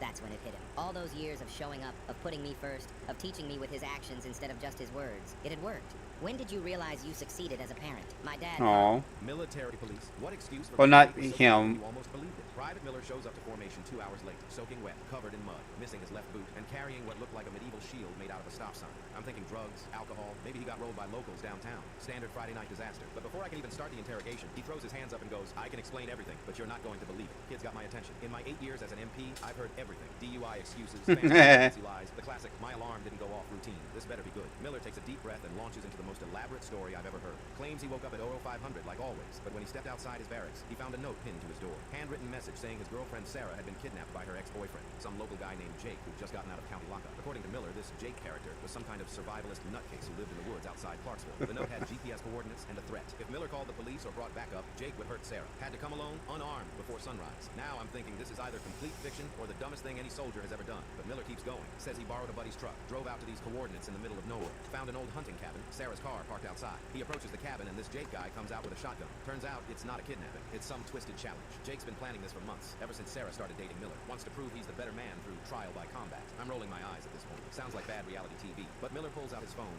shows me photos. There's the cabin. There's a crazy-looking dude with a shotgun. There's Sarah tied to a chair, looking terrified. Jake had constructed this whole obstacle course in the woods. Rope climbing, mud crawls, puzzle solving, the works. Winner gets the girl. Loser gets beaten up and left in the forest. Miller had to complete it without calling for help or Jake would hurt Sarah. The shield? Jake made him craft it from materials he found in the woods. Hence the stop sign he'd apparently ripped out of the ground. Had to use it to defend against tennis balls fired from some homemade cannon Jake had built. Miller shows me video on his phone. Shaky footage of him army crawling under barbed wire while this lunatic fires tennis balls at him. Kids documentary this whole thing like it's American Ninja Warrior meets Deliverance. 2 hours of this insanity. Miller finally completes all the challenges. Jake, being a man of his word apparently, releases Sarah and gives Miller his truck keys back, but not before destroying Miller's phone and taking his boot as a trophy. The whole drive back, Sarah's crying. Miller's trying to process what just happened, and that's when they realize Jake had slashed Miller's tires as a parting gift. Had to walk 5 miles in one boot to get cell service and call for help. By the time AAA showed up and they got back to base, formation was already over. Miller spent the last hour trying to clean up enough to be presentable, but gave up and just ran straight to the company area. I'm staring at this kid, covered in evidence of whatever the hell he'd been through, holding a stop sign shield, and I realize I actually believe him. The story's too crazy to be made up. Plus he's got photos, videos, Sarah's statement backing him up. Called his girlfriend. Sure enough, she confirms the whole story. Even gives me Jake's full name and address. Turns out the guy had multiple restraining order violations and a history of stalking. Had to drive out to the cabin with local police. Found Jake's whole setup. Obstacle course, tennis ball cannon, the works. Guy had been planning this for months. Arrested him on kidnapping charges. Miller got off with a counseling statement for failing to report a crime in progress. His chain of command was so impressed with the creativity of his excuse that they submitted it for the unit newsletter. 3 months later, Jake pleaded guilty to kidnapping and got 5 years. Miller and Sarah are engaged now. They sent me a wedding invitation with a photo of them holding that stop sign sheet. Sometimes the most unbelievable excuses are completely true, and sometimes the best military training is learning to think on your feet when some lunatic challenges you to medieval combat in the Tennessee woods. At military police, what excuse was so creative? That was weird. Oh, no. Military police.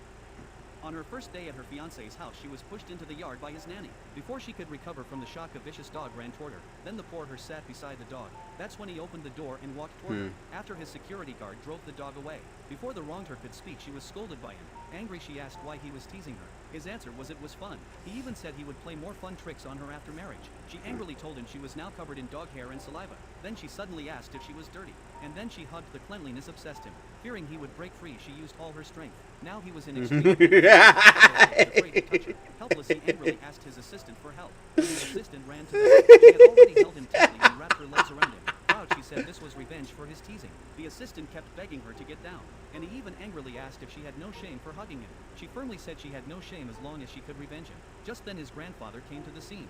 She immediately jumped off him. Grandfather happily thought they were showing affection, so he proposed to complete the wedding immediately. With a bright smile, she pushed grandfather away, leaving to him who didn't want to marry her angrily scolding his assistant. On her first day at her fiancé's house, she was pushed into the yard by his That was hilarious. What's the most dramatic misunderstanding you've ever had with a neighbor? I live in a small, overly suspicious neighborhood. You know the type. Everyone has binoculars, but claims it's for bird watching. And if you mow your lawn counterclockwise, suddenly there's a petition to evict you. So one day I do something absolutely outrageous, something scandalous, something clearly criminal in the eyes of suburbia law. I goon to femboys. Nah, I'm just joking. I wash my bed sheets. I know. Call the authorities. Specifically, I wash my Minecraft bed sheet, which, yes, I still sleep on like the emotionally stable adult that I am. It has little pixelated sheets. Just standing there like he's thinking about taxes. It was a warm, breezy Saturday, and I thought, hey, sun drying saves electricity and also makes me feel like an 1800s peasant woman. So I pinned the sheet up on the clothesline in the backyard, right next to a pair of unmatched socks and a towel that's seen better centuries. And then the chaos begins. 20 minutes later, I'm inside watching YouTube and eating cereal with a fork because all my spoons were in the sink when I hear a knock on the door. Not a polite knock. One of those, I have a clipboard and a complaint knocks. I open the door. It's Karen. Not a Karen. The actual neighborhood Karen. The president of the HOA. The neighborhood Facebook group. And possibly her own cult. She's got sunglasses on indoors. An iced coffee. Possibly her own cult. And a printed out photo of my Minecraft bedsheet flapping peacefully in the wind. Hi, she says, with the energy of a woman who thinks lavender is a personality trait. I just wanted to check in because multiple neighbors have expressed concern about the children. Me. What children? Karen. Exactly. Ma'am, what? She leans in like she's about to whisper national secrets. We've noticed an increase in noise, children's laughter, running, screaming, and now the decor. She gestures toward my backyard like it's a crime scene. I look out the window and see the Minecraft sheet just chilling there like it's trying to live its best locky life. She squints at it like it personally insulted her. Karen goes, we're just wondering if maybe you're running a daycare. An unlicensed one, which would be very illegal. I blink again. I'm not running a daycare. I literally live alone. My most frequent visitor is the Amazon guy, and sometimes he doesn't even knock anymore. He just hurls the package and runs. She's not convinced. She pulls out a second a blurry picture of my cousin's kid who visited 2 months ago. He was in my backyard blowing bubbles and minding his business. She zoomed in like it's surveillance footage from a crime drama. That child, she says, like she's caught me smuggling toddlers. That's my cousin's kid, I explain. He came over once while his parents were at IKEA arguing over rugs. Karen looks unconvinced.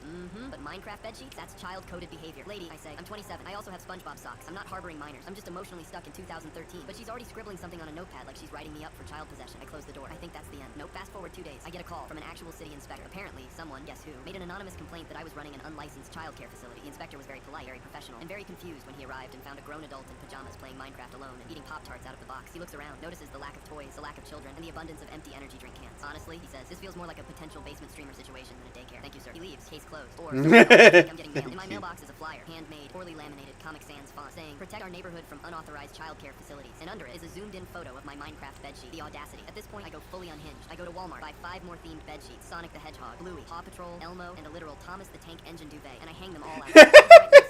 Daycare for imaginary friends, Minecraft therapy Thursdays, free juice boxes if you can, parkour over my fence. Within hours, I get a knock. Not Karen this time. Her husband, Brad, who always looks like he peaked in high school football and still calls water H2, yeah. Brad goes, you making fun of my wife? Me. Your wife thinks bedsheets are illegal. He stares. I stare. A tumbleweed rolls by in the distance. He just mutters, you people need Jesus. He walks off, and then I start gooning to femboys. What's the most dramatic? I live in a small, overly suspicious.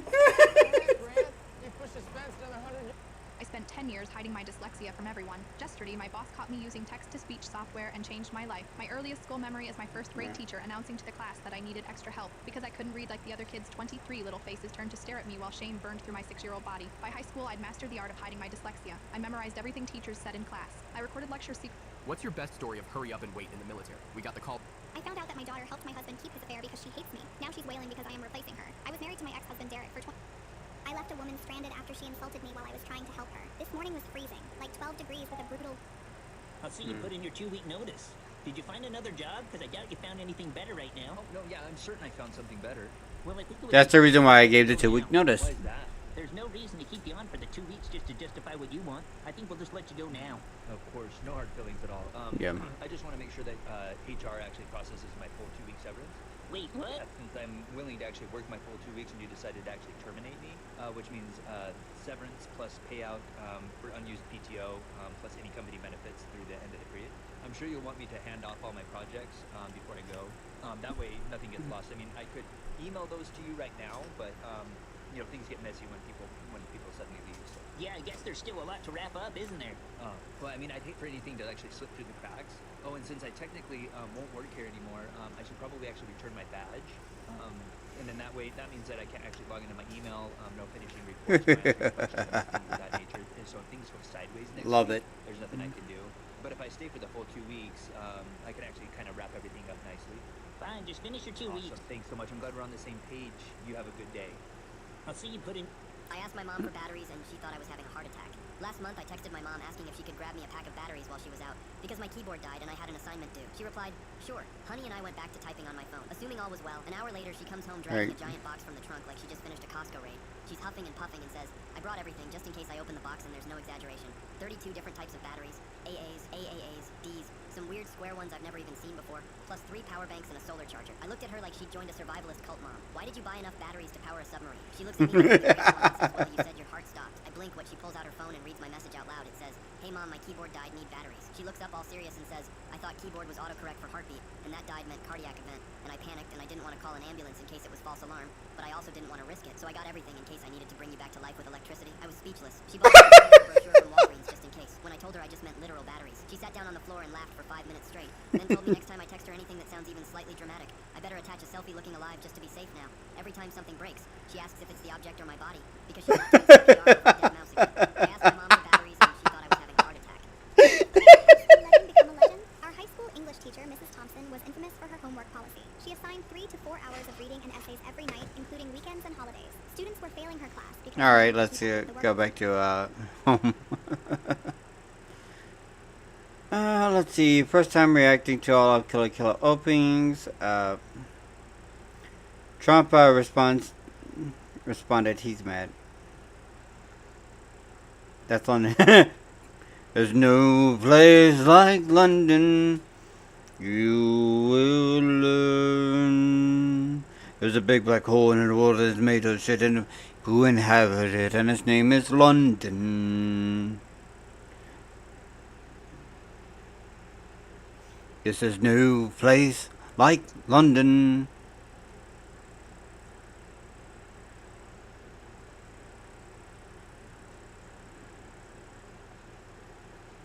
Pros and cons, spot sales.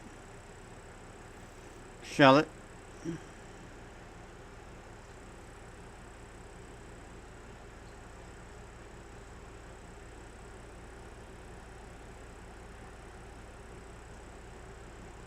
$1987 Liberty.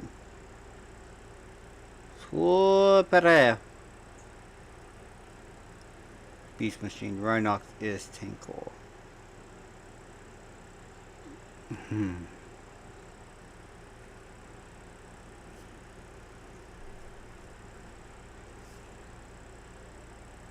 Bum bum bum bum. Bum bum bum bum bum. Okay, I'm curious. What do we got, Rosie?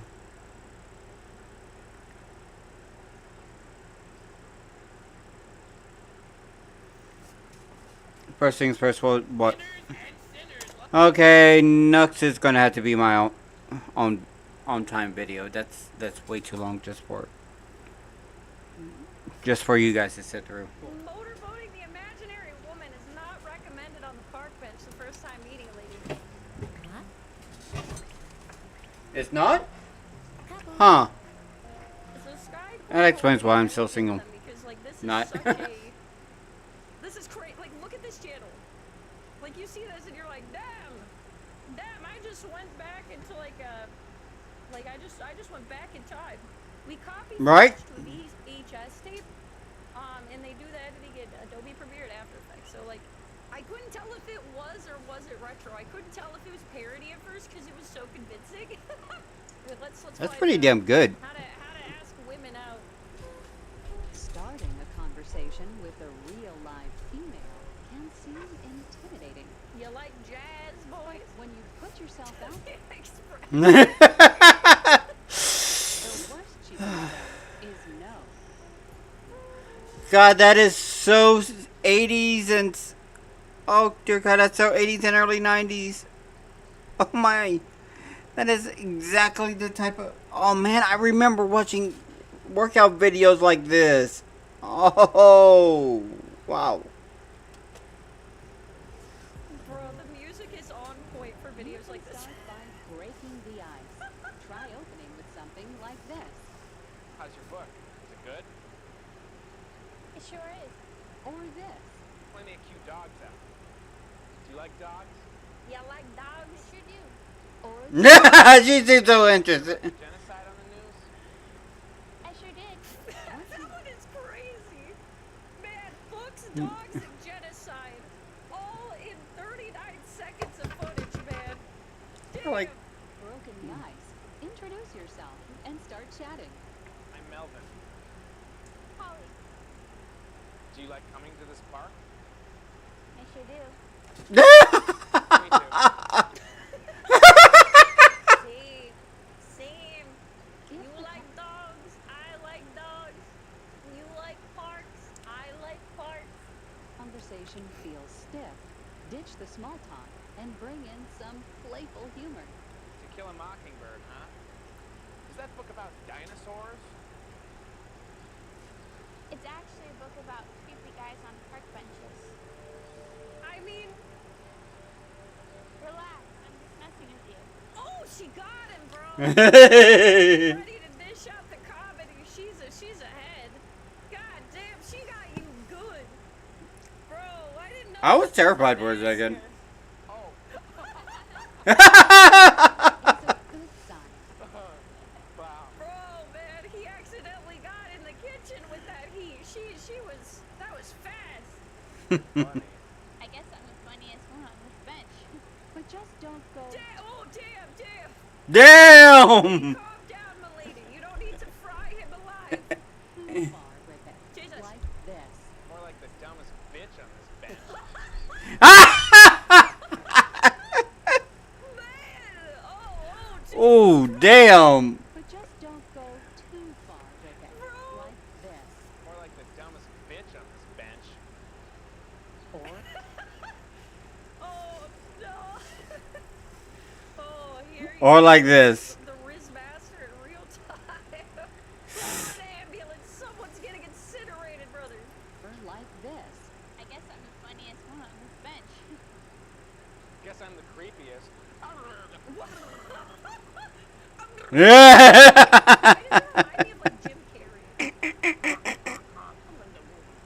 Yikes. Just play it cool. Bro. And don't come on too strong. Bro, why was he that? Jesus, yeah. Just play it cool. Motorboating the imaginary woman is not recommended on the park bench the first time meeting a lady. And don't come on too strong. Write that down, man. I didn't know that. Could use a couple more dinosaurs in here. But if you really want to win her over, True. try showing off your soft side. Dinosaurs. You want to see what I got my mom for Mother's Day? Sure. Which should No. be easy, thanks to today's sponsor, Holzkern. What? Quality accessories for both women and men. Wow. So pretty. I know. And check out the watch I got my dad for Father's Day. The hell? Bread. I think watches are dope. It's I kind of like how they actually did that. That's actually pretty cool.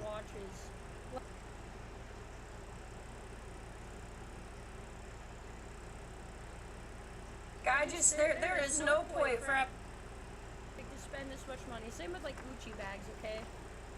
I just they should not be this expensive. Dig something like that too. You should get one for him. He left when I was 6, but maybe if I did, he'd realize it's time to come back home. What's up? What? I'm a brand new mystery man with these hip shades and a dope chain. The real Oh mystery my. is how the heck you're still single. Stop. You're gonna make me give up my exclusive promo code. Exclusive Oh promo? damn! Not the promo code. Oh my god, I'm in pain. Discount on all Fullstream products. Or click the link in my description. Oops. I just let it slip. Well, I don't Bro, understand this would what you mean. unironically be like if we went back in time and like it's crazy how well this fits the aesthetic of like I know, right? It's like dang. If your grandpa was a YouTuber, this is what it would look like. That's crazy. That means that sounds very nice. Man, you Hey, know it works on my system. If the conversation is flowing, and it feels like she likes you. Try asking for her phone number. Oh boy. You know, maybe I could, It takes some time to actually do all this crap. Brother, please. The worst she can Spit it say out. is no. That's not the worst you could say. Trust me, it's not. Get your phone, get the number to your phone. Get your phone number.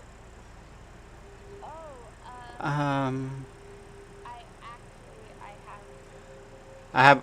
The number already written down in my pocket. Damn! Save, brother, save! I'll call you later. Wait, why does she have her number written down in her pocket? Just in case. What? I don't. Does she get picked up all the time? That's not normal. I don't know about that. Make sure you wait until the evening to call her and come up with some date options before you ask her out. Police are still actively searching for a man involved in a disturbing incident at Buena Vista Park earlier today, frightening one young woman in particular.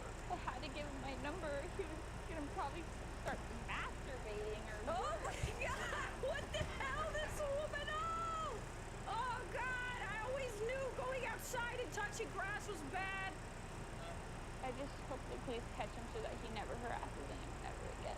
Oh my God. Sketch artists were able to create this drawing of the offender. Oh my god, my man! Sketch artists were able to create this drawing of Bro, the sketch artist made him look so bad. Oh my god, what it was. This offends me greatly. They Looney Tunes this man. Yeah, they gave him that cartoon grin. He's got no goddamn proof that pork is bad, women bad, men bad, dating is bad. Never date. Stay inside. Going outside. You mean just he was farting? The victim was also able to provide this audio recording. Maybe I could, get your number, get your phone, get the number to your phone. Get your phone number. Absolutely terrible. Did she also record the fact that she had her phone number already in her pocket? Like, my man's been set up. Information on this alleged rapist, please contact the LAPD. Alleged rapist? Rapist? Yeah, what the heck? Bruh. It's me, Melvin. Oh, Melvin. Yeah, why you're on the news saying a bunch of terrible, awful things about me? Why is this? How is this? No, this isn't Bro, funny. I didn't know this was a horror film. Jesus Christ. Because, silly. You thought a girl like me would go out with a creep like you? Oh my god. Tracy, they can distract all. We got you and your confession. Think, fuck. Who is Oh no. This is so good. Like, this is absolute cinnamon, brother. Yeah, this truly took a turn I could never have expected. I guess I was a little bit put off by the fact that she had the number in her pocket. Like, that's the only weird thing. And this is the reason. Oh shit. Oh god! Hands in the fucking air! Now! I was just trying to ask her out. I swear. Well, I got the perfect first date spot. Guantanamo Bay. Oh no! It's making you run for it! Now! Bro, the purple lighting for the villain and everything in another room over the phone is It's so black lighting with a clear phone.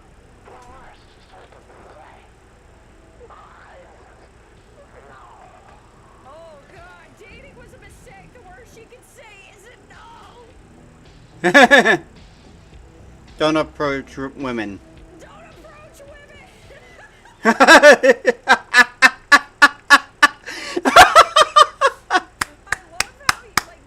They're so convincing with the stylization of how the movies were made.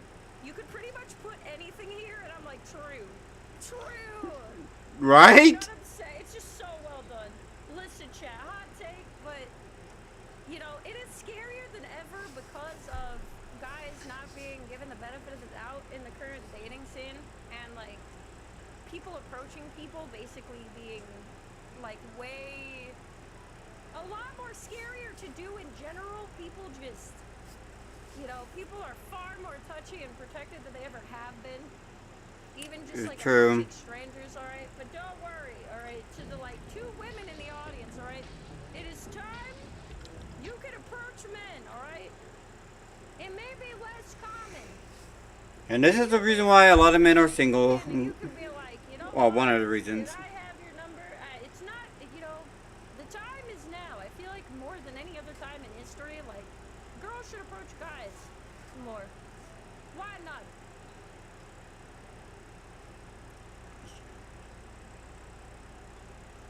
Yeah, that's kind of like hashtag me too right there. Kind of how they went up onto that part.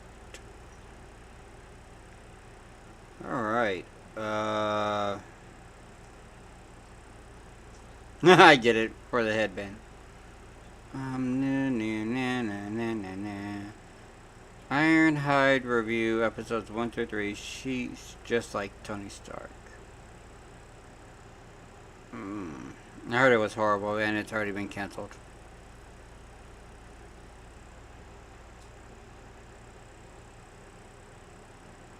What? They couldn't give her boob armor? They had to make it all flat chest?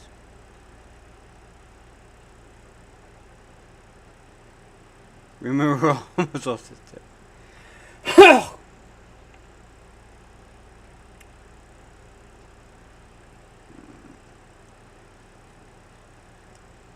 Rachel Ziegler versus South Park $100 million lawsuit is fake.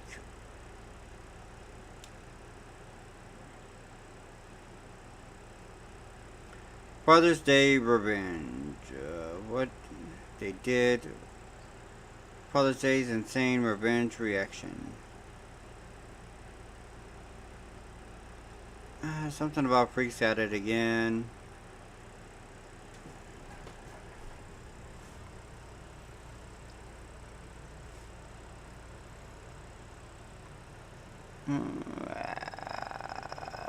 Weird Al Yankovic. No, they're lying. 7 days ago. Cool. Weird Al Yankovic. Who doesn't love Weird Al? I'm nerdy in the extreme and whiter than sour cream. Don't want no Captain Crunch. Don't want no Raisin Bran. Ham on, ham on, ham on whole wheat. Yay! I practically know a lot of those.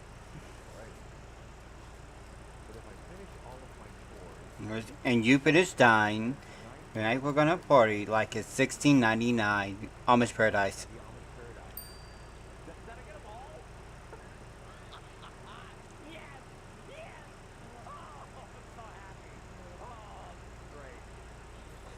It's all of my chores and you finished dying. When we're gonna party like it's $16.99.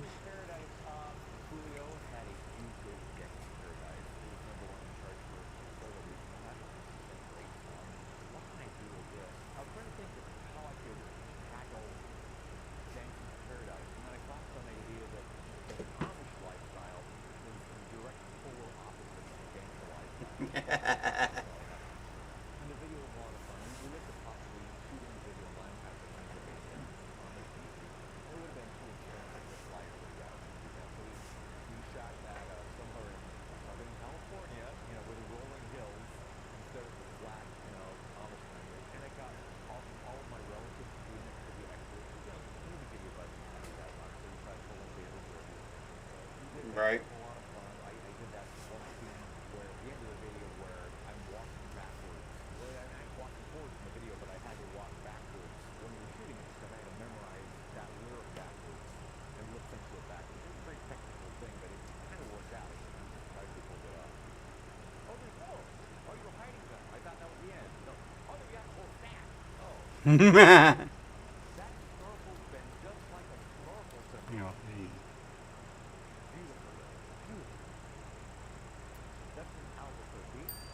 Oh, okay.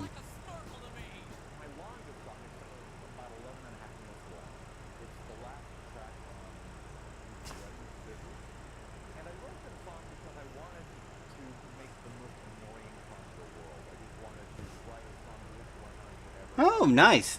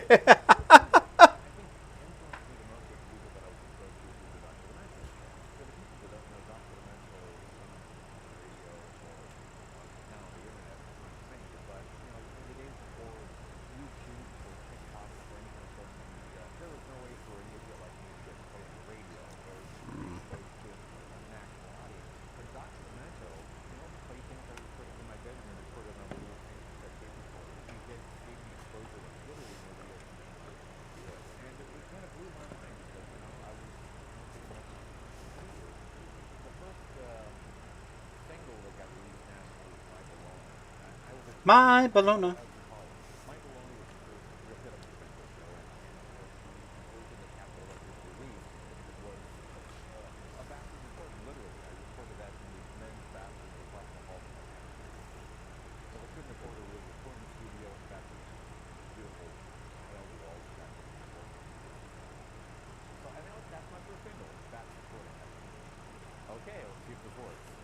Yeah. Oh, there it is. It's on the other side.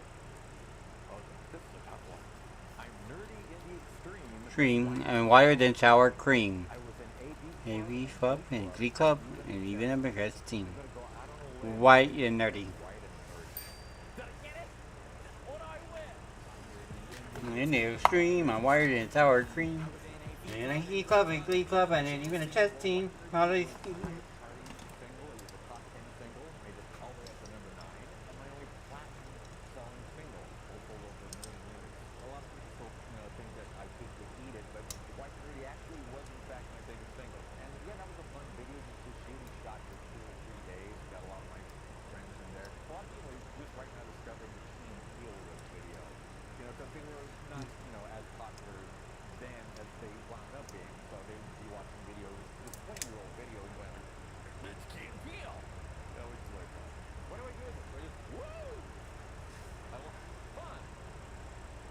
Yay.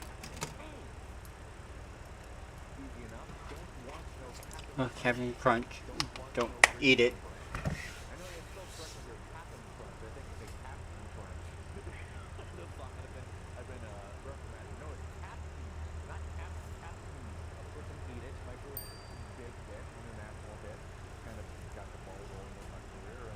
You knew it was from me, did alright. I'm a Weird Al Yankovic. I like his music to the point. Some I don't know. And Brian!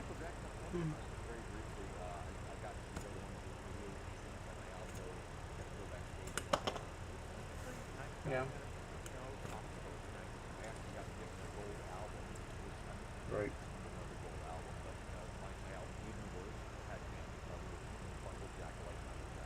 Mm-hmm.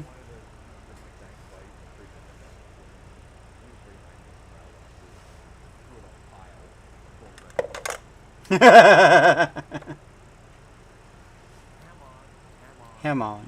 Ham on whole wheat. Fat.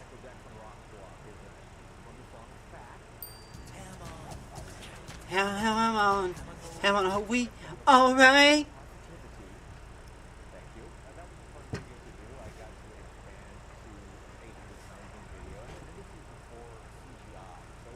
Right.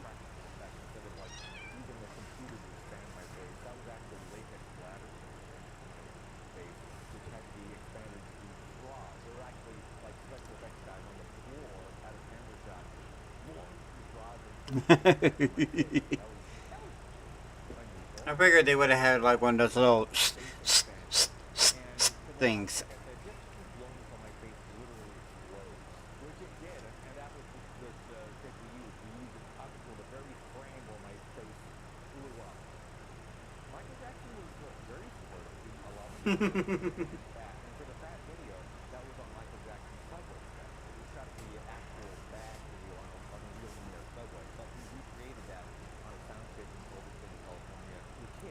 Right.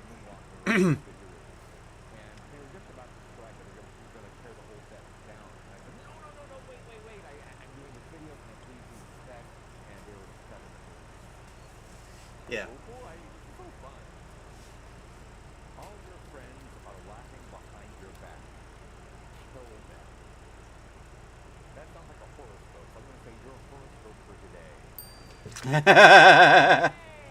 I don't know that one.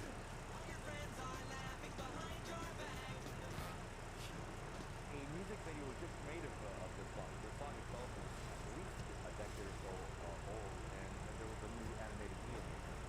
This Really? inspired by the horoscopes from The Onion, which I was a big fan of, and also by horoscopes Was? from Gary Oldman, who liked my horoscope. So it's just song full of just dumb, funny horoscopes. Yay. Okay.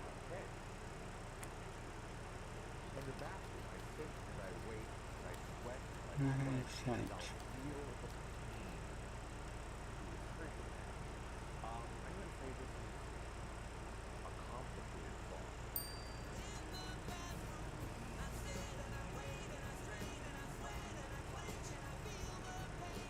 You know, the Avril Lavigne From Complicated. Complicated was they wanted to do something with it, and I had all these different ideas about what direction I could go with it, and I didn't like one well enough See, you to know? talk about it, so I had each verse be like a different thing. And the first verse was about being constipated, so where this comes from. Oh, thank you. And I forgot the next verse. Oh well, I guess it pays to You rehearse. see, we heard it. The lyrics were so hard to Sounds like Nevada. the words. Oh, dude, that was just sounds like Nirvana. I so well, I guess it pays to rehearse. Oh well, oh well, oh well, oh well. And remember thinking of the phrase Marvel Novel South at 3 o'clock in the morning and writing it down saying, I gotta remember that in the morning. Marvel Novel South, that's important. I gotta put that in the song. Marvel. It came out at the perfect time because I couldn't remember. I read through my first movie, UHF, which came out in 1989, and it flopped spectacularly. It didn't do well with the box office, and the stink of failure was on me. And Right. it took I a while understand. to kind of get my mojo back, and I was waiting for the right song to come along. But then Nirvana came along, and you know, the voice of a generation and a once in a lifetime opportunity. And at first I thought, oh, I love this band. They're great. They're not gonna get caught parody. Right. And then their album got to #1. I said, okay, now it's time. And that clear as I met them at a restaurant, and I just said, I'm just so thankful for everything you've done for me. Didn't Kurt Levine of Nirvana? I gave him a rainbow. Okay. The only quirk to the folks you don't like, you're probably going to like it. That will be my Miley Cyrus parody, Party in the CIA.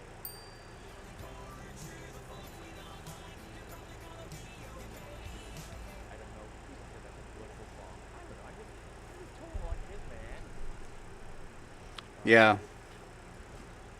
So Can understand. there and we told the tale how its midi-chlorians were off the scale. You might hope to know that. Is this the Star Wars? My second Star Wars inspired parody.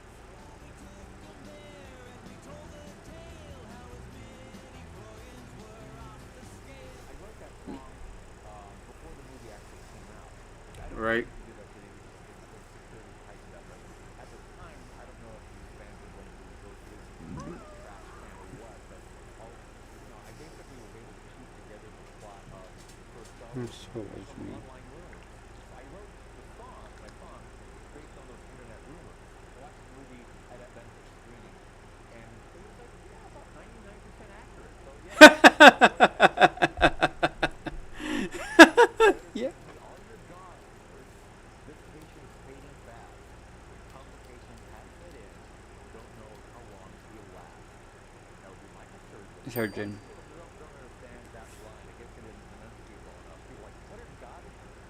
What? Give me your gods, nurse? What's a gods, nurse? Gods, nurse. Sorry. Yes, nurse. He's a treating glass. There's a suitcase poking me in the ribs. There's an elbow in my ear. There's a smelly old bum standing next to me. He hasn't showered in a year. That's one of my very first singles. Another one riding the bus. Hello to you. Yeah, that's only years.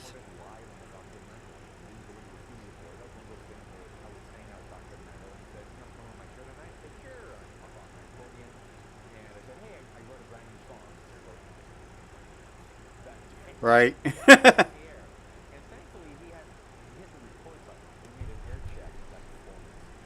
Right.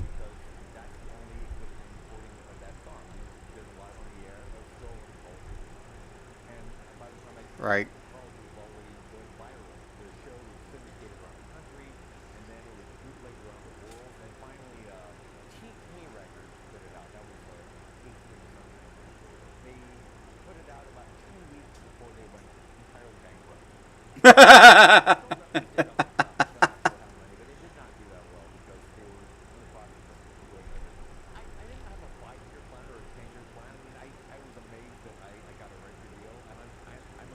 Right?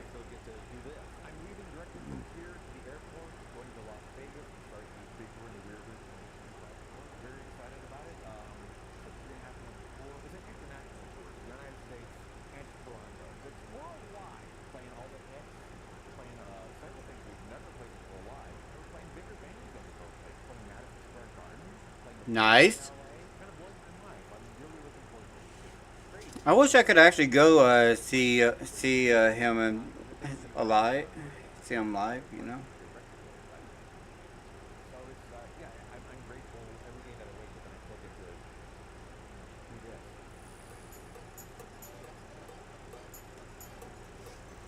Yeah, it's always good. Yeah. So that was fun. You guys have fun? I had fun. 20% garage sale score? Yep. Score! BHSs, blank ones, Here's please. some stuff I bought at 4 garage sales to flip online for profit. At the first sale, I got some of these vintage cross pins. This one was 10 karat gold with a Cadillac symbol, and I already sold it on eBay for $45. This chrome one I already sold for $17.50, and this other set's 14 karat gold. This one should get me around $60 to $100, and I got all these for just $1. Nice. At the next sale, I got the Star Wars, the Han Solo trilogy book. I thought it looked cool, and it looked like it sold for good money on eBay. I got it for just $10, and it sold within 2 weeks on eBay for $48. Some of you may remember last year I got the Swedish Puckeberg Vaseline glass. See how it glows green with a blacklight flashlight? Normally that means it has uranium in it. I got the whole set for just $3. I was hoping to get around 200 to 300. I didn't quite get that, but they did sell for 180. Just recently, I got a bunch of this crepe erase product, brand new sealed for 50 cents each. So far, I've already sold 7 for a total of $193, and I still got 4 left to sell for another $164. Here's some stuff I bought at 4 Sounds like fun. sales to flip online. This garage sale find sold for way more money than I thought it would. Last year, I bought this Atari collection. Neat.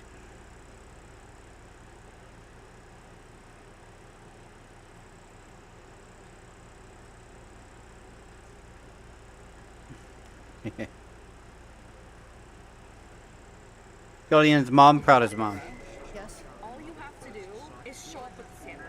Show up with a sandwich? That's it. Okay, I'll show up with 2 pieces of bread. I'll hand to them, and I'll be like, all I need is the meat, big boy.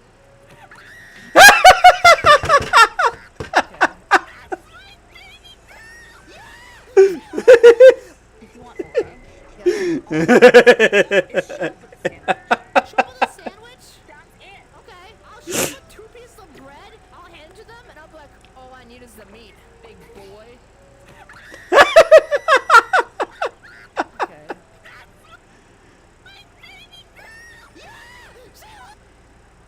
Yeah. If you want aura, yes. All you have to do is show up with a sandwich. Show up with a sandwich? That's it. Okay, I'll show up with 2 pieces of... You know, if you end up having a baby with him, you have my full support. Mom, I'm a virgin. I'm not planning on doing anything like that. So you're not gonna bring me any grandchildren? Win. Well, here, should I have grandchildren? Crystal ball?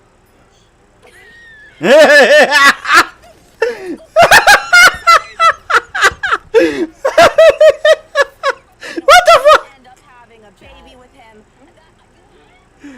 The fuck did you say? The dumbest thing you've heard a judge or attorney say in the courtroom. Last year, I ended up suing a landlord. I had lived in the property for 5 years, and I ended up leaving because of his refusal to fix anything. I spent a week during the middle of July without air conditioning living in Arizona with 120 degrees heat. One night, a valve burst behind the toilet, flooded the downstairs, and he didn't respond for more than a week. Because of his refusal to fix a leaking roof, the upstairs bathroom received copious water and mold damage, and the room below ended up with black mold in the corner, requiring the entire room to be gutted and left hollow for 3 months before I had enough and didn't renew my lease. He ended up refusing to return any of the security deposit. Now, in Arizona, any security deposit erroneously held back results in double damages. They have 14 business days from when you move out to send you a complete list of all of the items for which they are charging against the security deposit. After that, they no longer have any additional recourse, knowing that 95% of the items they were charging for were complete bunks, such as carpets, need to be replaced. In fact, that 2 of the 5 carpeted rooms had the carpet ripped out of them because of the mold needing to repaint a normal wear and tear, fill nail holes in the wall, paint the exterior of the house, but also charging me nearly $3,000 for the front door that had been battering rammed in by the police, executing a search warrant on the wrong house, something that I ended up replacing out of my own pocket. Yet he claimed the damages since he got an estimate. So I filed a small claims court case, seeking my entire amount back plus double for the erroneously withheld damages. Landlord countersues for the maximum amount. Day of the hearing, I presented my entire case against what he had provided in the deductions that were mailed to me. Showed where I had photos of everything. The long-standing list of damages alleged and refuted at all. Proof that I fixed the $3,000 front door estimate he had. Showed that I had the entire home professionally cleaned to better than when I moved in based on photos. I then show a video and photos that the weekend after I moved out, the home was already up for sale with an open house. Then request ruling in my favor for my full security deposit plus double damages. The landlord then proceeds to go up there with an entirely new list of damages, claiming everything from damage to the subfloor, from the water damage he didn't fix, damage to the gas grill in the backyard that had never been used because it was rusted to, claiming that we had not taken care of the property and rats had come in, which was partially true due to his not replacing a rotted out threshold in the garage, which we told them about from day one. Again, his problem. Proceeds to say that we left the property in shambles with debris, garbage, and in disgusting condition, despite my proof of having it cleaned. He had no invoices for any of the work, only estimates that were provided by the property management company at a much higher price. Now, this court date was 9 months after I had moved out of the residence. While past the 14 days, they had to disclose anything to deduct from my security deposit. At my rebuttal, I simply state that these damages are completely different from what he originally disclosed, that he has provided no proof of the damages other than overpriced invoices and claims, no proof the work was done anyway, and how could he have an open house 3 days later with all these damages? The house sold 2 months after I moved out, so how do I know if any of the work was actually performed? But most importantly, he is unable to submit new damages as the statute regarding damages had already, well, expired. Judge looks at me and says, well, I'm going to let him anyway. Proceeds to fine the landlord in full, not only letting him keep my $2,000 deposit, but also another $3,500 for all the new damages, while the do-nothing con of a landlord smiles on with smug satisfaction. This happened right before COVID kicked in. I have since filed a complaint with the state and county attorney's offices, as well as the judicial commission, waiting for any response, but I'm sure as hell not paying that scumbag a dime. What's the dumbest thing you heard an attorney say in the courtroom?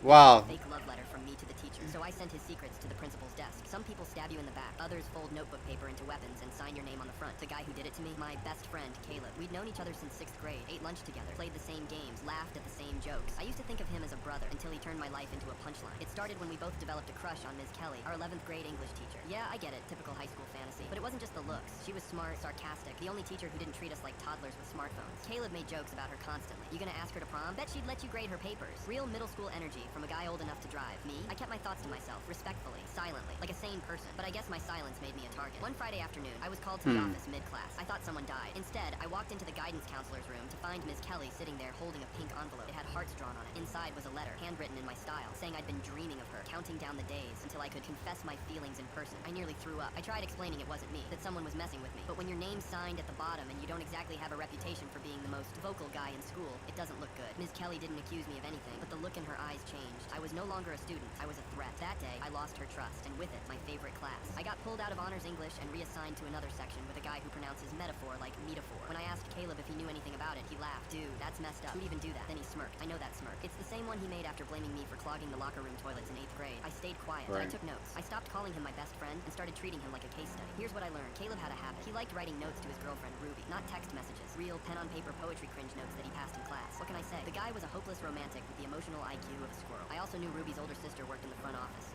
and that Caleb had a secret side account on Instagram where he messaged girls anonymously, then bragged about it on Discord. So I got to work. First, I found one of Caleb's famous notes in the recycling bin behind the classroom. He tossed it after Ruby apparently didn't get it. I smoothed it out, scanned it, and opened a Word document. Then I took screenshots of his thirst messages, his deleted posts, his saved DMs to 3 girls who were definitely not Ruby, all from his side account. Then I wrote a letter, not from me, from a concerned student who didn't want to see more girls embarrassed. I attached the screenshots, the poetry, a copy of the love letter that got me accused, and I slid it into a plain envelope addressed to the principal. Timing matters. I knew Caleb had a student council meeting on Wednesday. same time, Ruby had her independent study. I waited until they were both inside, then dropped the envelope at the front desk for the principal. By the end of the day, Ruby had seen the messages. Her sister had forwarded everything. Caleb was called in during lunch, walked out with his parents on speakerphone, and suspended for inappropriate conduct and targeted harassment. Miss Kelly, she got an apology from the principal and a forwarded copy of my cleared name. Apparently, anonymous tips work both ways. But my favorite part wasn't the fallout. It was what came next. For the rest of the year, Caleb sat alone. Ruby dumped him. The group chat kicked him. He even tried to flirt with a girl 2 grades below. She told him she preferred guys who didn't write like a bad Valentine's Day card. And me? I got back into Damn! She never brought it up, but one day,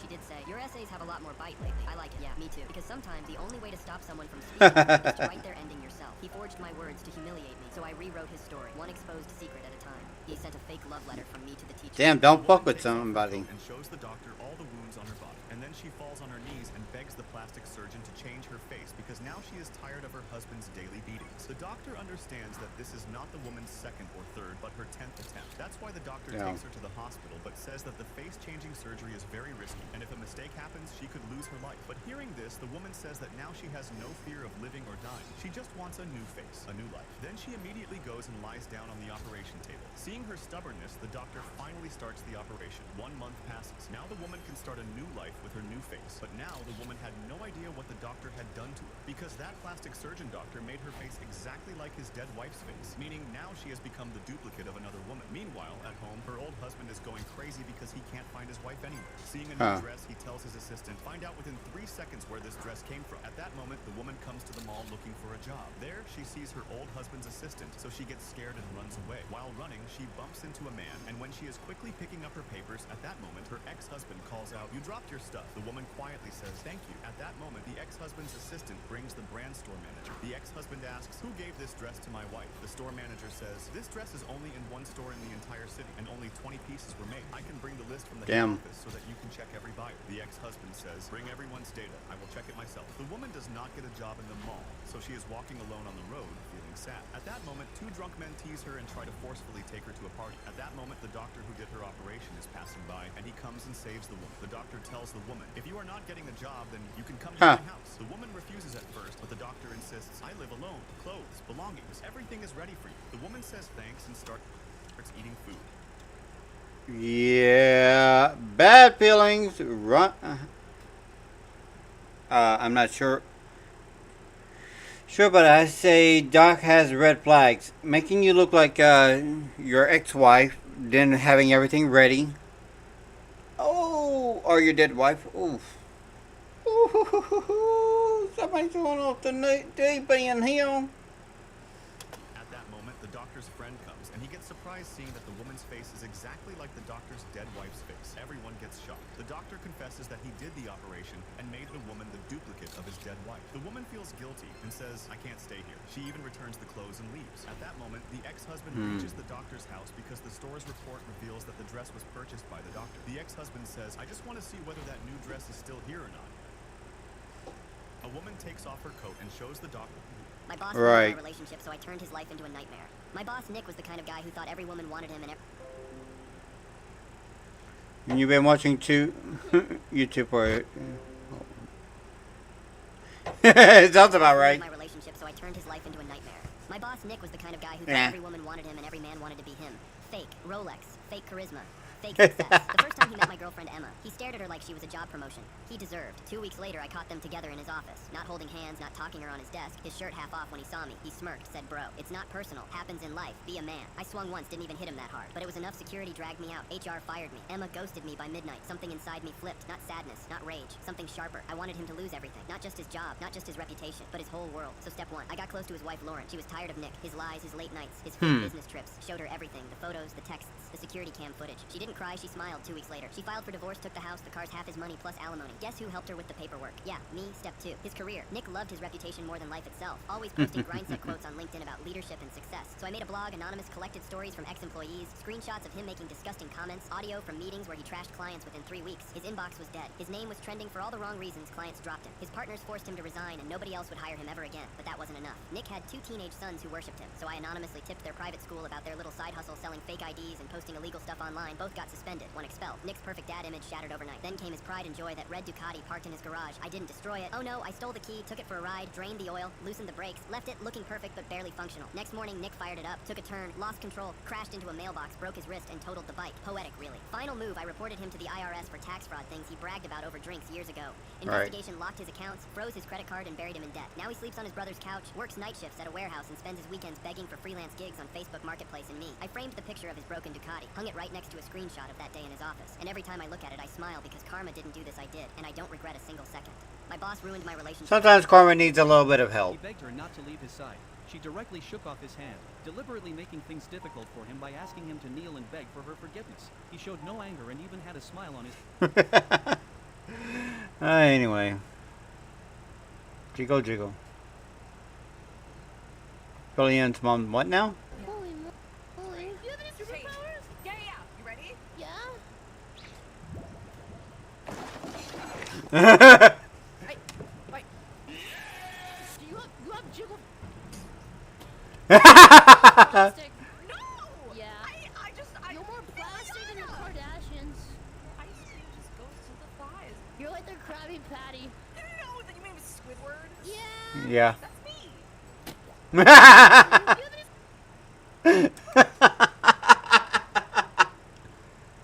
Alright. Found a hidden Wii game at a yard sale. Mario Galaxy, huh? Nice. Gold coins. Oh, wow. Actual gold. This anime doesn't exist. Huh, interesting.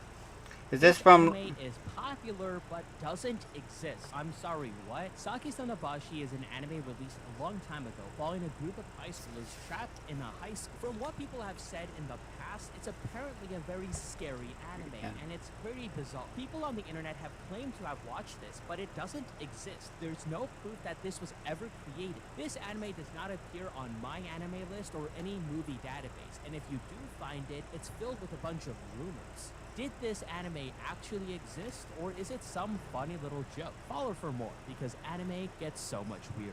This anime is... Old school. It was probably something that was going to be in the works, but never happened. Pokemon cards.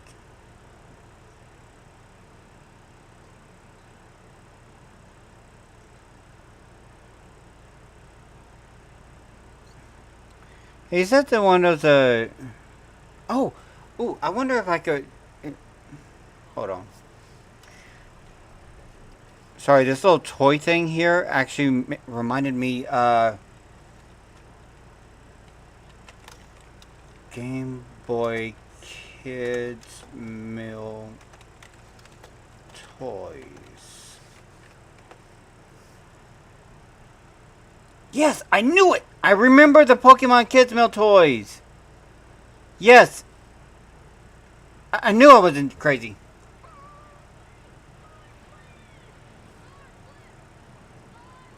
Gold and Silver Mini Game Boys.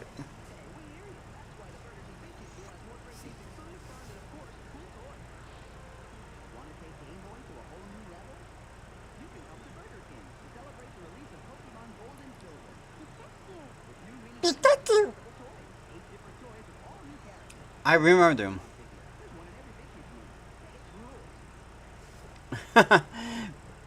Yeah, I remember those. Weirdly enough, I do. See, that triggered this. Wow.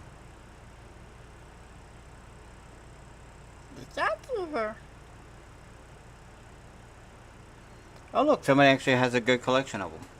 You don't have the Golden Pikachu. Game Boy toys, these were released in 2000 as a cross promo with Nintendo. They are all these really tiny Game Boy colors that feature different Pokemon, and in the back, each Game Boy has this little commemorative card and a little Game Boy cartridge. With each Game Boy having a different function, some were spinners, some pachinko ball games, some that had moving actions, and one that had magic motion, and there were also some that talked, lit up, were water toys, and some that even had hover discs. And a funny feature is that some of these don't actually work until you put the Game Boy cartridge in. And then I have to mention the people that have Right. gone above and beyond and modded these to be a playable Game Boy. Oh! Please let me find one of those little modded ones. Those things are awesome. 100 different Pokemon cartridges. So Hey, that's someone an had a. addition I have to put on the shelf for a while. Did you ever have these? Let me know in the comments. Make sure to follow for more. Yes, I remember seeing. I think my cousin Aaron had them. We were way too poor to actually go and get kids' meals. Awesome! I got both of them in. Missy, I need to speak with your manager. I have a business proposal. It touches on the burgeoning field of informatics and could revolutionize. Nigel! So you're gonna input my whole inventory free of charge? Yes. There's a lot of comics here. How long is this gonna take? This is quite the undertaking. Would you like to help? Missy, working late tonight. Can't believe this is how I'm spending my night. I know, alone in a comic book store. Dream come true. So, what do we gotta do? We just need to take every comic book and input the title and issue number into the computer. Got it? New Mutants number 87? Why would New Mutants be next to New Teen Titans? Because they both start with new? One's Marvel and the other's DC. Would you put Aquaman and Submariner next to each other? They could talk about fish. I have to fix this. There's no reason we can't do both. We could use some help. It's a dream come true. And we get to organize it. We don't have to. Don't listen to her. She doesn't appreciate the dream. Don't listen to her. She doesn't appreciate the dream. Ordered this for him, and she says that he's been wanting this for about a year. He watches all of the videos, and she says this is going to be a great surprise for him. Thank you so much, Charlie, for being a viewer on the channel. Let's go ahead and get this. I need to replace my screen on mine. Actually, I'll probably just end up redoing everything and putting a LED. Yeah, what? I was wondering if I could use your phone. In my house? Yes, sir. I need to call my mom. I'm locked out of the house because these guys in gym class took my keys and my phone. I don't need to hear the whole story, okay? Oh, hey Mom, I lost my keys for the house and my wallet and my phone, and I'm at the guy's next door. Sir, what's your name? Vincent the old guy. Vincent, the old guy. The mean one. What's your name? It's Oliver, sir. They let you wear those shorts to school? It's a long story, sir. I'm sure it is. Yeah? Hi, this is Maggie, Oliver's mom. Your kid's here. That he stays there. Sir, is that... How much you paying? What? I'm not a flint. I don't know, $10 an hour? 12. You hungry or something? Hello, sir. Vincent? Yep. Thank you for watching him. I don't need to hear the whole story. Okay. Got 220s. I don't have change, of course. You know, he offered to watch you after school. I guess he's too old to be dangerous. Not too old to be too dangerous, if you know what I mean. The most insane coincidence you've ever seen. I was taking the train home from work during rush hour, and it was Hi. I stood for half an hour being pushed How you doing, Pedals? Yeah? Yeah? You wanted attention? Nope. that there was a maintenance delay. Everyone was upset as we were now stuck on the train, but one guy in particular looked like he was about to lose it. I heard an old lady near him ask what was wrong, and he explained that his wife was supposed to go into labor any minute and wasn't responding to his texts. He promised her he would be there, but he had one more stop and couldn't get off the train. Then the old lady told him, Right. "Don't worry, I got this." And without missing a beat, she got up on one of the seats and announced to the whole train that the man's wife was having a baby and he needed to get off. Everyone stared, but after a second, they miraculously started to clear a path for him. A few young men pulled the emergency stop lever to open the doors and ran with him to the next stop as everyone on the train cheered him on. Fast forward a few days, and I'm sitting on the couch with my girlfriend. She tells me how cute this baby is on Instagram. I look and see a picture of the same guy from the train crying, holding his newborn baby. What's the most insane coincidence you've ever seen? Damn. So apparently you can reserve space at Disneyland Paris if you want to get married there. As you can imagine, this happens often. So when employees learned that there was a scheduled wedding in front of the Sleeping Beauty castle this past Saturday, Wedding of a nothing 9-year-old stopped. child bride That is stopped until by they saw the employees at Disneyland What was wrong Paris. with the bride, you ask? She was 9, getting ready to marry a 22-year-old man. Employees immediately Not actual called though. police. So police show up and start questioning everyone there. And by everyone, I mean the bride, the would-be groom, the mother of the 9-year-old girl, and 100 guests that had shown up. This would-be groom tells police it was just a skit for social media, it wasn't real, it was fake, it was just something they were gonna do and then post as rage bait. It says, in fact, the attending guests were just paid actors and the mother of this child is totally on board with the idea. But then police learned something interesting. This groom had spent $150,000 to reserve the spot at Disney. Not only that, but the wedding was supposed to take place outside of business hours so the public wouldn't witness it. Thankfully, police called BS and arrested the 22-year-old man, the little girl's 41-year-old mother, and 2 other women aged 24 and 55 who were involved in the planning. Something tells me this was absolutely not a skit, and saying it was a skit was part of the cover-up if they got caught. I don't know. What do you guys think? So apparently... Sounds about right.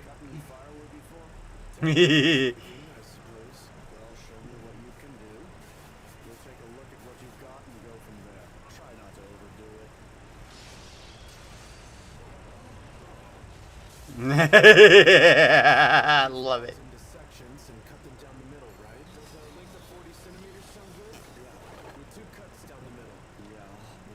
Yeah. Yeah.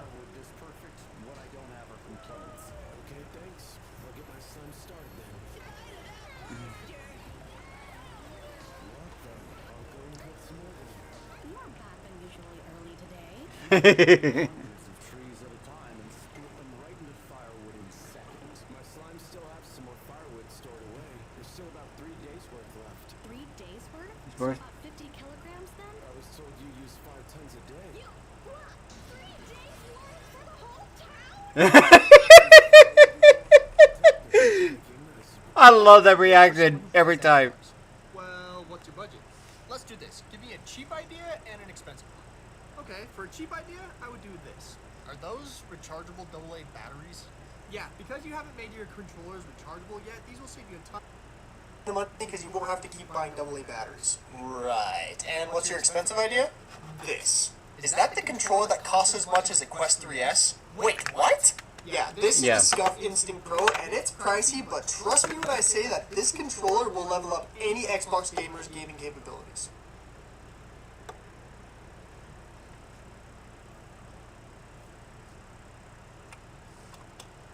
Give me a second. Need to swap over to... Garrett, same question, but for PlayStation gamers now. For PlayStation gamers, I can also highly recommend a Scuff gaming controller. Okay, and Garrett, same question, but for PlayStation gamers now. For PlayStation gamers, I can also highly recommend a Scuff gaming controller. Okay, and what's the cheaper gift idea? Because PlayStation controllers are rechargeable, I've really enjoyed having a PlayStation charging dock, and those are pretty cheap. I too wish to inquire about good gift ideas. If you're a Switch gamer that you're trying to get a gift for was at all a fan of GameCube, you have got to get them one of these. That looks just like a GameCube controller. It basically is, except it's wireless and it works with all modern. You have got to get them one of these. That looks just like a GameCube controller. It basically I'm hearing audio glitches in my Bluetooth. All modern. No Switch games. A touch of nostalgia mixed with modern capabilities. I like it. Hey, now, don't leave me out of this. What are some gift ideas for PC gamers? I feel like most PC gamers usually have their eyes on some component or upgrade for their system, so you can always start by asking them about that. True that, there's always good deals around this time of year. But if you want something safe and easy to find, I highly recommend getting your PC gamer a new mouse pad because these things can get pretty nasty. You didn't happen to make a nice organized list somewhere with all these ideas, did you? Yes, so in my bio, I've recreated all of these lists with links to each of the products that I mentioned, organized by the console type, and I also added a couple of additional products that... Yeah, rechargeable batteries. Always good.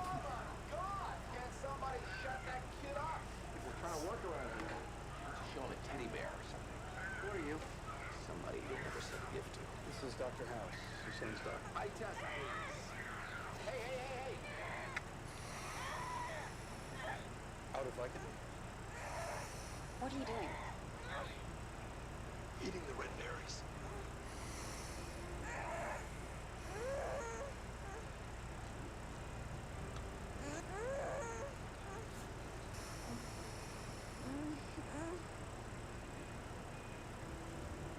He trusted you. No, that wasn't trust. That was self-preservation. No, that was huge. It's like a conversation. A monk? Alright, give me a second. Need to go ahead and let these charge a little bit longer, apparently. Not connecting so well. Oh,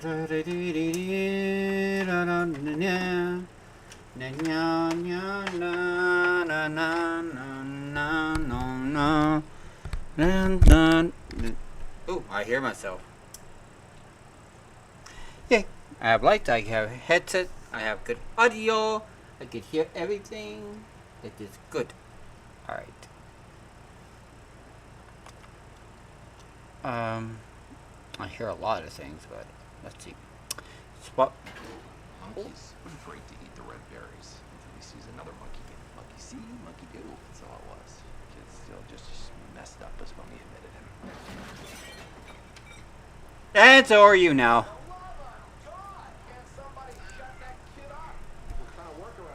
I told my 5-year-old daughter that my tattoos are permanent stickers. Yesterday she discovered the truth and demanded justice in the most hilarious way. When Lily was 3, she pointed to the half sleeve of flowers and birds on my arm and asked what they were. Without thinking, I said they're permanent stickers that grown-ups can get. This innocent explanation snowballed into a 2-year mythology about forever stickers that only adults were allowed to have. Grover Lily asked why she couldn't have permanent stickers too. I'd tell her, the sticker lady only gives them to people over 18. For 2 years she accepted this with the resigned frustration of a child used to hearing when you were older. Yesterday everything changed at my cousin's backyard barbecue. Lily was playing with my cousin's son and she noticed a small butterfly tattoo on his arm. She immediately ran over, eyes wide with betrayal. Daddy, Tyler has a permanent sticker and he's only S7. The adults around us tried not to laugh as I fumbled for an explanation. Before I could speak, my brother-in-law, who has no children and zero filter, said, "Those aren't stickers, kiddo. They're tattoos. They put ink under your skin with needles."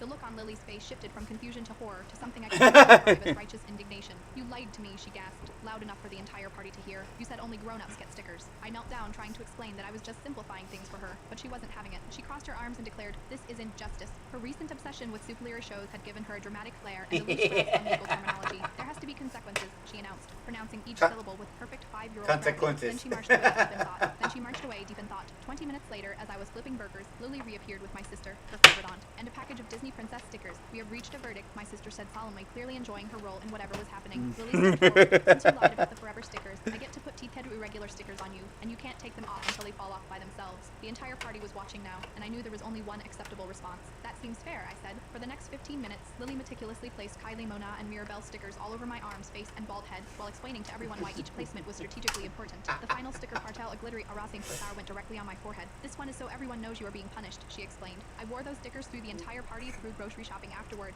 and to work the next day. My construction crew found it hilarious, especially when I explained I couldn't remove them due to legal obligations to my daughter. The forehead ours finally fell off during a site meeting with clients. One sticker on my neck lasted 4 days. This morning, Lily examined the few remaining stickers and nodded with satisfaction. "Justice has been served," she announced. Then, after a thoughtful pause, "When I am 18, I am getting 100 permanent stickers, and you can't stop me. Sometimes parenting shortcuts come back to bite you, turn or stick to you, as the case may be. But watching my daughter execute perfect preschool justice might be worth every glittery consequence. And in 13 years, I'll probably be the one driving her to get her first tattoo. Though I'm guessing it won't be Arincia."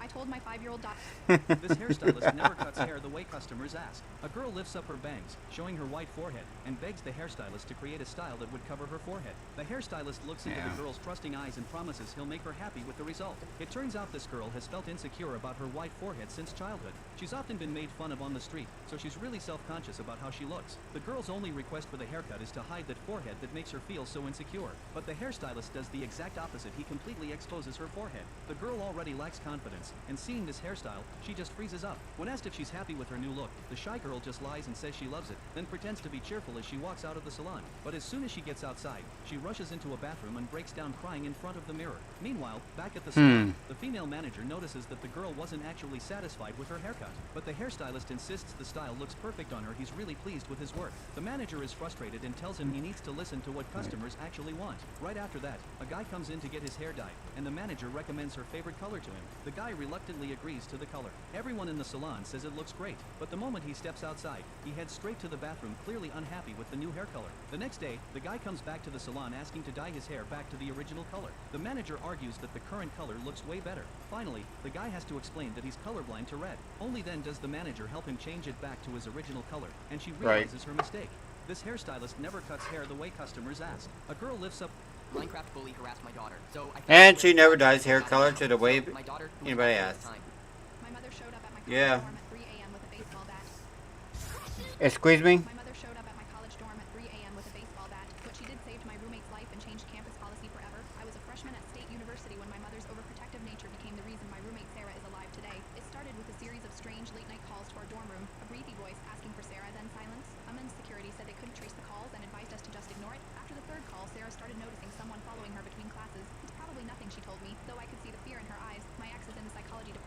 wasn't violent, just intense. We reported it to campus police. They took a statement but explained they couldn't do anything without direct threats or actions. Meanwhile, the calls increased, sometimes 5 times a night. Sarah started sleeping with a desk chair propped against her door. Then came the letter slipped under our door. I'll be watching when you sleep tonight. I called my mother in tears. She lived 3 hours away and was working double shifts as a nurse to help pay my tuition. I'll call campus security for you, she promised. Tree to get some sleep at 3:17 a.m. I woke to pounding on our door. Right. Through the people, I saw my 5'2" Filipino mother in her hospital scrubs, holding my brother's baseball bat. Open this door right now, she demanded, Mom. I drove. Now tell me what's happening, as I explained. Her face hardened. Without a word, she marched downstairs to the campus police office, bat in hand, still wearing scrubs splattered with blood from her ER shift. I followed, terrified she'd get arrested. From the office window, I watched as she placed both hands on the desk and leaned toward the officer. My daughter and her roommate reported a stalker 3 times. She said, her accent thickening with anger. You did nothing. Now there are death threats. So tonight I am staying in the room with this bat, and if anyone tries to harm these girls, there will be consequences. The officer began explaining policy limitations, but my mother cut him off. I am a nurse. I just worked a 12-hour trauma shift where I watched a 19-year-old girl die because her ex-boyfriend decided she couldn't leave him. I will not let that happen to my daughter or her friend. Damn.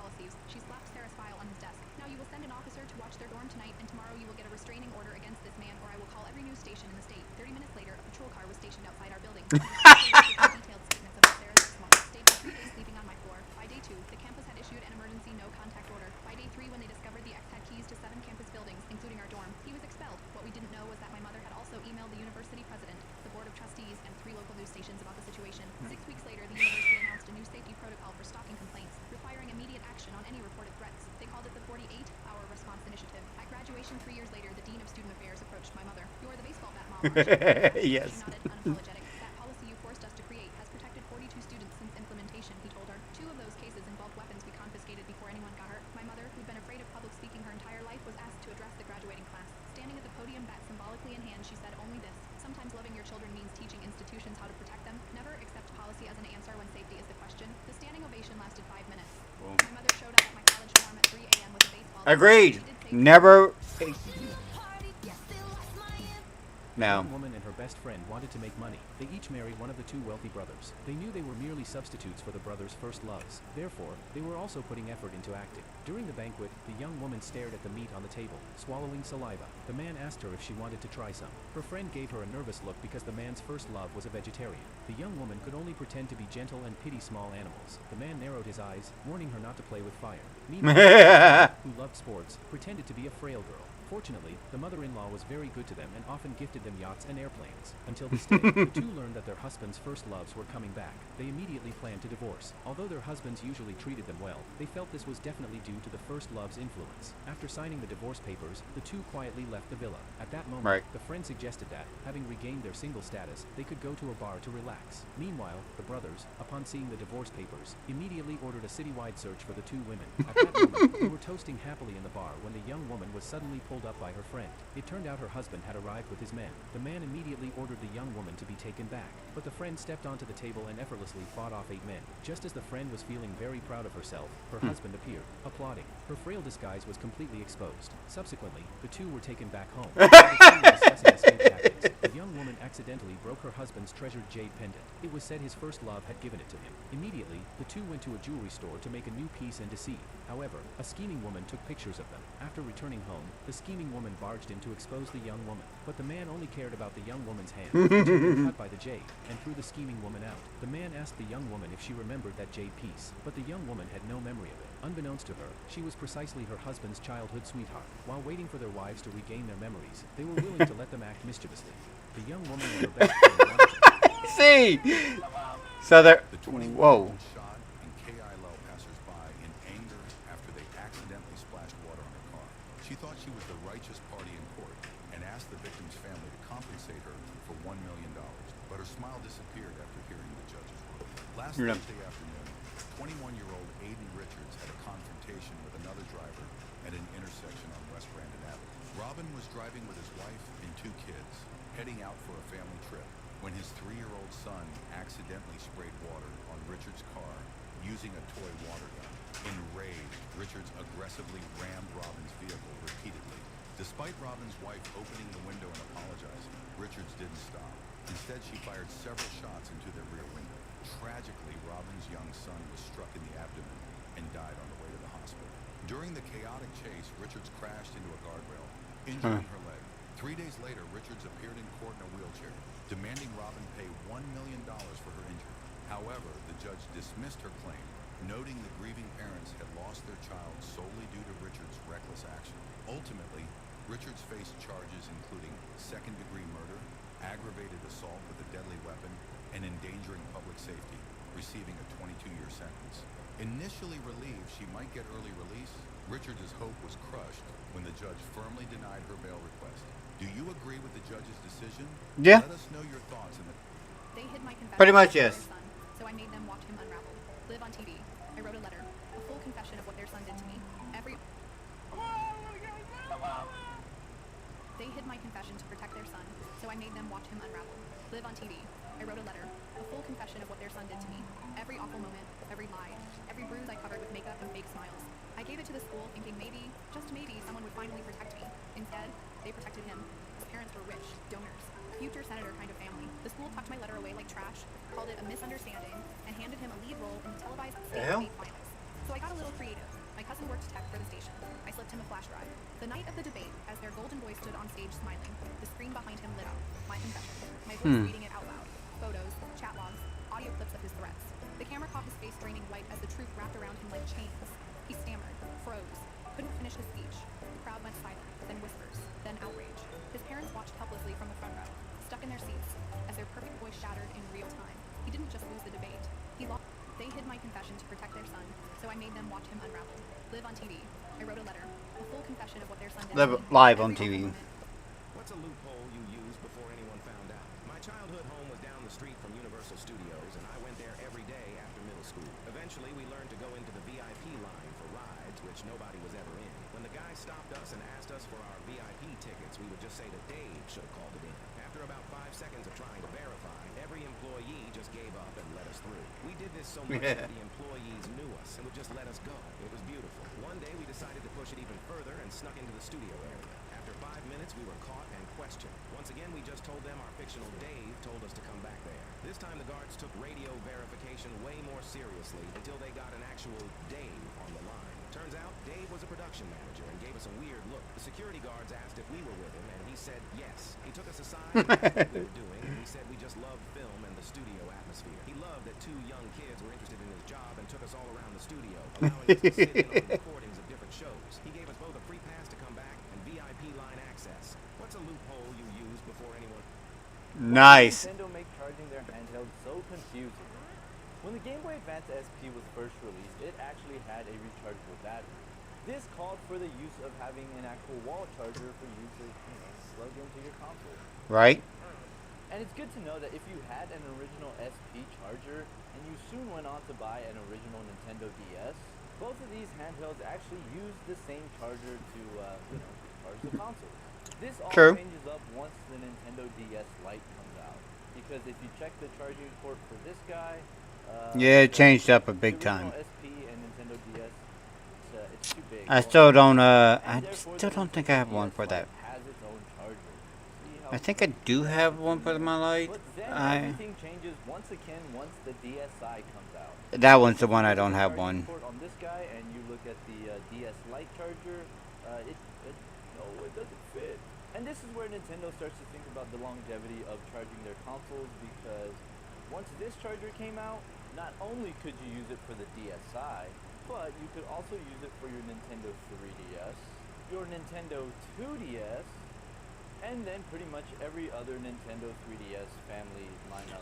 Oh, and also the Wii U charging. It's just interesting to see how much Nintendo changes when it comes to like backwards compatibility for. And now it's just all Type C. Which Nintendo DS charger is your favorite? Let me know in the comments down below. Why did Nintendo... The third one... The girl found out that her family was...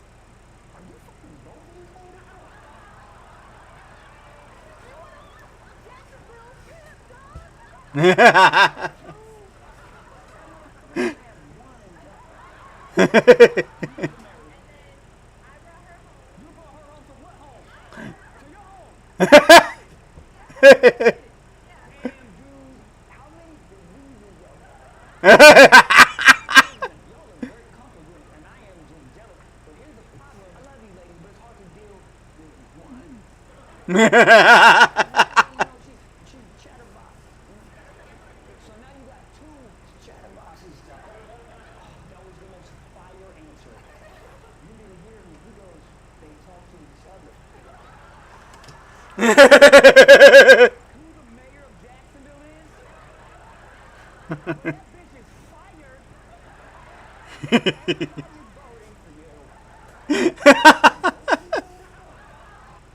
just found one of my ball pythons sitting on some eggs. It looks like she kicked one of the eggs out of the clutch, so it's rapidly cooling, and I need to get it inside of the incubator along with the others as fast as I can. It looks like there's a total of 7 eggs, but one of those eggs does not look good. It's rather small and it's kind of squishy and wet. I'll get a closer look at it and then decide if we should remove it or not. But before we do that, I'm going to mark the tops of Lawyers, has the opposing How do you have a voice and a face like that?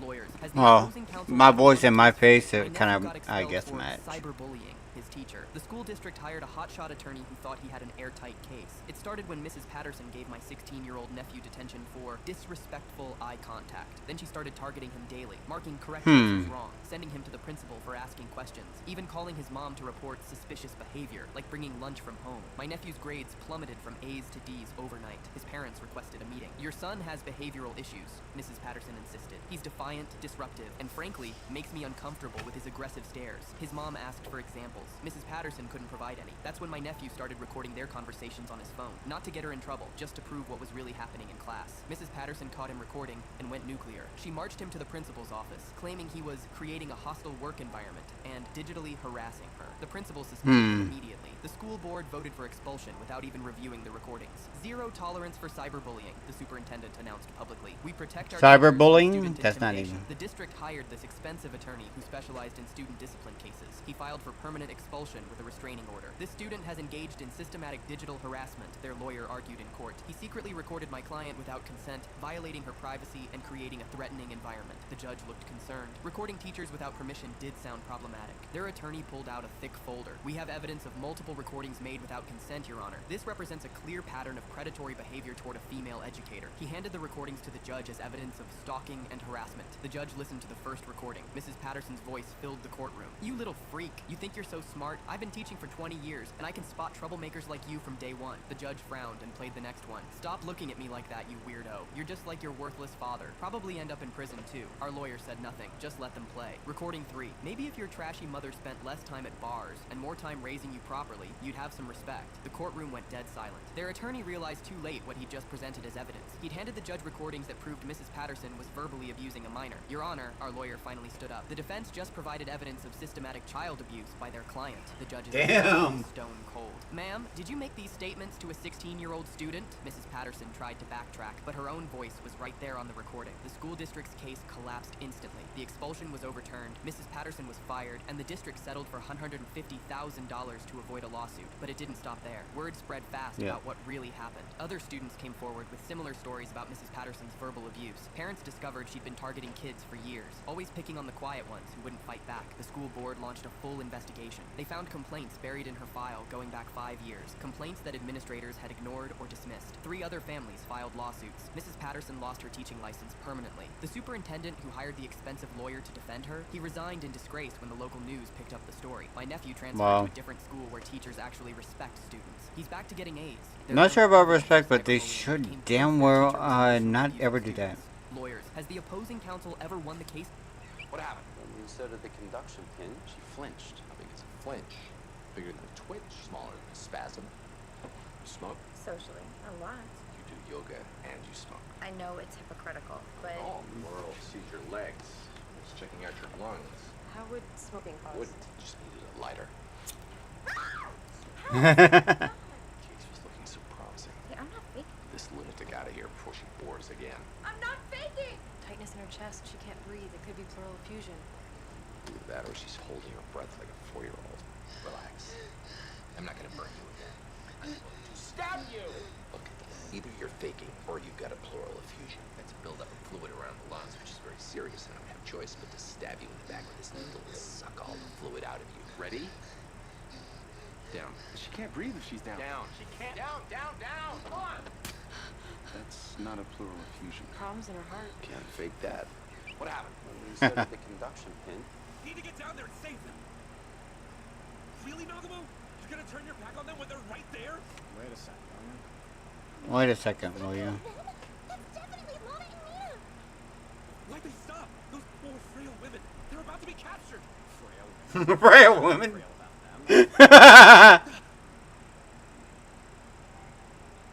It's not to braille about them. What did you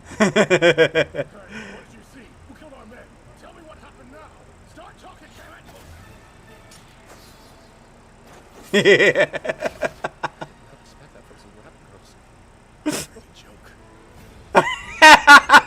Joke. Did not expect that from some rabbit girls. Real women.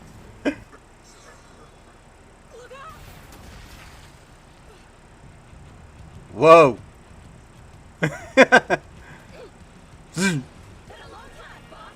been a long time, boss. How did you know he was gonna... Whoa, Nagumo, are you gifted with psychic powers too? If someone tries to use magic, I'll see it no matter what. Oh, that's not just part of your costume? And here I thought you were just trying to look cool. I thought it was a otaku cosplay thing. What are you doing here? We know you have 2 eyes. Exactly, me too. You think the gun is cosplay too?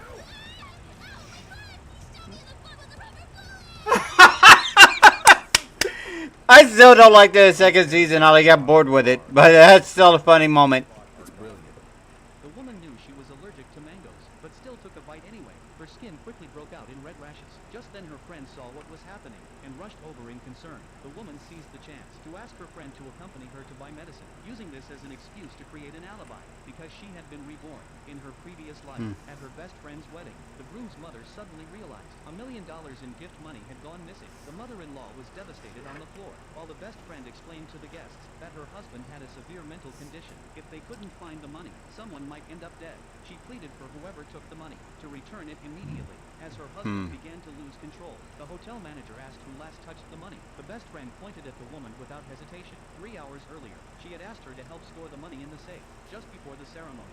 Wanting to help, the woman agreed. But later, when the groom's mother went to check, the money had vanished, and the woman became the prime suspect. Surveillance footage showed she was the last person near the money. Her best friend claimed she must have stolen it. Even her boyfriend didn't believe her, calling her vicious. Amidst all the accusations, the unstable groom snapped and stabbed the woman with a fruit knife.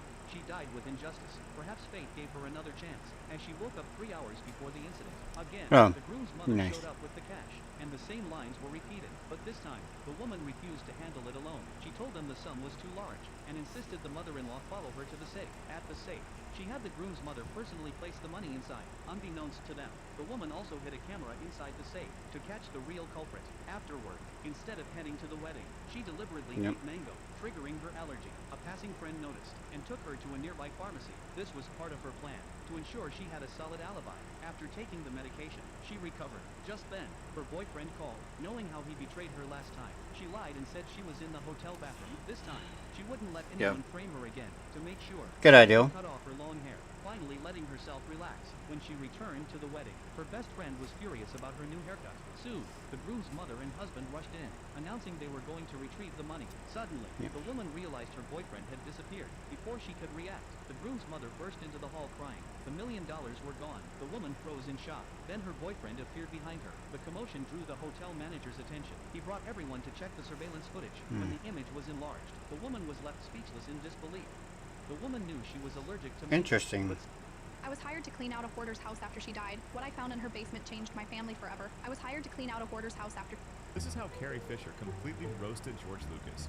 George Lucas ruined my life. 57 years ago, I did his little Star Wars film, providing Mark and Harrison and myself with enough fan mail and even a small, merry band of stalkers. The fact that you made me into a little doll that my first husband could stick pins into, a shampoo bottle where people could twist my head off and pour liquid out of my neck. Many possessions, you have owned my likeness. Every time I look in the mirror, I have to send you a check for a couple of bucks. You have the unmitigated gall to let that chick, the new girl who plays my mother, Queen Amadillo, or whatever her name is, she wears a new hairstyle and outfit practically every time she walks through a door. I mean, I bet she even got to wear a bra. I hope I slept with you to get the job, because if not, who the hell was that guy? Megatron's head is such an iconic trait of him, but it's actually a mistake. Oh, really? The bucket head we see today is supposed to be his gun mode's kibble. Designers misunderstood that as his helmet, where in reality, this is his actual head. The bucket head carries on in future iterations, and is now the most iconic look for Megatron. Megatron's head is such an iconic trait of him, but it's actually a mistake. Really? You see, the bucket That's head funny. we see today is supposed to be his gun mode's kibble. Designers misunderstood that as his helmet, where in reality, this is his actual head. A group of laborers unexpectedly It's funny, unearthed the though. coffin. What shocked them most was that the nails seemed to have been hammered from the inside. Alarmed, they immediately called in their superior. After some inspection and theorizing with the professor, they concluded that the person inside must have buried himself. A bodyguard was ordered to open the coffin, but when the lid was lifted, everyone was stunned to find the corpse completely intact. The professor quickly brought out instruments to collect a tissue sample, but as soon as the needle touched the corpse's skin, it snapped in half. The superior guessed the body belonged to a cultivator on whose flesh had resisted decay and become invulnerable to weapons. Just as he finished speaking, the corpse's eyes suddenly opened, and it levitated into the air, grumbling, "Why am I being dug up again?" Fearing for the superior's safety, the bodyguard pulled out his gun, but before he could shoot, the man froze him in place with a flick of his finger. When asked who he was, the man revealed that he was a solitary cultivator who had stumbled upon a celestial scripture and practiced for 10,000 years. However, the heavens ignored him, and without a heavenly tribulation, he could not ascend. According to the scripture, he needed to find a fated celestial woman to undergo dual cultivation with in order to trigger his tribulation and ascend. But such a woman was rare, appearing only once in 1,000 years. Over the ages, he had taken many Role 7 ruling as the first emperor, and uniting nations only to bury himself again and again, hoping to find her. Now, awake once more, he asked for a way to quickly understand the modern world. After thinking it over, the superior arranged for him to study at Kyoto University, which was 300 li away. But before he could finish speaking, the cultivator had already flown off. At that very moment, a girl at Kyoto University was being harassed by a rich playboy, when suddenly, the cultivator landed right between them, now dressed like a modern man. He was about to ask where to find the principal, when he noticed a lotus-shaped birthmark on the girl's forehead. Shocked, he turned around, pulled out his ancient scripture, and found her image identical to the fated celestial woman in the text. After searching for her across millennia, she was finally standing before him. Overcome with excitement, he grabbed her hand, ready to ascend with her at once, only to be blocked by the furious playboy. Seeing another man with the girl enraged him, and he threatened the cultivator to back off and face the consequences. The Oh, this is fun. 3 flying wooden sticks, scaring the playboy and his crew out of their wits as they bolted in terror. A group of laborers unexpectedly unearthed the That's hilarious. These little shorts are kind of ridiculous sometimes. I just enjoy them so much. They're like brain rot for me. She was never meant to be found by the otaku.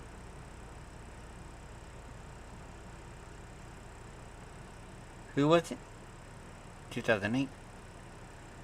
Yeah. No. Weird Al? Oh, wow. Pokemon, Gotta Catch 'Em All Cyclone 2. Is that one of those, remember? Man, they never actually did all the Pokemon for that, little deal. What was it called?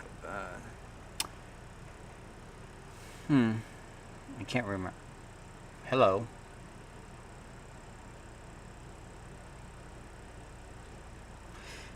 Whew. Yeah, that's going to take a while. You're going to be there for about an hour. And Coinstar can only handle so much weight in the bucket area, so you're going to take it out, like a couple handfuls at a time, shifting it around, picking up all the extra pennies that didn't go through. Double check any of them if they're actually copper or whatever,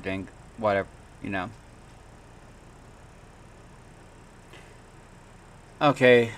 Why? Why is it coming back? Are we talking about the Ruby anime, or are we talking about Ruby?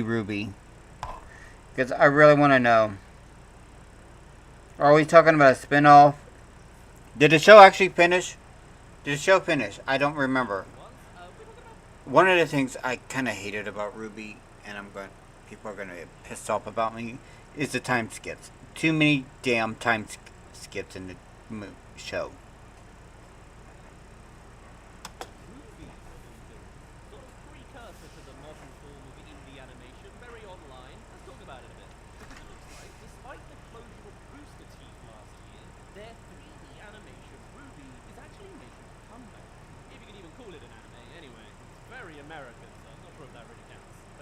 Well, maybe not anime.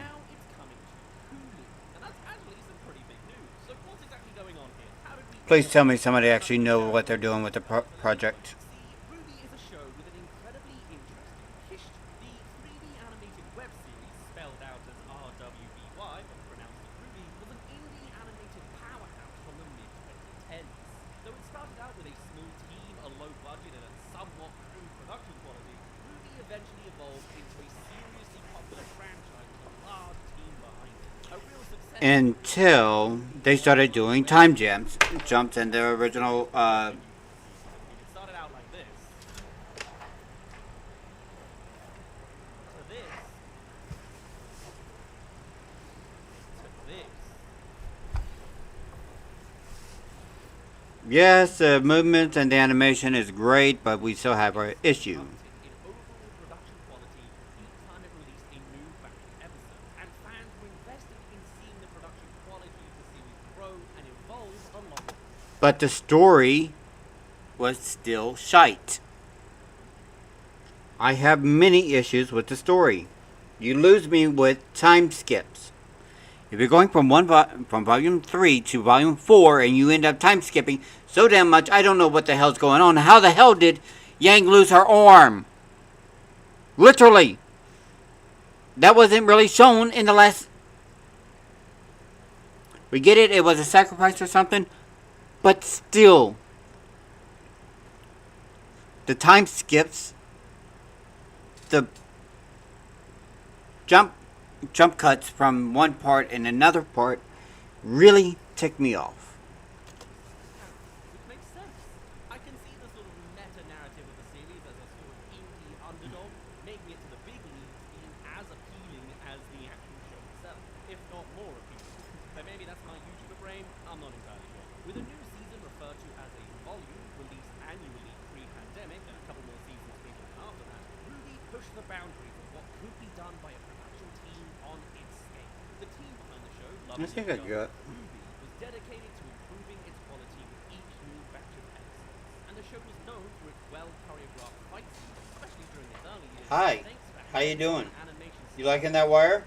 You want to get shocked? Go ahead, eat it. Everyone on the team has to be doing a lot of heavy lifting. Now, RWBY started out as the brainchild of Monty Owen, an animator hired at Rooster Teeth to create flashy, 3D CGI fights for the company's then flagship machinima show, Red vs. Blue. That's my particular childhood. I'm only recently getting into it. Now, Rooster Teeth alone is its own can of worms, and so much history and childhood there, but skimming a little bit, the company... A big can of worms. Shut down in May 2024. But actually, RWBY's story is a lot more complex than that. Because you see, RWBY's first 3 seasons were animated in a 3D software called Composer, with Monty taking the lead.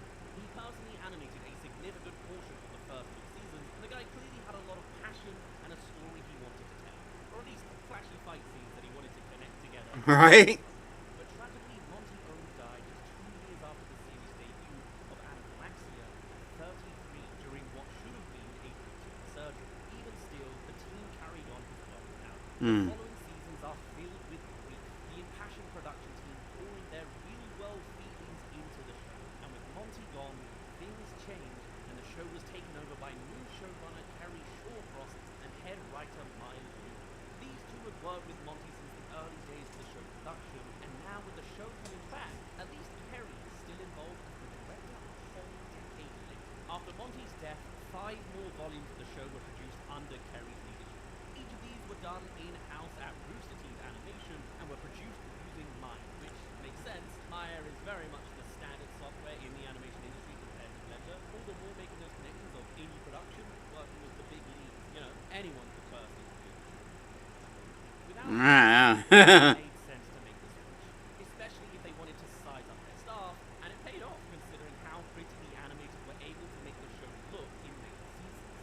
These last 5 But there were a lot of things that really didn't need to happen in the damn seasons. some budgeting concerns that popped, particularly because their parent company Rooster Teeth was at this point sold to Full Screen.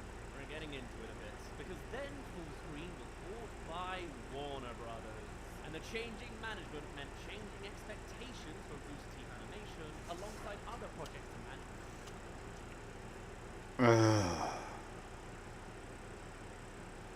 They should have stayed indie. They should have stayed as Rooster Teeth, because there was another series that Rooster Teeth was working on that was actually pretty good. It was the what was it? The one with the it was a cowboy, that didn't speak. Something like that. A futuristic cowboy that didn't speak. He was a monster or something. Scarecrow. It's been a while. I remember it. It looked like it was pretty good. Never got past the pilot episode. I think it's been forgotten about, to be quite honest. Not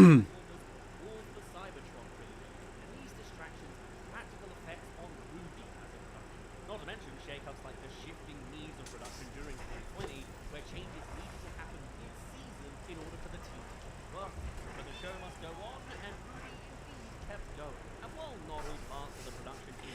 And then there's a Ruby DC comic, DC Universe, parts 1 and 2. Wrapped up their 9th season of the show, and after it got 2 3D crossover movies with DC, just told, were terribly great, the show quietly went... Yeah, they were meh. Internally, there may not have been enough money going... Those Justice League Ruby crossover movies were mid. They were mid at best. Quite honestly, I really didn't see Batsy being... their personalities weren't shown right. Ew. It's gross. Nauseating even. Bruce, even as a teenager, would have never been that whining. He's cold, calculating, etc.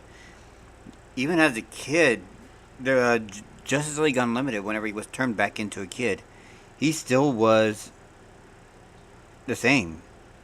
After his parents died, he basically held on to the trauma throughout his entire life. How they actually thought that changing Bruce would be that great.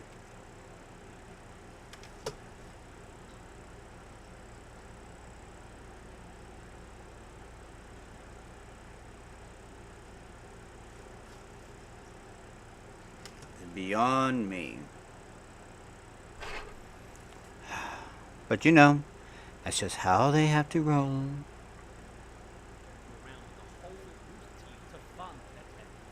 And then things seemingly got worse for Ruby's future when Warner Brothers pulled the plug on the entirety of Rooster Teeth. For a while, it seemed like Ruby was going down with the ship. That is, until Ruby was sold to its current owner, Viz Media.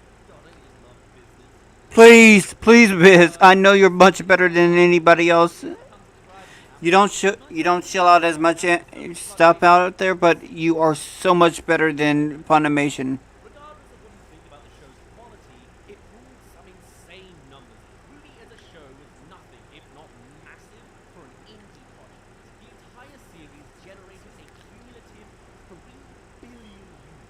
And Warner Brothers, who acquired the show when they purchased Rooster Teeth's parent company, claimed the show generated roughly 7 million views per episode, which is nothing to scoff at.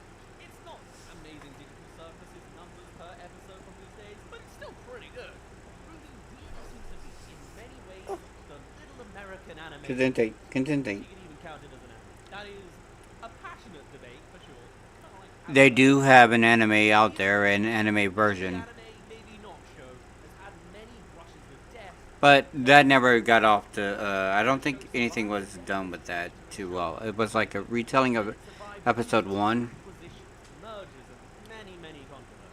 survived major production shifts in 2020, and it even survived the shuttering of Rooster Teeth by Warner Brothers in 2024. When the company went down, rumors of multiple interesting... I think the relationships were Warner Brother.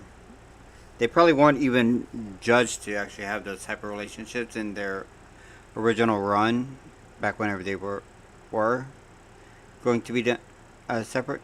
But I think that was going to be something that a few relationships changing, the Yang and what was her Yang and Blake relationship.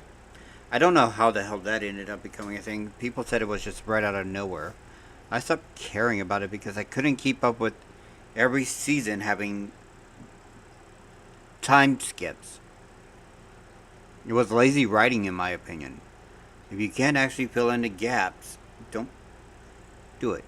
Now, if you want to release the volumes 4.5, which would actually, or 3.5, and 4.5, 6.5, 7.5, 8.5, all the way up to 9.5 or 9, and then start off where that with all this time skip information that is missing. I would be much happier. I would love that. Re-release the original episodes along with the time skips, and we will be 100% a good boy, a happy boy, a boy that. Why am I getting the child snatcher's voice from Chitty Chitty Bang Bang?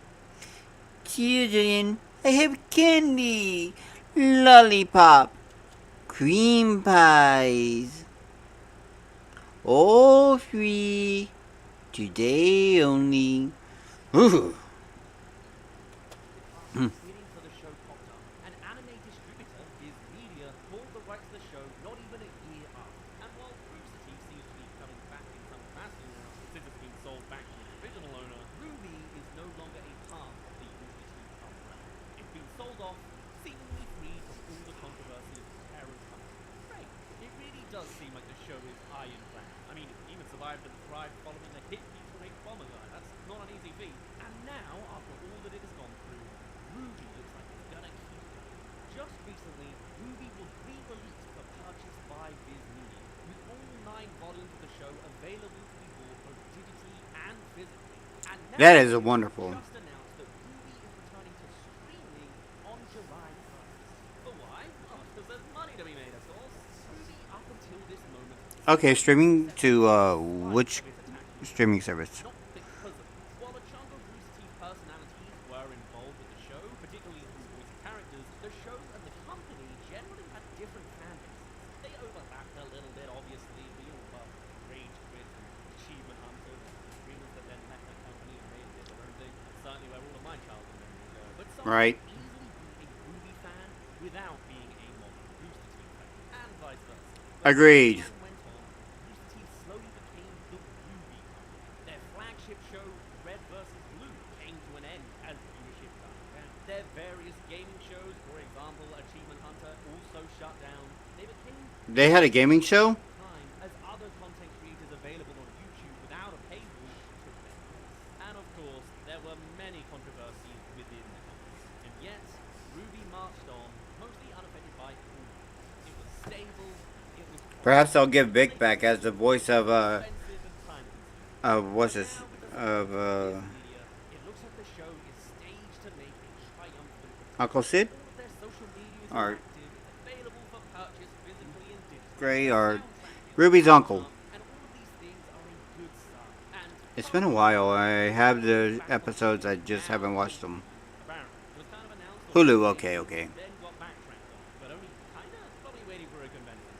But if they do go through with it, I guess it means they made the leap over from Warner Brothers to Disney, following the Animaniacs licensing. Ruby started out on Yeah. YouTube, then found a home on Netflix, then made it Let's not go to Animaniacs. Animaniacs is a variety cartoon show. It's not just the Warner Brothers and the Warner sister, the Warners in general, and Pinky and the Brain. It is a variety show. I would have loved to see Mindy and Buttons, but this time it's Mindy and Buttons Jr., where Mindy has to protect her little puppy dog Buttons, as it does the exact same thing Mindy used to do as a child. But this time she's the adult that has to go after her kiddo, her little puppo. Or Buttons second or third, because old Buttons has passed away after 20 years. He's no longer around. Dogs have like 20 to 15 years life. own streaming service and then landed on Crunchyroll, and it was delisted from each of these services a little while Or maybe after, for some reason or another. Or maybe Buttons Jr. is just a reincarnation. But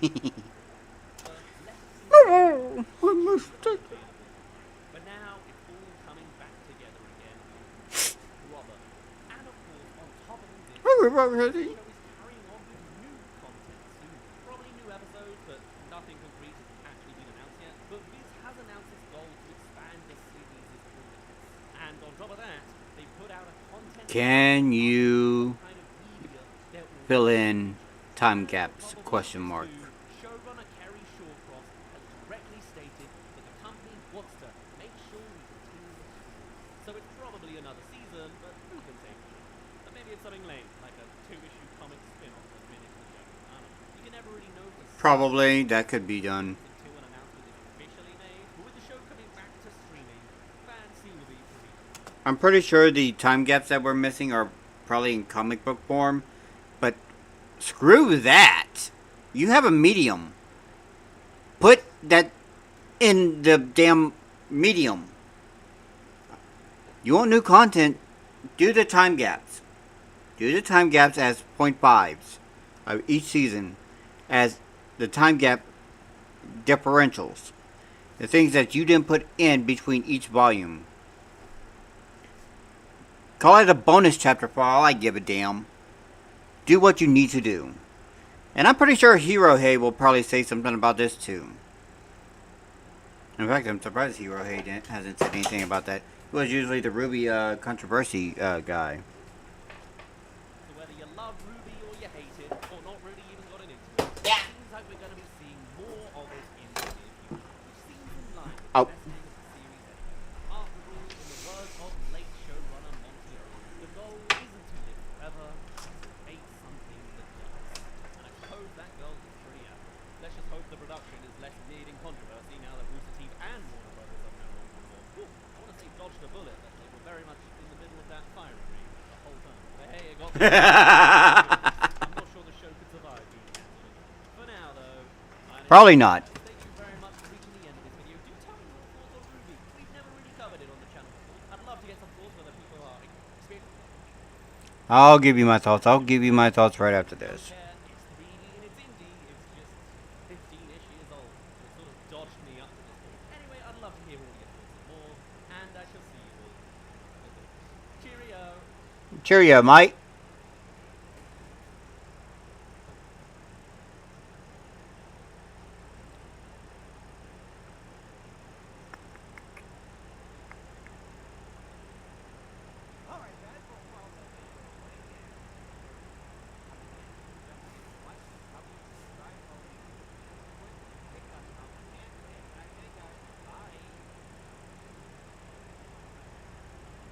Ah, there we go. I have it pre-prepared this time. I think I'll actually make it into a segment. Well, let's go ahead and just go respond to him real quick.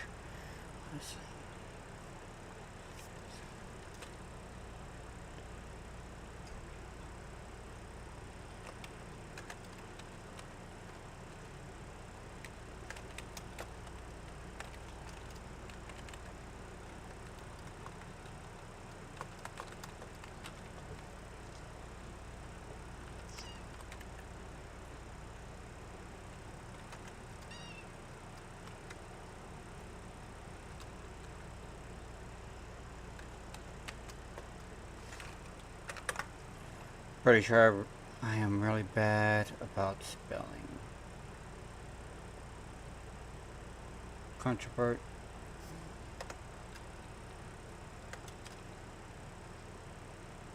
Is this one of those YES?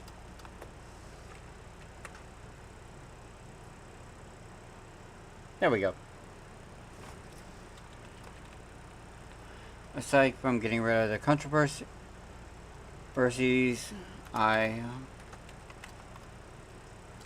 they built.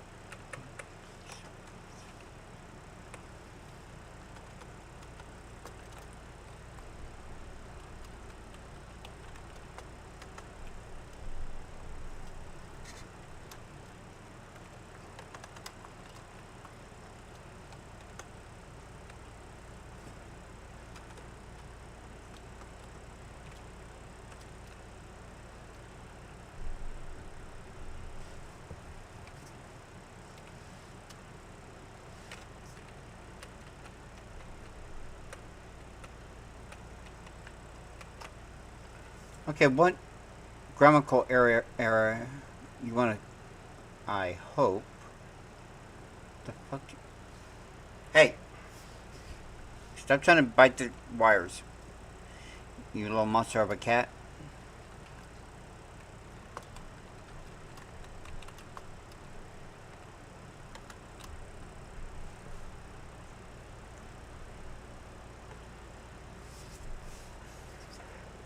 Could you go down for a second? I need to type.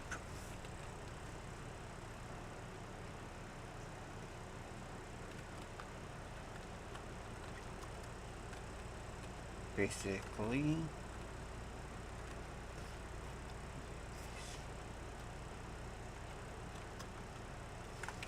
okay, the way I say words and the way things. Oh, I need a double L.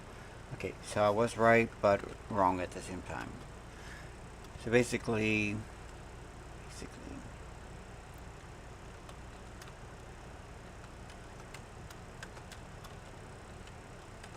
fill-ins for the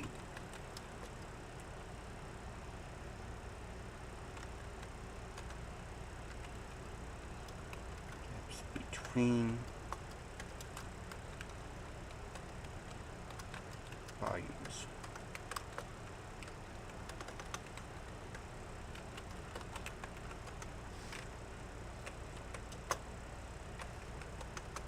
That stuff, I was going to say crap, that stuff takes you out of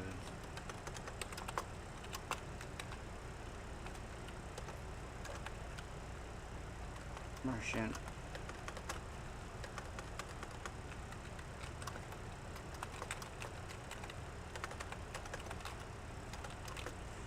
Immersion of the world. Because you have no idea what happened before to get you to that point of the story, and there are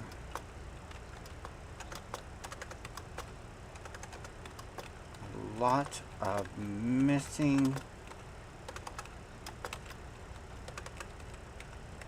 details.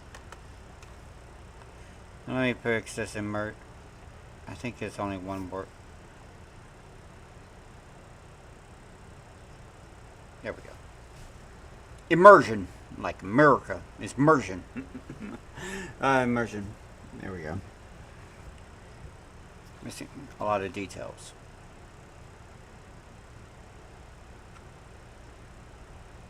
I wonder if Hero had details. A more cohesive. Alright.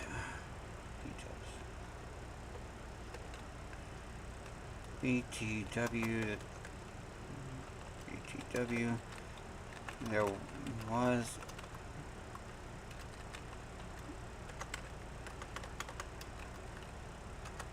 attempt to make a WY anime. Only got one season before it was pulled. It was a slight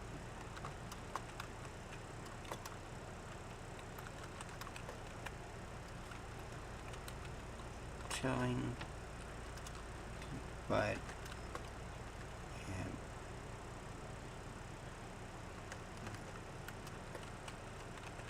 yes.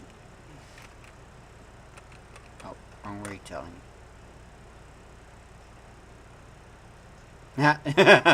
No, I'm not retail.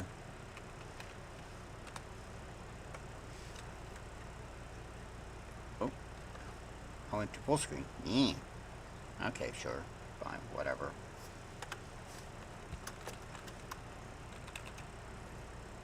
I guess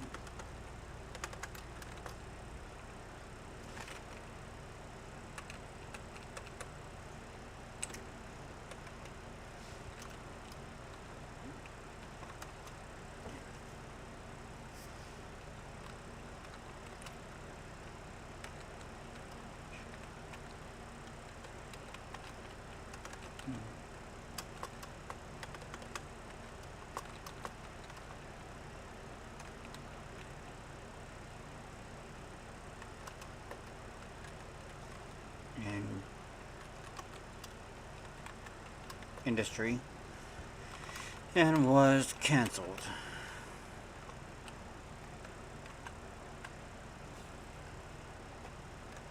Yeah, there we go. That'll work.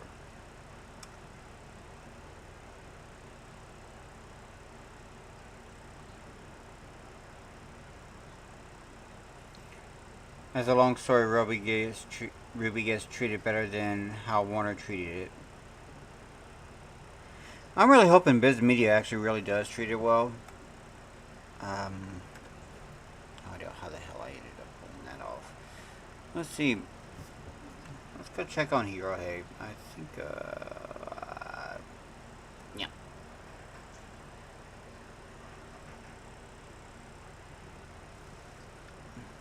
I think Hiro just stuck to Naples. He hasn't done anything in what, 3 years? 2 months. Back in exile again? Sorry, Dougie boy. Honestly, your content kind of just slips through here. There's Jobby the Homes. Koya. Is this site? Yeah, this is one of those cutesy one. Oh, I wonder how that manual. I forgot about it. In fact, I haven't been reading a lot. Excuse me. Excuse me. Excuse me, little girl. Those wires near my belly? Yeah. Those hurt whenever you claw into me. Come on. You think so? No way. I guess Miss Fangirl, well, 7 months was the last time you posted a video? No, 6 months ago, but close enough. I think her channel went down for a while. She's no longer doing this. Probably was too much to keep up with it, fighting all the claims. Emotional support animals. Yup. So, let's see. Will you knock it off? Okay, no cap. Did I get past the H's? Yeah, I went past the H's a long time ago. ABC, here we are. I just saw HI. I could have sworn I was... Did it unsubscribe me from Hirohei?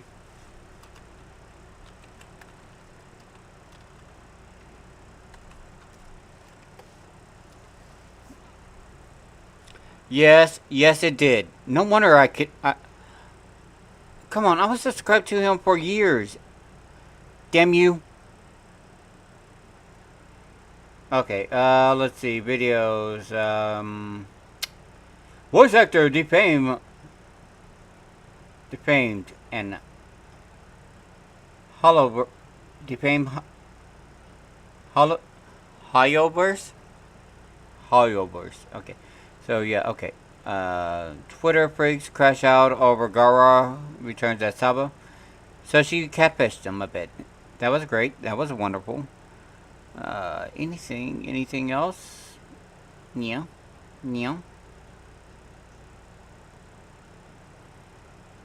I mean, I'm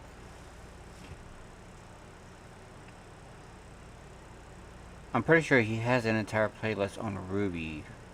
Downfall, Newses, Localizers, Genshin, Impair. Yeah. Open link in new tab for his X account. I'll probably just show. Hey.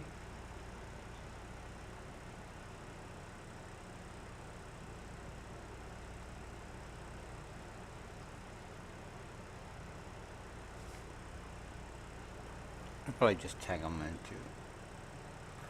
I don't think I ever followed him. No, I am still following Hirohei on Twitch. Twixer. Alright, so yeah, kind of, well. Okay, I'm going to share this. I'm going to make a copy. Just send that as a,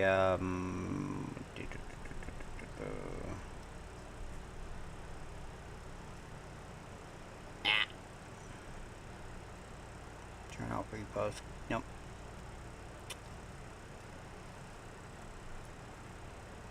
Just post was hero hey.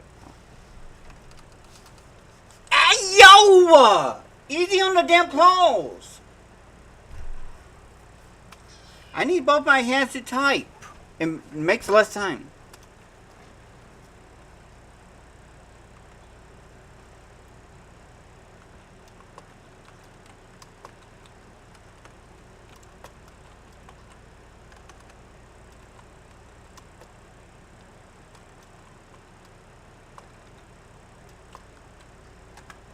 I thought this might be an old topic. Like to. No. Look into.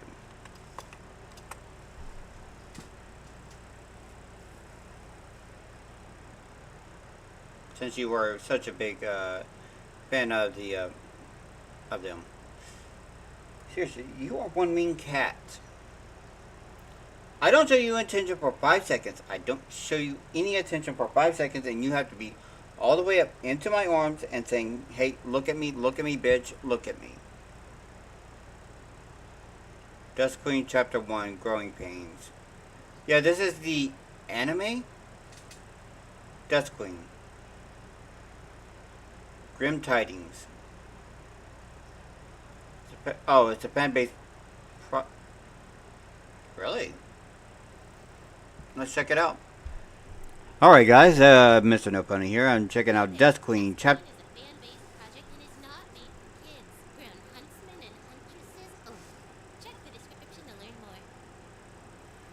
Grim Tidings. Let's see what we got here.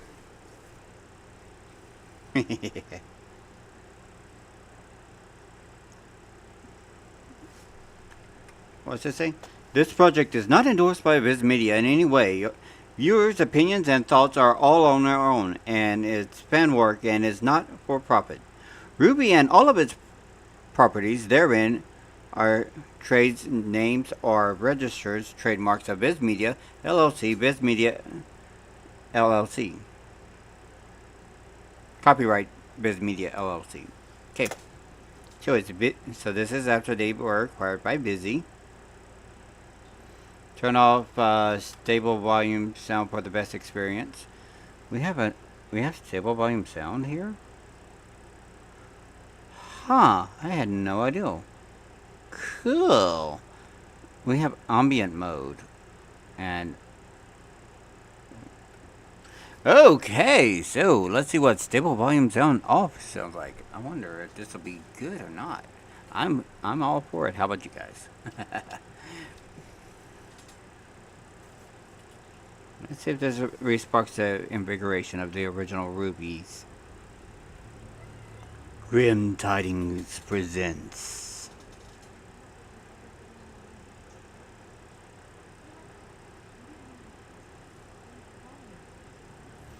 A Ruby Pen production.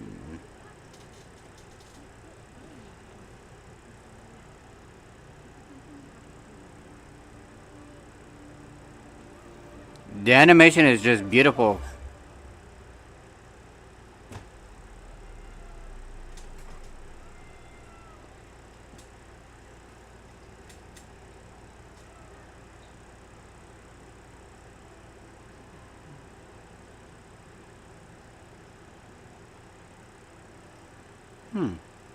A slight difference in animation style.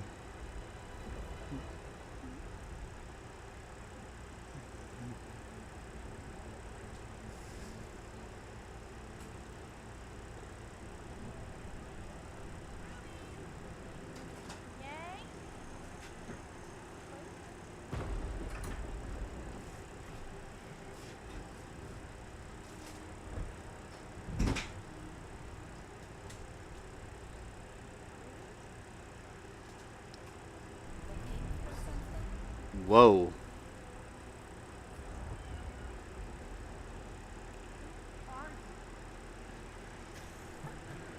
The voice acting is amazing. Why, I'm you.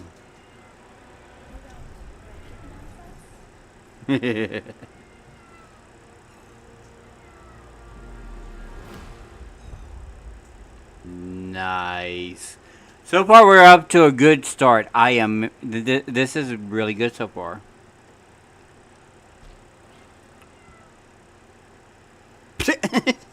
Okay, we're back in the days of the academy.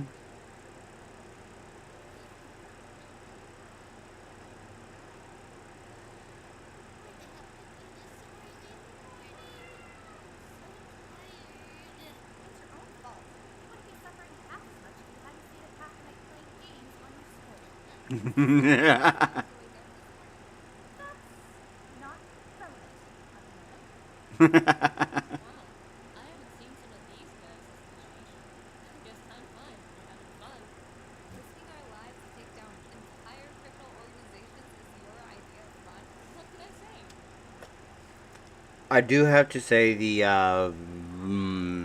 lips. The lips are a little distracting. It's anime style. Get it? I get it. It's anime style. I think this style is based off of the actual anime. Hmm. But the stylistic choice here. It's a thing. It's a thing that exists. I'm gonna have to say. It's not bad. It's just a bit jarring compared to what you're normally seeing. I don't remember the actual anime, so I have to look it up.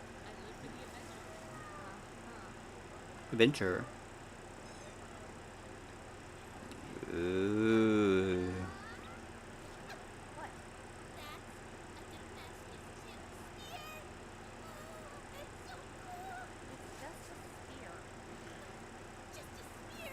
She's a weapon enthusiast.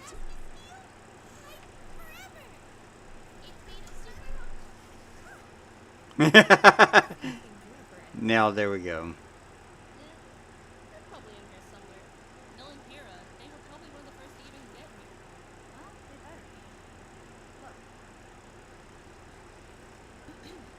May I have your attention, please? You will be tasked with taking on a mission by yourselves as a team, without the supervision of either a huntsman or a huntress. The available tasks are presented on the mission boards around the theater. Choose your missions wisely, students. This will be your first hunt without help, which means we can't guarantee your safety should something go wrong. These missions will become a part of your for this year. So please, try not to get in over your heads. I get this is a fan production, but some of the proportions are a little weird.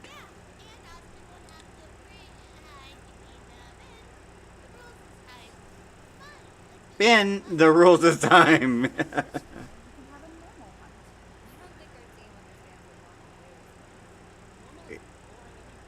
Right?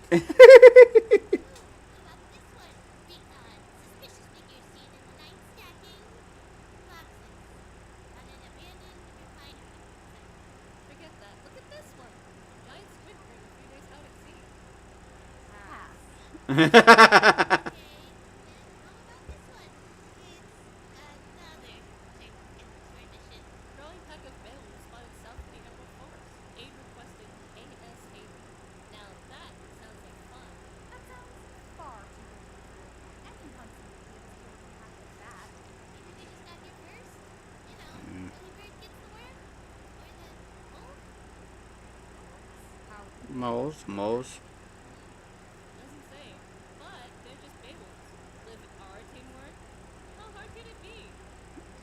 Famous last words.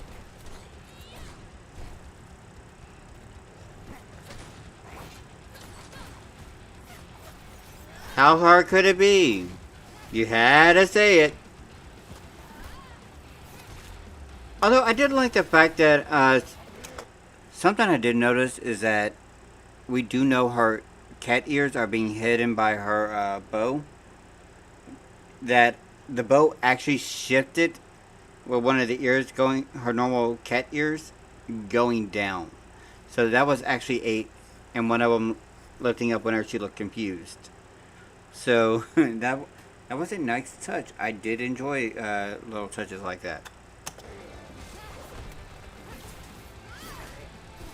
Ugh, that's not working right.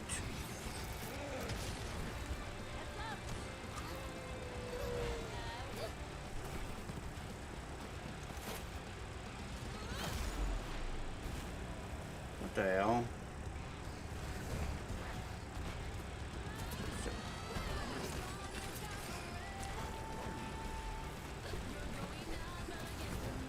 Ooh, the music is great too. Finally. The combat is great. I'm actually enjoying this. Nice. Oh, yeah. Oh, watch out. He's got it. Down it goes. Ooh! Ooh, that is that is a place to be hit.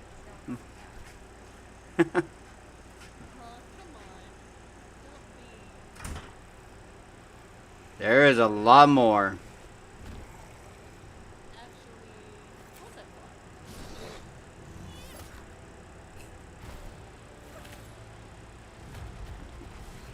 Hmm.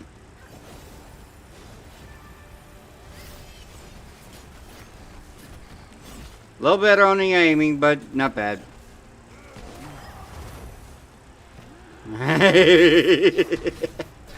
Perfect. I love the dynamic. Somebody actually gets it.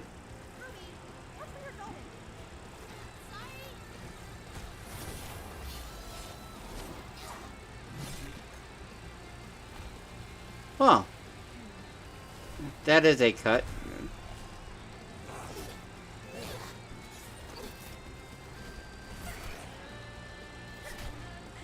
But okay, I'm gonna have to stop for 1 second here. Something I did notice about Yang and Blake is they actually have chemistry in this. Something that came out of bloody nowhere in the actual show, but they show it here, which is something I can appreciate. You know, I can appreciate a little bit of chemistry showing. That's kind of something I really enjoy. Subtle, but it's there.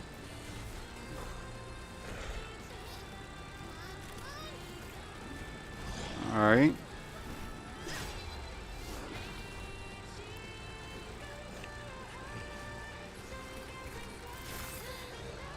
Yay.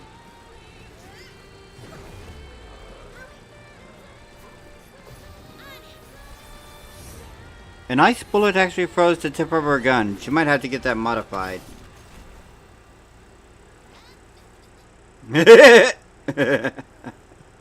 That's great. I like it. Oh, and there it is, frozen again.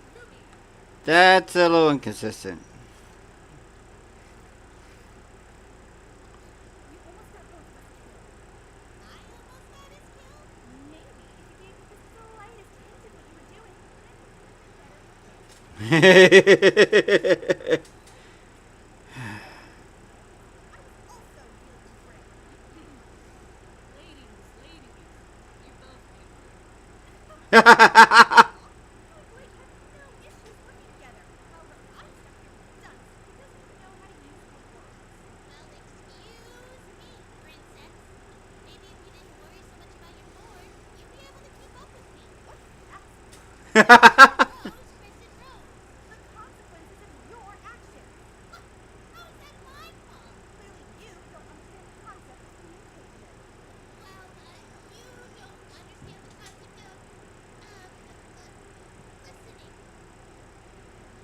Really? You make no sense. That's adorable. Yeah.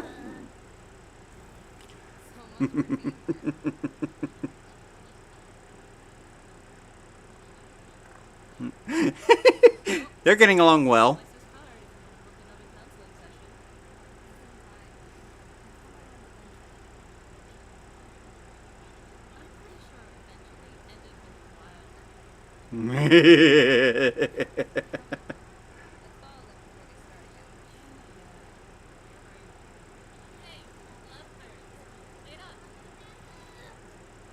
A bird? No. And no.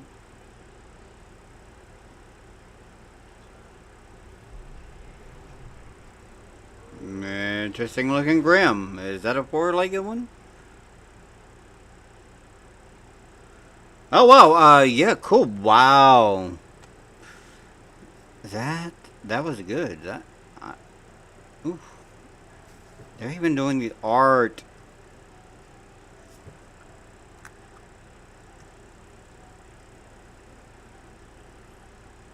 I mean, seriously.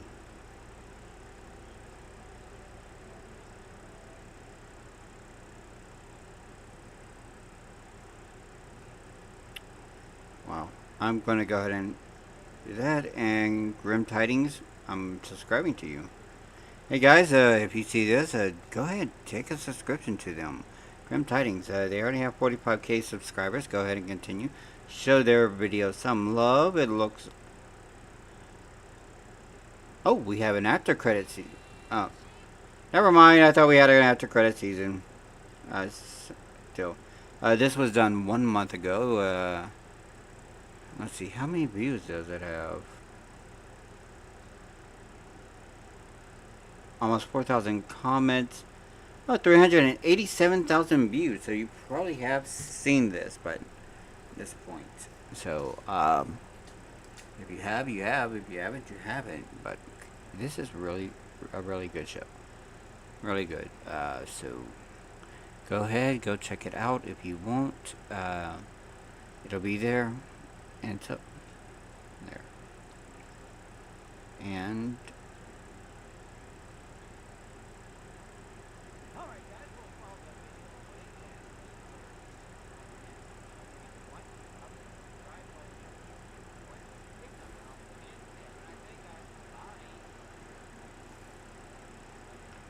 give me something. Give me a second.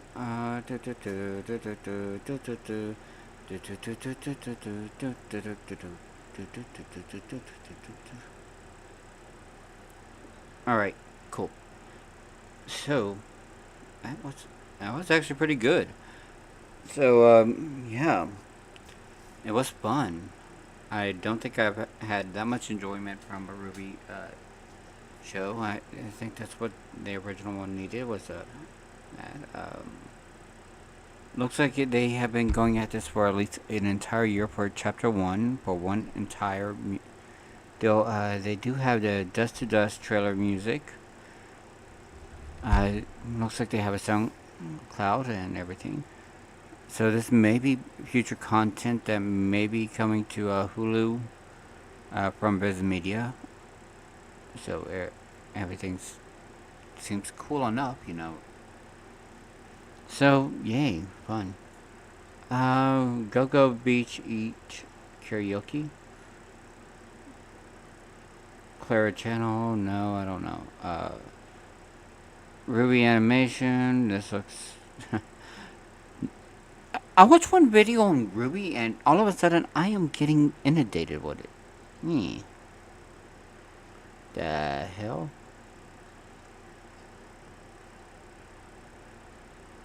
Yeah. Mario Channel. Yeah. Moonwalk Pony 5 years ago.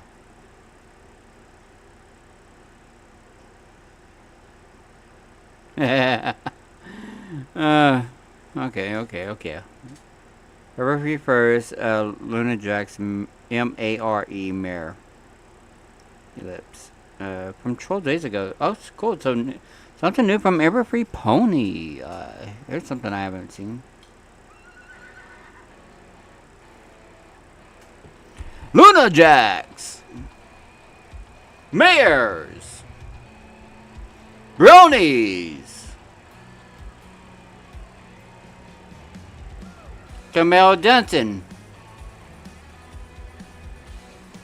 Oh, isn't this old?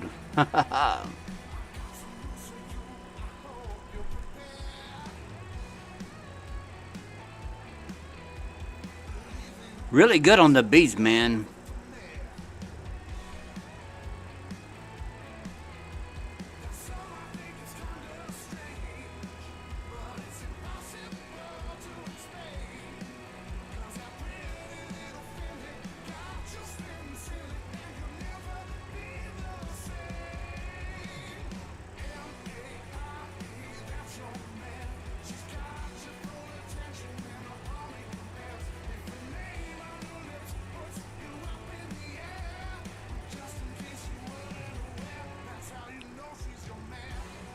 Nice.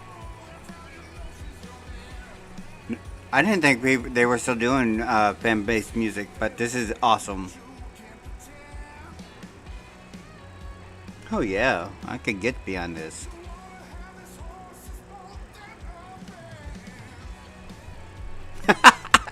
No, I think I'm good, but you know.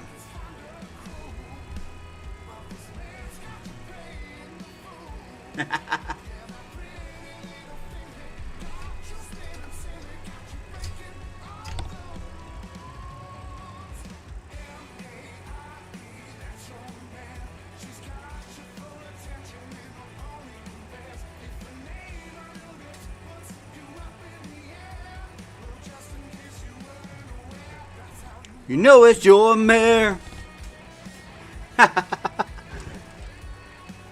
Oh, I don't know who the brown one is. I know a few of them.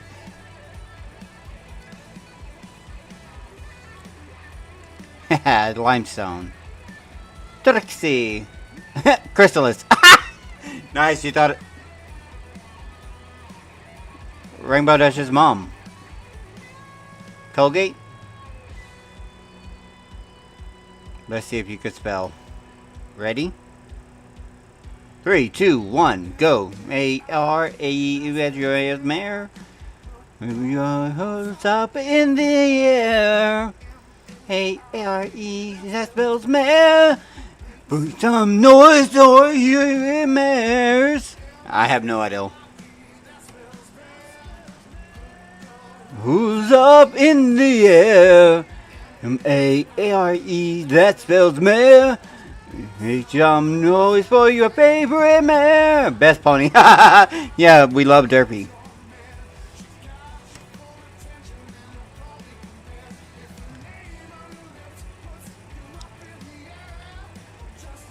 You weren't aware that you know she's your mare. R-E is her mare. Put your attention and you know when he compares. Put on your lips, there's put in the air. Yeah, sure, man. Meow. Pet the kitty, pet the kitty. Alright, that was cool. Yeah. So, Everfree Brony has a new song with Luna Jax called Mare. Potential eclipse warning. Potential epilepsy warning. Well, considering it didn't trigger anything with me, I'm pretty sure it's fine. Yeah. It said potential, so yeah.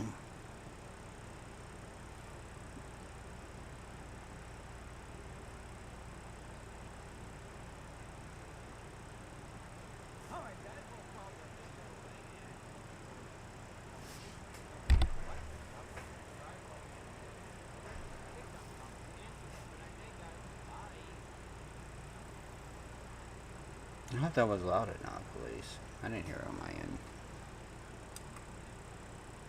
Anyway, let's go ahead and just minimize that. That's cool. Press the X. Exit out. Hey. What the?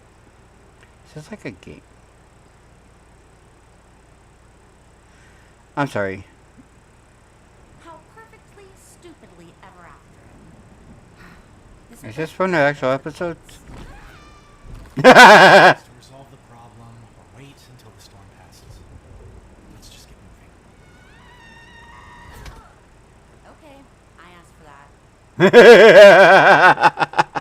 that. Okay, so yep, that's how things are. Let's see, Pokemon Clone Cyclone 2 Game Boy Advance. These guys are shameless. Yep. Her model makes me physically feel sick. Twitter freaks crash out over Gargoyle's return as Saba. Alright, so since I was with Kia Show, whenever she did this, I saw something else, but Loma's catfish here, or foxfish, I'm not sure, either or, I'm not sure if she's supposed to be kitty, meow meow, or whatnot. Ooh, sorry. The fuck is this?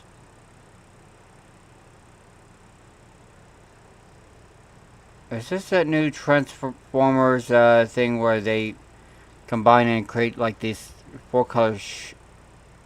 The new combiner. My teacher was a YouTuber. Similar to my high school biology teacher. Naturally, I had to click on it. When I heard the voice, my suspicions were confirmed. This was definitely Mrs. Wilson, not her real name, of course. But the more of the video I watched, the more I doubted myself. You see, the topic of the video was something that I hadn't quite understood in class because my teacher had explained it poorly. She was like a zombie in class, reading directly from a slideshow and not bothering to even stand up or add her own words in between. If kids were passing notes, using their phones, or just... I think you just got beat down by the system at that point. She would just give them an empty stare before going... Yeah, let's go ahead. Yeah. This looks like it'll be a fun little distraction. Right back to reading from the slides. It was like she was just going through the motions and barely even existed in the same universe as my class. But the woman in that video, who looked and sounded exactly like her, was filled with passion about her subject. She clearly and concisely explained exactly what genetic drift was. Her 10-minute video helped me understand what my teacher couldn't explain in an entire hour, and I wasn't even the only person she helped. The video had over 1 million views, and her channel had nearly 500,000 subscribers. The comments were filled with people thanking her for helping them do their homework and pass their exams. And all of her other videos about biology presented just as passionately and clearly, and she truly looked and sounded exactly like a more motivated version of my teacher. Could this really be the same woman as the zombie I saw in class? The next day in class, I pulled up one of the videos on my phone to compare her face in person. There were small differences I didn't pick up on before. The bags under her eyes, the slight frizz to her hair that was perfectly combed in the video, but it was still definitely her. What happened? I wanted so bad to ask if that YouTuber was really her, and what happened to and being a teacher. biology, but I didn't even know how to begin approaching the topic. I didn't know how to talk to a teacher about anything besides class. Heck, I didn't even like talking to my friends about anything besides class. So I waited and watched and tried to figure it out on my own. First of all, the slides she showed us in class didn't read like something the passionate YouTuber I watched would ever say. Did someone else make them? I did a quote search from some random text from her slides and found a PDF with the exact slides she was presenting. Looking at the rest of the website, I found slides from all of her previous lessons too, and a short description that told me all of these slides were included with the teacher's edition of my biology textbook. So she didn't even make the slides she was reading from in class. I'm so cheated. As a student, all of my assignments had to be fully written by me. I could use other resources for research, of course, but never pass off existing work as my own. But somehow, my teacher got to just use some pre-made slides to do her job for her? Sure, she never claimed to be the author of the slides, but it still felt so hypocritical. And knowing that she was... It's because she's forced to, unfortunately. So much better with her lectures just made it worse. I would rather have her just play the videos in class than watch her drone on soullessly with someone else's slideshow. I was already disappointed at how dull my biology classes were, but knowing how great it could have been with the very same teacher, no less, just made me angry. How could she just give up like that? It's usually not her doing it. It's the fact that the students right in front of her. How was this fair to me when I was trying so hard to understand the awful slideshows that I now knew she could have easily explained better? After that, I didn't even pay attention anymore. If she was going to be mentally checked out during class, then so was I. I would just find a video she made on the same topic on YouTube and listen to that instead while she was reading those awful slides. Occasionally, I caught her looking at me with an expression that somehow seemed more dead and tired than usual. I guess she was disappointed that I wasn't paying attention to her anymore. I think I was the only student in class that actually put in effort before I found out about the plagiarized slides. Honestly, look on her face made me feel a little guilty. But you know what? It serves her right for not having any integrity. I was here to get an education, and her very own YouTube videos were better for that than her class was. again, that is the system. I saw multiple choice questions that was phrased poorly and had 2 correct answers. I read and reread it a few times in case I was misunderstanding it somehow, but I felt confident in my knowledge, so I took the test up to the teacher and asked about it. Hey, on this question, I think both B and C are correct. Let me see. Huh. You're completely right. So you weren't paying attention. For a moment, I could see the woman who actually cared about biology shining through her eyes. I wasn't. I was watching YouTube videos instead. Your YouTube videos, actually. Class, there was a poorly phrased question, so I'll give everyone a free answer on that one. Just choose option B for question 32. She handed my exam back to me with an unreadable expression on her face. I so wished to ask more, but time was ticking and I had to finish the rest of the test. When I finally got the test back, I did a quote search on the questions in the test. My teacher's reaction made it seem like she hadn't even written the questions, and knowing that her slides weren't her own, I thought it was pretty likely that the test questions came from somewhere else too. And lo and behold, an entire PDF question bank of exam questions that also came with the teacher's edition of my textbook. I saw literally every question from my exam. Right. Looking back at earlier chapters, I saw questions I recognized from previous exams too. And the whole question bank came with an answer key. Well, that complicated things. I was already getting an A in biology. It wasn't like I needed to cheat to succeed, but now I had the answers to every question that could ever be asked on any exam in my biology class. That's your government for you. The situation was how much my teacher was cheating. I felt cheated out of my education, and I wasn't about to cheat myself out of an education by studying. I'm gonna continue this. I need to go do something real quick. I'm gonna put this on my loudspeaker. And demand answers.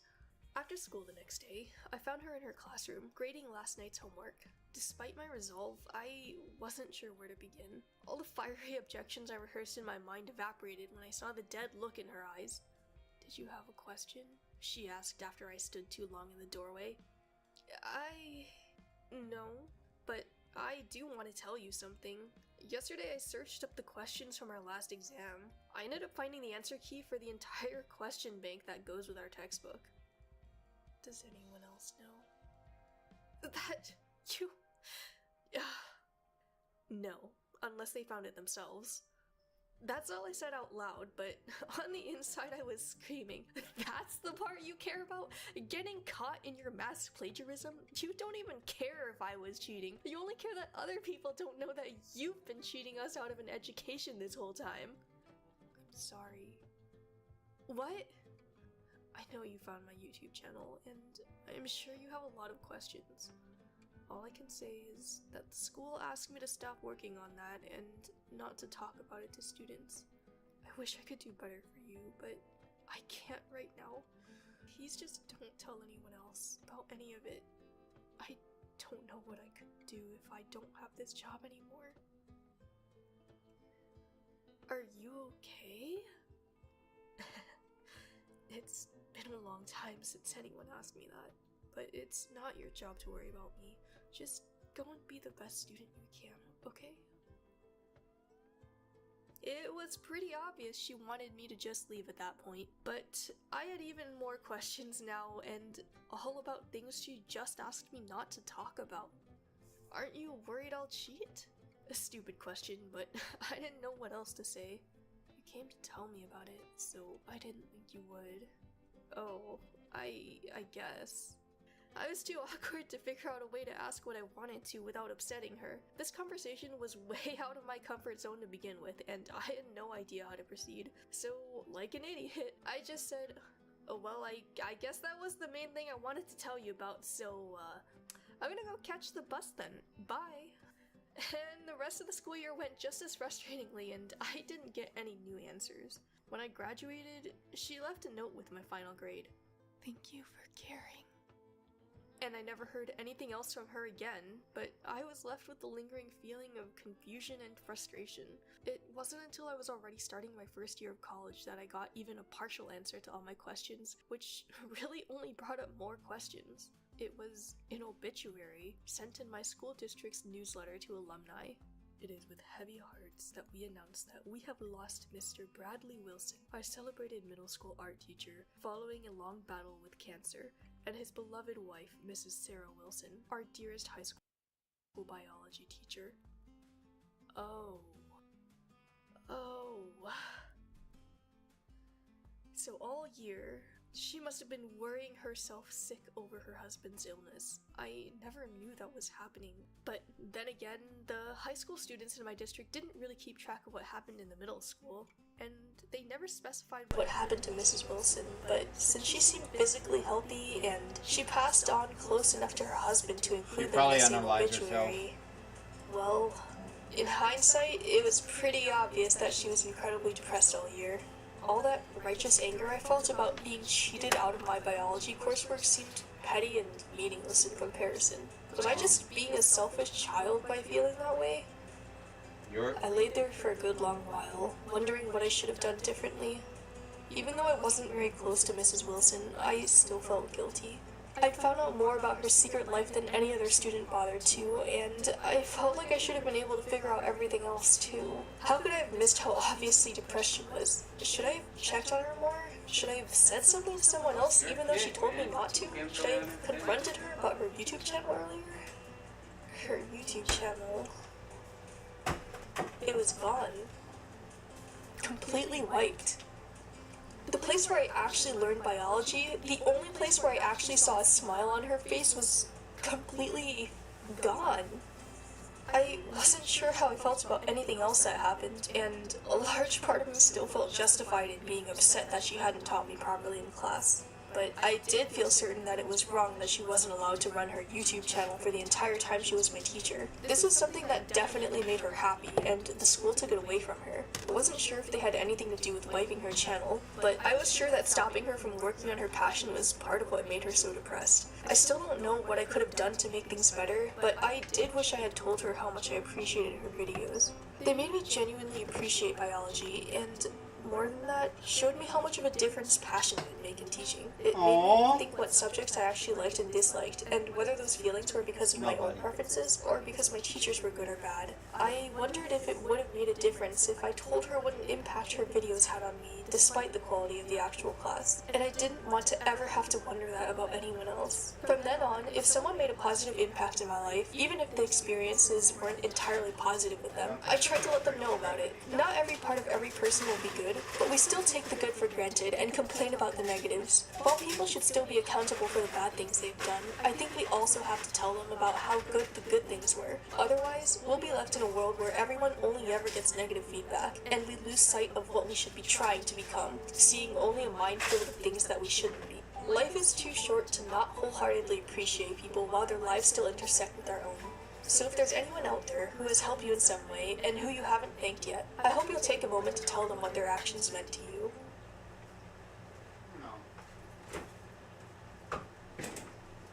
Right, that was so sweet! What's that like? Too much light over here. Oh, that's what I needed. New tea. More tea. A little strong, but I can live with it. Alright, let me switch my audio back to my headset. Alright. There we go. Alright, now what? Old versus new. It's what that face is, Aggie.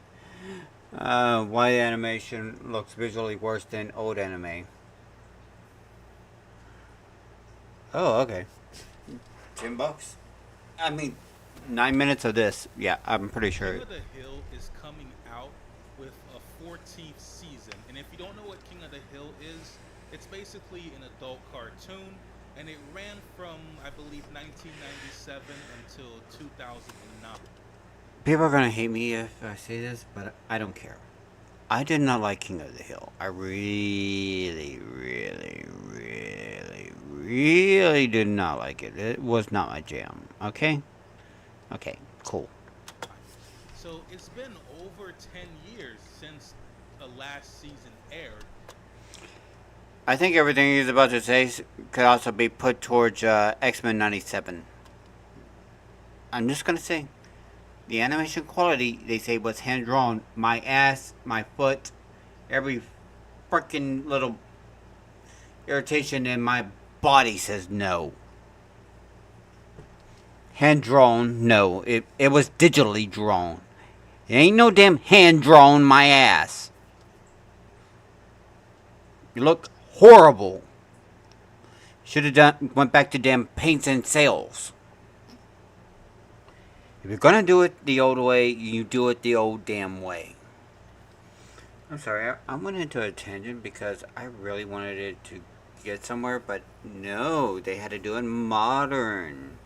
Had to make it look crappy as fuck and look like ew. And it basically was supposed to end, at 2009, but they're bringing it back again in 2025. And the thing about this sort of scenario is that the people who are going to be watching this new season basically are all going to be watchers from the previous seasons, because it was a very popular show back then. And this is what I like to call nostalgia bait. So they're basically, sounds about right. Because it garners like a cult fan base or a cult following, not necessarily cult because it was popular, but it sticks with people. So because this series has stuck with people for so long, they're saying, hey, why not bring it back if we have the approvals of the creators of the show, the voice actors. Let's just make a new season then. And that's exactly what's happening with King of the Hill. And that's where this new season, season 14, is coming from. But I see. This kind of raises a very important question about certain trends that have been happening. And I want to focus mainly on animation. Rebooting? In this video. Because with King of the Hill, the first thing I immediately noticed upon watching the new trailer for the new season that's coming out, smoother animation. Animation just isn't the same. Yes, the character designs are still relatively similar, yet they're a little bit older. Bobby, for instance, is like he's probably like 18 now, but it's just not the same. And because of this nostalgia bait, yeah, a lot of people are hyped for this new season, or they are excited, but they are glad that it's back. But my thing is, I'm pretty sure that's mostly because of nostalgia. I'm not saying it's gonna be bad or anything, but I'll tell you what. Really Dang it, Bobby! Do you really want the risk of it not being good anymore? But I don't think it's gonna be bad or anything. But I did immediately notice that the animation just isn't the same. It's not as, it's cleaner looking. It looks smooth. You can tell it's computer generated animation. It's not hand drawn, but it is clean, but it's a lot more bolder, a lot more colorful, a lot more vibrant, which sounds maybe like it would be a good thing, but for the vibe of King of the Hill, if you know the original show, this new animation just kind of kills the vibe. It gives a more vibe of something like Bob's Burger or F is for Family, those type of adult shows. But this one, it just doesn't look the same. So that brings me to anime and the animation styles that I've noticed recently.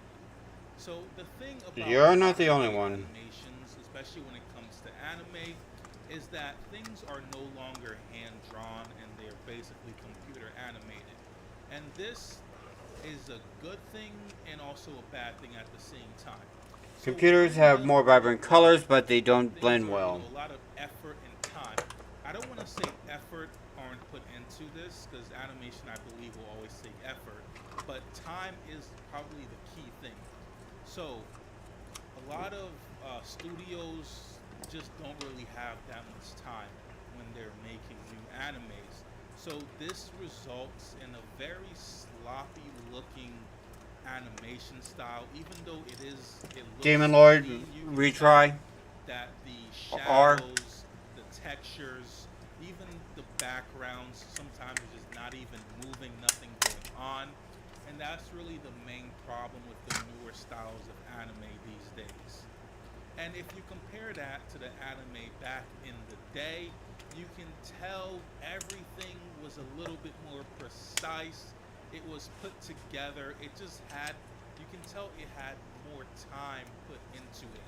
Even though they had less technology back then, less stuff to work with, everything was still somehow more polished in a way. But obviously, when animes do have, and this is not just with animes, but just in general for anything, when they do have budgets like Jujutsu Kaisen, Chainsaw Man, a lot of animes, really, when they do have budget and time, Demon Slayer, you can tell that it looks really good. So even though they're probably not hand drawing the animation, you can tell there's been time that has been put into it. Right? But Instead of there just your are normal also isekai. some other animes that do not need to be mentioned that just fall really flat. And you can Oh, tell please mention them. this had no budget, no time. The animators probably were overworked or didn't have enough time for it. So it just completely falls flat on the animation end. And the worst thing is to have a really good anime that has poor animation, and then it just, yeah, it ruins the whole thing. So that's really the main difference with animes back then and the ones that are coming out today. Just the whole animation styles.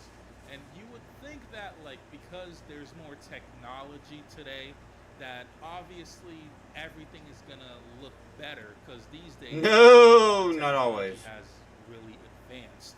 So phones are more advanced, videos, everything. Just because it is advanced So doesn't mean it's wouldn't better. the animations in these animes look better by default than back then? No. And that got me to thinking, what if none of this is real? What if the animations that are coming out today are actually better than the ones from the past, but it's just nostalgia? We're just looking at that animation style as nostalgia, so we're thinking, oh yeah, It all was depends, better actually, back really. then, so why can't it be as good now?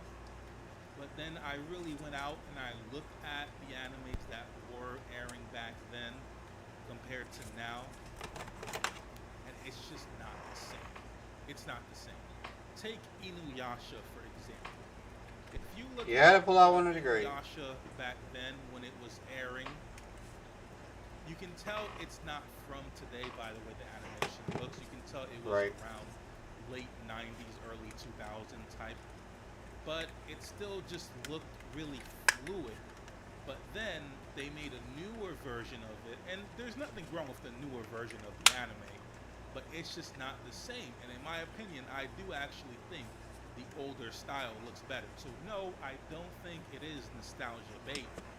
I legitimately do think that a lot, not all, because there are exceptions like I mentioned earlier, but a lot of the anime back then legitimately did look better than the ones that are coming out today.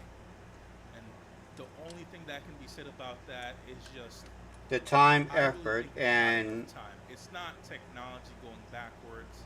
It's just that's I don't why think time, we're working on it, or Studio an Kyoko. oversaturation of the market. So there's too many animes that are being worked on at once coming out. So it's just resulting in that. So, Oversaturated market. Yeah. and that's pretty much it for this video, guys. Thanks for watching.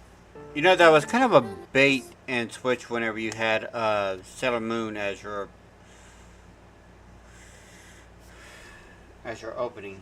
If you were talking about King of the Hill, just put old King of the Hill and new King of the Hill side by side.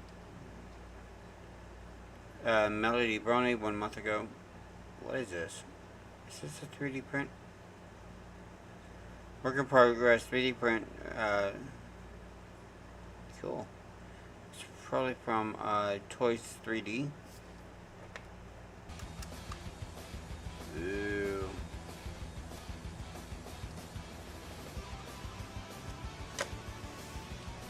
Neat.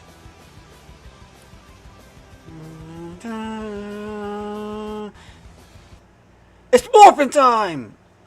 When did you realize you don't really have friends? I've been the designated driver for our group since college. Never minded it. I don't drink much anyway, and I genuinely enjoyed making sure everyone got home safe after their wild nights out. Every weekend for 3 years, same routine. Sounds like a good thing. I'd pick up Ryan from his downtown apartment, then swing by Samantha's place, grab the twins from their shared condo, and hit whatever bar or club they chose for the night. I'd nurse one beer all evening while they got absolutely hammered, then play chauffeur until 2 a.m., dropping everyone off at their doors. They always promised to get me next time for gas money. Next time never. Right, came, my honestly, ass. I didn't care. These were my people, my closest friends since freshman year, the group that knew everything about each other. I felt needed, important, like I was contributing something valuable to our friendship, keeping everyone safe, being the responsible one they could count on. Last Friday started like any other weekend. Around 6 p.m., Samantha texted our group chat. Can't do tonight, guys. Family thing came up. Rain check, then Ryan chimed in. Same here. Work emergency at the restaurant. Boss is freaking out. The twins bailed next. Sister's visiting. Gotta skip. Fine, I thought. First Friday night to myself in literally months. Maybe this was a sign to actually relax for once. I decided to hit up Dave & Buster's alone. Play some arcade games, actually sit down and enjoy a beer instead of watching other people drink. Maybe even get those loaded nachos I always wanted but never ordered when I was driving. I grabbed a corner booth, ordered a craft beer, and a basket of buffalo wings. For the first time in forever, I wasn't checking my phone every 5 minutes, making sure someone hadn't wandered off or needed a ride to another location. I'm halfway through my wings, actually beating my high score on the basketball game from my table, when I hear it. Samantha's laugh, that unmistakable loud cackle that could cut through any crowd. I look up from my phone and freeze completely. There they are, all 4 of them, standing around the beer pong table in the back corner, absolutely wasted. Samantha's got a red solo cup in each hand, Ryan's swaying like he might fall over, and the twins are high-fiving after obviously sinking a shot. Samantha catches my eye first, and her face goes completely white. She whispers something urgent to Ryan, who turns around to look. When he sees me sitting there, his drunk smile disappears instantly. They start walking over, and I'm thinking maybe there's some explanation. Maybe Samantha's family thing ended early. Maybe Ryan's work emergency got resolved. Maybe plans just changed spontaneously. Samantha reaches my table first, stumbling slightly. Oh hey, what a crazy coincidence running into you here. Yeah, I say slowly, setting down my beer. Thought you had a family thing tonight? Her face turns bright red. Right,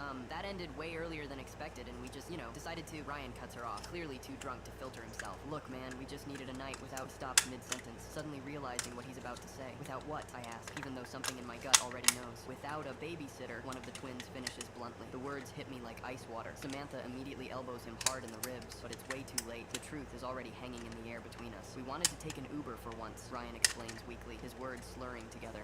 Not have to worry about bothering you to drive us around all night. I sit there processing what I just heard. 3 years of every single weekend. Hundreds of safe rides home, dozens of times staying sober while they partied. And I was just a bother. An inconvenience they finally wanted to break from. The babysitter, I repeat quietly. They all look down at their feet, suddenly very interested in the sticky arcade floor. That's what you guys call me? Nobody answers. Nobody denies it either. I left my half-eaten wings on the table and walked straight out to the parking lot. Found their Uber driver waiting by the entrance. Apparently, they'd already called one for later. I paid him an extra $50 cash to cancel their ride. They can figure out their own way home tonight, and every night after this. When did you realize you don't really have friends? I've been the designated driver for our group since college. Never minded it. I don't drink much anyway, and I genuinely enjoyed making sure everyone got home safe after their wild nights out. Every weekend for 3 all that responsibility, all that friendship, supposed friendship, and that's how they treat you? Yeah.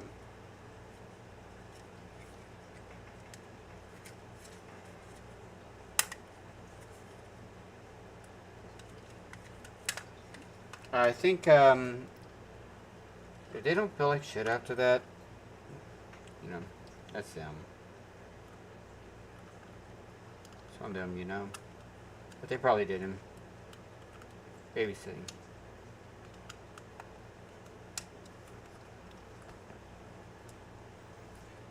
He wasn't nannying you, he was making sure He was trying to be a good friend. But hey, you guys could have taken turns. Each one of you could have taken turns being the nanny. Now one of you have to play the nanny all by yourselves. Isn't that fun? Oh, so great. Hey. Hi, welcome. Let's see, what else do we have around here? Ooh. This is... Which version of this? The Thunder Megazord? Dio? Wait, they made a Solar Jokin? Thunderzord? I didn't know that. Now you got my attention. Here I am repairing an additional mouse while watching videos at night.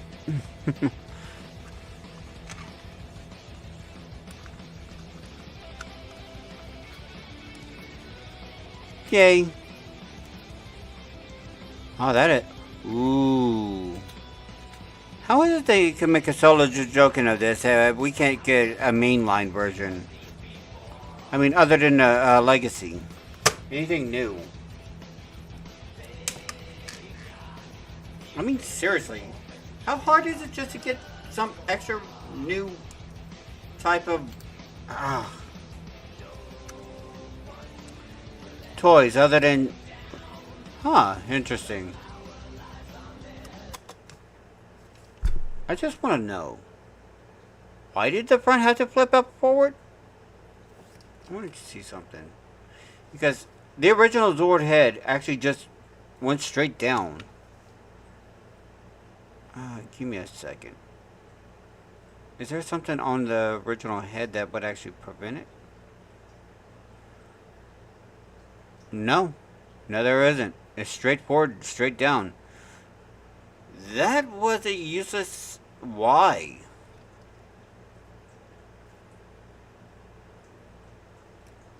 I'm legitimately questioning that design choice.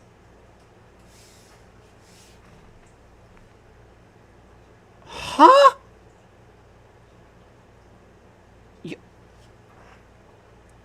Anybody in chat watching this, you think this design choice was necessary? No, I don't. Weird. I was born into a noble Florentine family. For as long as I can remember, I've had a passion for drawing. I don't own it, so it may be. In my artistic pursuits, but then last month he passed away. Are those my sketches? Mother, what are you doing? I'm disposing of these useless scraps. You can't. I worked hard on those. How do you expect to win over a gentleman when it occupies every spare moment? Is it really so important for me to try and attract a suitor? You're almost 15. If you expect to have a halfway decent life, your only choice is to find yourself a proper husband. I know what you mean by a decent life. Staying at home without freedom, like a bird trapped inside a cage. Eventually you'll understand. Eventually you'll understand, yes. What's a noble girl doing inside my studio? Go home, now! You're keeping me from my work. I would never hire a woman. What are you planning to do with that? Don't try anything foolish. If being a girl matters, then I won't be one. Now will you treat me like an equal? I see. Cutting all my hair off doesn't actually change anything. Guess I'll just have to get rid of my breasts as well. Hey, drop it. I was born into a noble... Huh.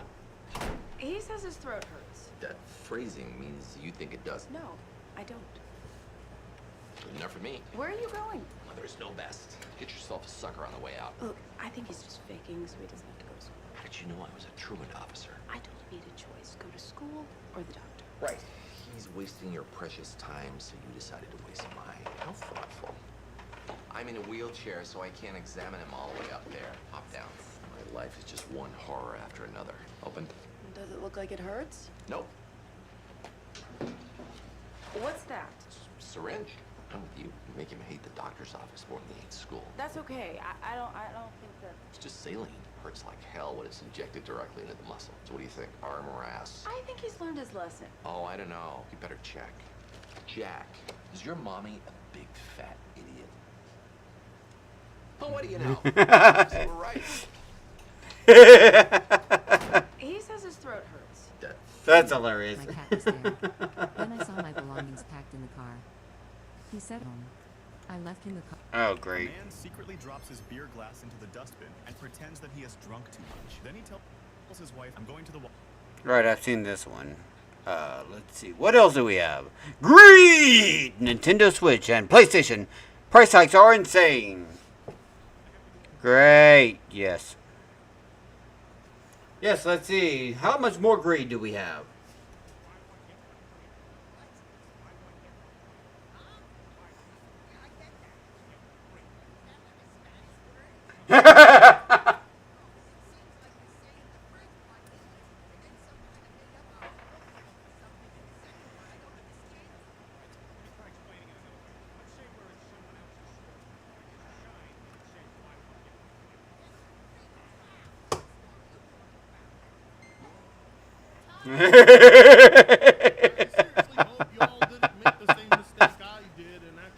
Went to school and got yourself a proper education for a good career path, because gaming is about to get a whole lot more expensive.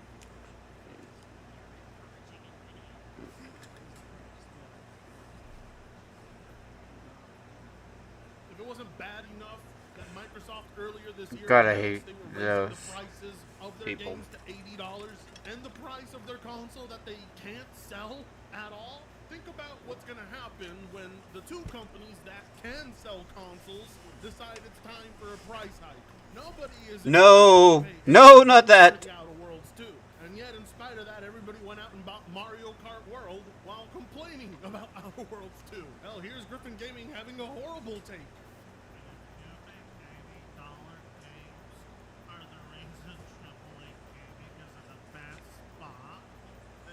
I love his voices. They're funny. Oh, ho, ho, ho. Because I do. And I hate poor people and I hate poverty. And I'm sick of lying about it. Griffin Gaming didn't just fall off. He sank straight through the floor to the other side of the world, right into Damn. But before we continue with that, now that I got you locked into your seat, let me remind you, we are 400 subs away from hitting 90,000. Well, Yes, 3. I can finally be free from this hole and dug out. You guys promised. You better be people of your word. Last time I put a blindfold over my eyes, you promised me it was a surprise, and then I somehow ended up Surprise! back in Mexico on the other side of the border wall. It was a surprise, an amazing surprise. Great surprise. Fence again, and you guys teasing me with Taco Bell. Very funny, Yeah. very funny. But we're so close. Anyway, back to Griffin. I couldn't imagine how not thinking $80 games are part of the problem.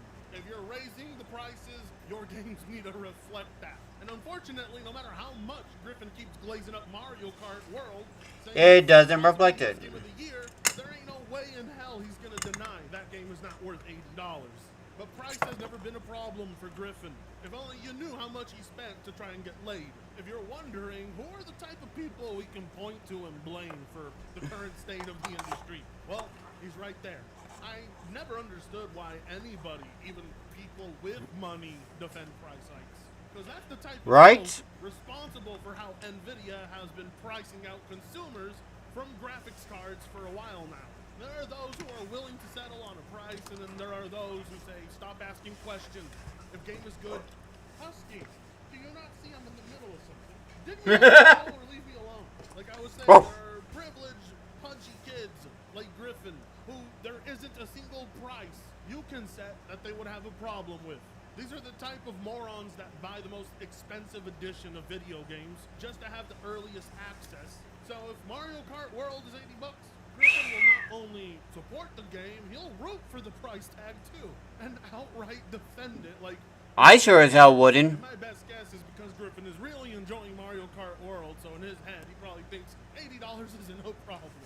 And, well, You know, if they actually just re-release every game with every system they come up with, then it would drop down the prices a lot. Family of systems and products in Canada will change based on market conditions. These include Nintendo Switch OLED model, Nintendo Switch Lite, physical and digital Nintendo Switch games, and Nintendo... Technically, I have an original Nintendo Switch and an OLED. The original Nintendo Switch,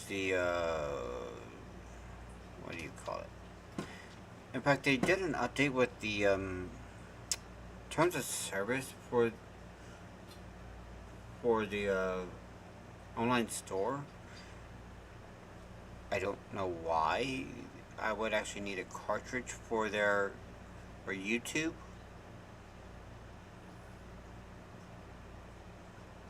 But supposedly you need one. It showed a cartridge sign up over it, an empty one, I guess for the update. And it's just like, the hell? So I just deleted YouTube off of my Nintendo Switch. I didn't use it anyway. It's like, you could bite me up onto actually going to the Nintendo store. The only reason I'm actually logged into Nintendo is because I have to be. It's the only way I get the updates for any other physical cartridges I have, or how they actually work on there. I hate that. That is a thing that should not exist. I put cartridge in, I play game. That's how it go. Switch accessories. Other Nintendo products, including Amiibo and Nintendo Switch Online memberships, will also experience price changes. Please note, this pricing does not apply to the Nintendo Switch 2 system, accessories, or software. Pricing information specific to the Canadian market will also be shared at Nintendo.com.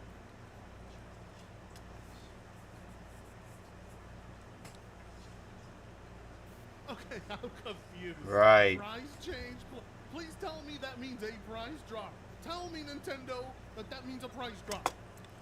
Tell you, huh? When you say price change, that could mean goes up or down, right?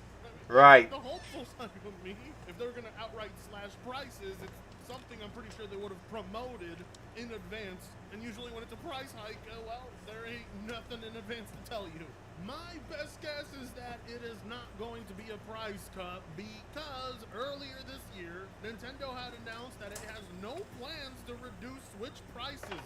As a matter of fact, the announcement outright states that there's going to be a change to prices due to market conditions. We know what that means 9 out of 10 times. Means they're going to make it more expensive for you to gain your games. Wonderful. Nintendo, the original Switch, going up in price? You gotta be kidding me. You could go kiss our asses. My nephew. I'm sorry, but I simply have trouble believing this is gonna be a price hike. Ain't no way. If they plan on increasing the price of the Switch 1 by August 1st, I can't wrap my head around the justification for it. It has to be a price decrease. It has to. And that's what I'm telling myself until I see otherwise, because ain't no way Nintendo would actually do something like that. Right? Then again, like the rest of the world, Nintendo doesn't see Canadians as people. I remind myself, this is a company that charges you more to play I love that. Wild now than they did at its And don't worry, we can always do our best Canadian accent like this. then its release date. My best guess here, and this is, the most optimistic guess I could give you, is that some things will be announced to have a price little one. increase, and others will be announced to have a price increase, but this is very region specific. It's just towards the Canadian market, which has me believing it is not going to be a price slash. Nintendo Online is in there, and you know that they will never go down on Nintendo Online fees, so that's definitely going to go up. Accessories are That's definitely true. gonna go I don't see why anybody would pay the same price for a digital game for a new game. This thing is 8 fucking years old. How could they justify it? If Nintendo was doing I don't have a clue. Decrease, it would be announced globally, because I just don't see them solely slashing prices in Canada and then everybody else gets fucked over. Because if you haven't taken a look, Nintendo, and I'm sure you have, prices are not stellar in Canada. Those mofos gotta pay over $100 for Mario Kart World and $630 for the Switch 2.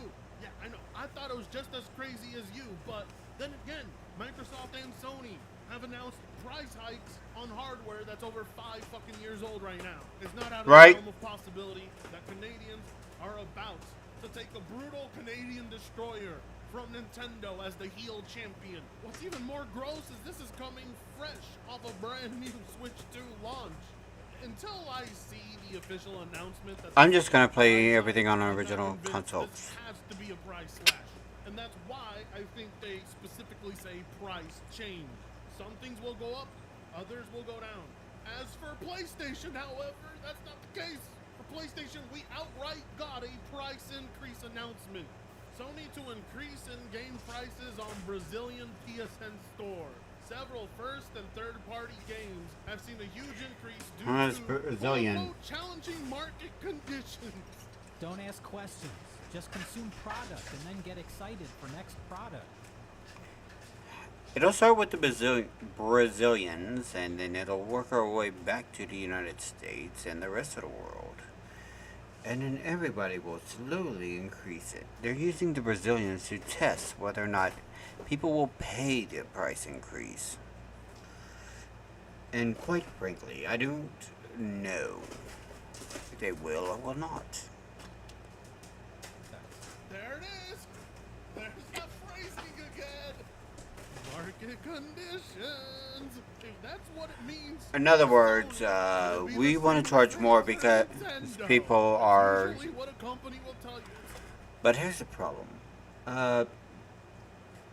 Minimum wage has not gone up. A lot of companies do pay above minimum wage, but minimum wage is still $7.25 an hour in most places.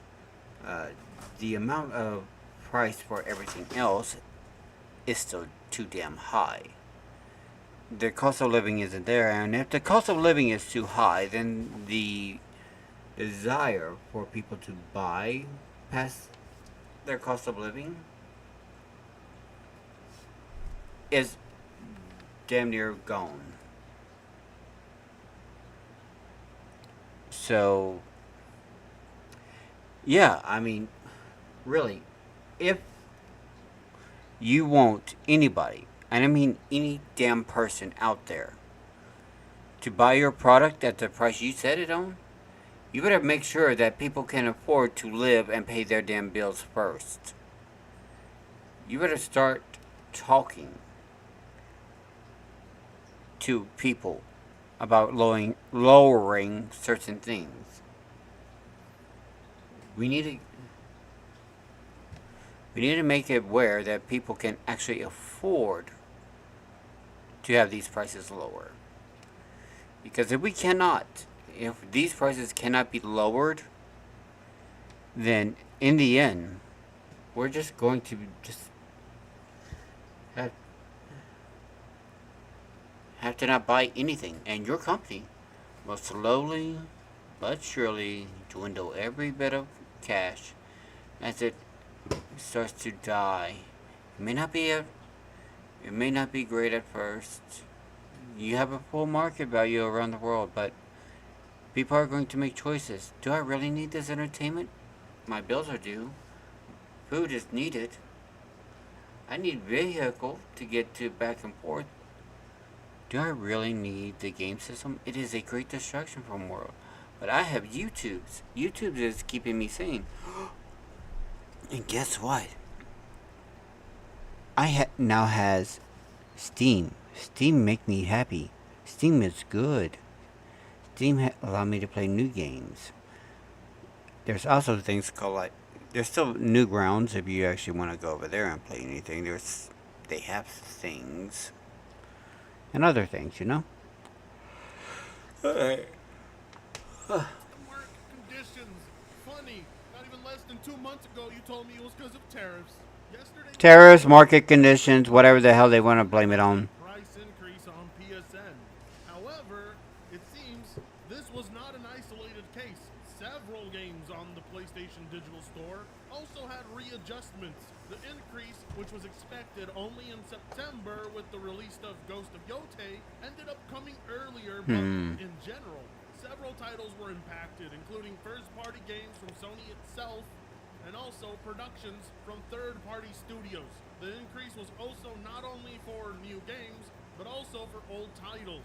According to the company, the adjustment is a response to quote-unquote challenging market conditions. I'm sorry, but if it's for old games, you've already made your damn money for those old games already. You're just holding them into a little storage system. If you're saying that it's costing you more money to hold them in a digital vault than anything, I think you might want to release little USBs for your games to be put into USB ports of your game systems, you could buy the games that way. That might be a good damn ideal.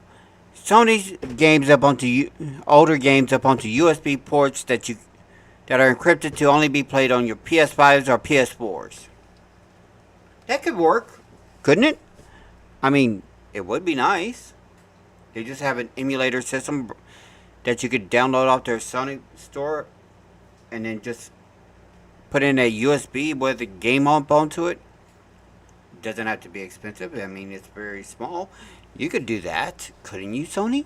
Instead, if it's too much of a frustration to keep it all on these online servers for these older games. Of compensating for exchange rate fluctuation. Games that have seen price changes.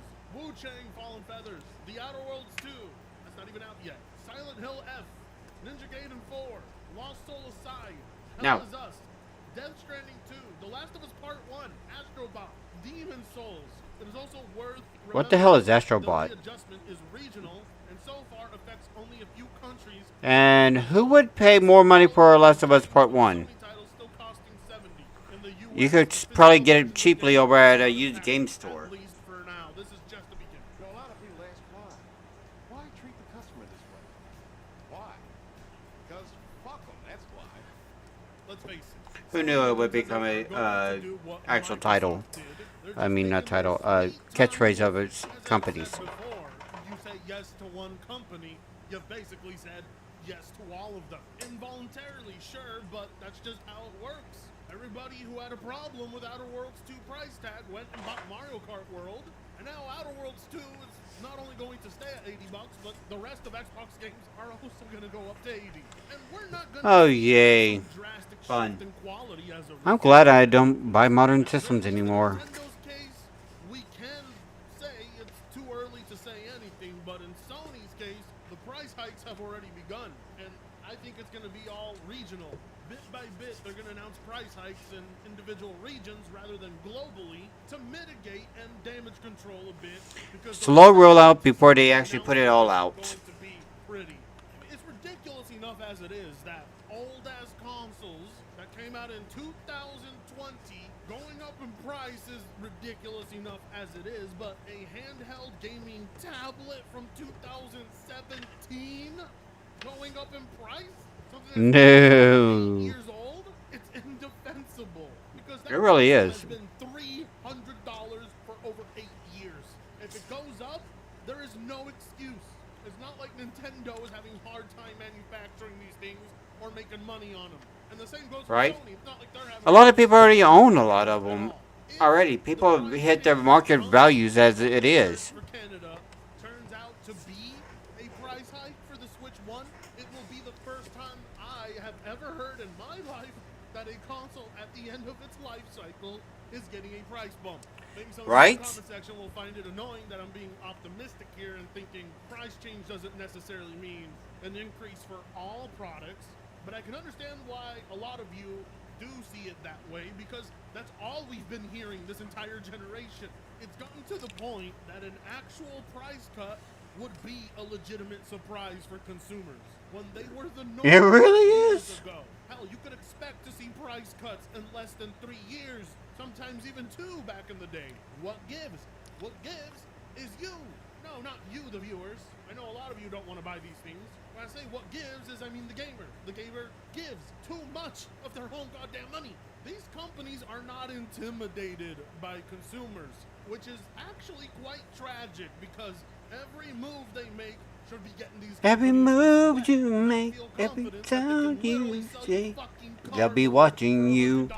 If it ends up that Nintendo wants you to legitimately pay more for the Switch 1 8 years later, that will be the biggest fuck you in the face of every single one of their most loyal supporters. Not that Nintendo guys will take it that way, because nothing's gonna stop them from getting their amiibos and their little Twig Boy products. It's like telling a beta male stop buying soy, or telling Billy to stop using Gundam's credit card to pay for OnlyFans models, or like telling Alex to stop copying me. They're not gonna do it. As sad as it is. Can I use OnlyFans credit cards to buy Gundam models? Position right now to try and They negotiate have a lot of money. pricing with these companies. There's just simply too many people out there willing to pay whatever it takes. And because of that, as a result, by 2030, I fully expect $100 games to be the norm. Until any one of these companies 100. fails, Damn. struggles with revenue and sales, Well, I mean, we're already close to that. and to think people actually ostracize I me think all he's the time underestimating it by 100, maybe 110. But can you blame me? With prices like this, why would I not just simply rent something and move on with my fucking life? Especially in a market where buying is not owning anymore. Or a market where something like Cyberpunk, which looks and runs better on my PC, is more expensive to play on the weakest console on the market. Pricing doesn't make any goddamn sense. But what's the point? Speaking of renting, anybody out there want to actually just rent a game store? A rental game store out there? Just create one? I mean, that would probably work. You know, just have modern games as rentals. Just have a rental model type of deal. Although you would have to register them, probably register the games as rentals. Then again, there may lock features behind it because of the way they are. You can't really have many games anymore as is. Don't know. I don't even think it would be feasible with the Switch 2 and current game system setup. Maybe a retro game store rental. That might be cool. Just because some game cartridges are just so rare.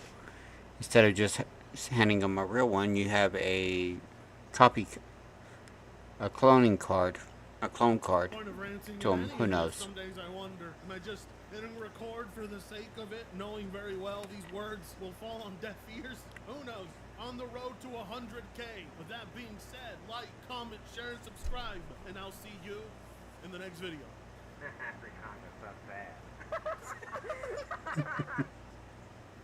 Alright guys, we'll call that video away and subscribe, follow me on Twitch, kick.com, and I say guys, bye. Alright guys, that will be it for me today. And I am going to it for tonight. It is almost 2:30 a.m. where I'm located. I have been up for a good while doing an 8-hour stream just for funsies, just trying to figure out things. I hope you guys enjoyed. I think I got at least 3 videos out of this entire 8-hour stream, just trying to figure out what the hell I'm doing, what I will be doing, etc. Just entertaining myself and talking to the void. It's always fun to do that, isn't it? Until we meet again, I hope you guys have a wonderful day, a wonderful time. Enjoy any and all whatevers. Just enjoy things. I hope you do. I really do. I hope you enjoy everything that you got. Alright.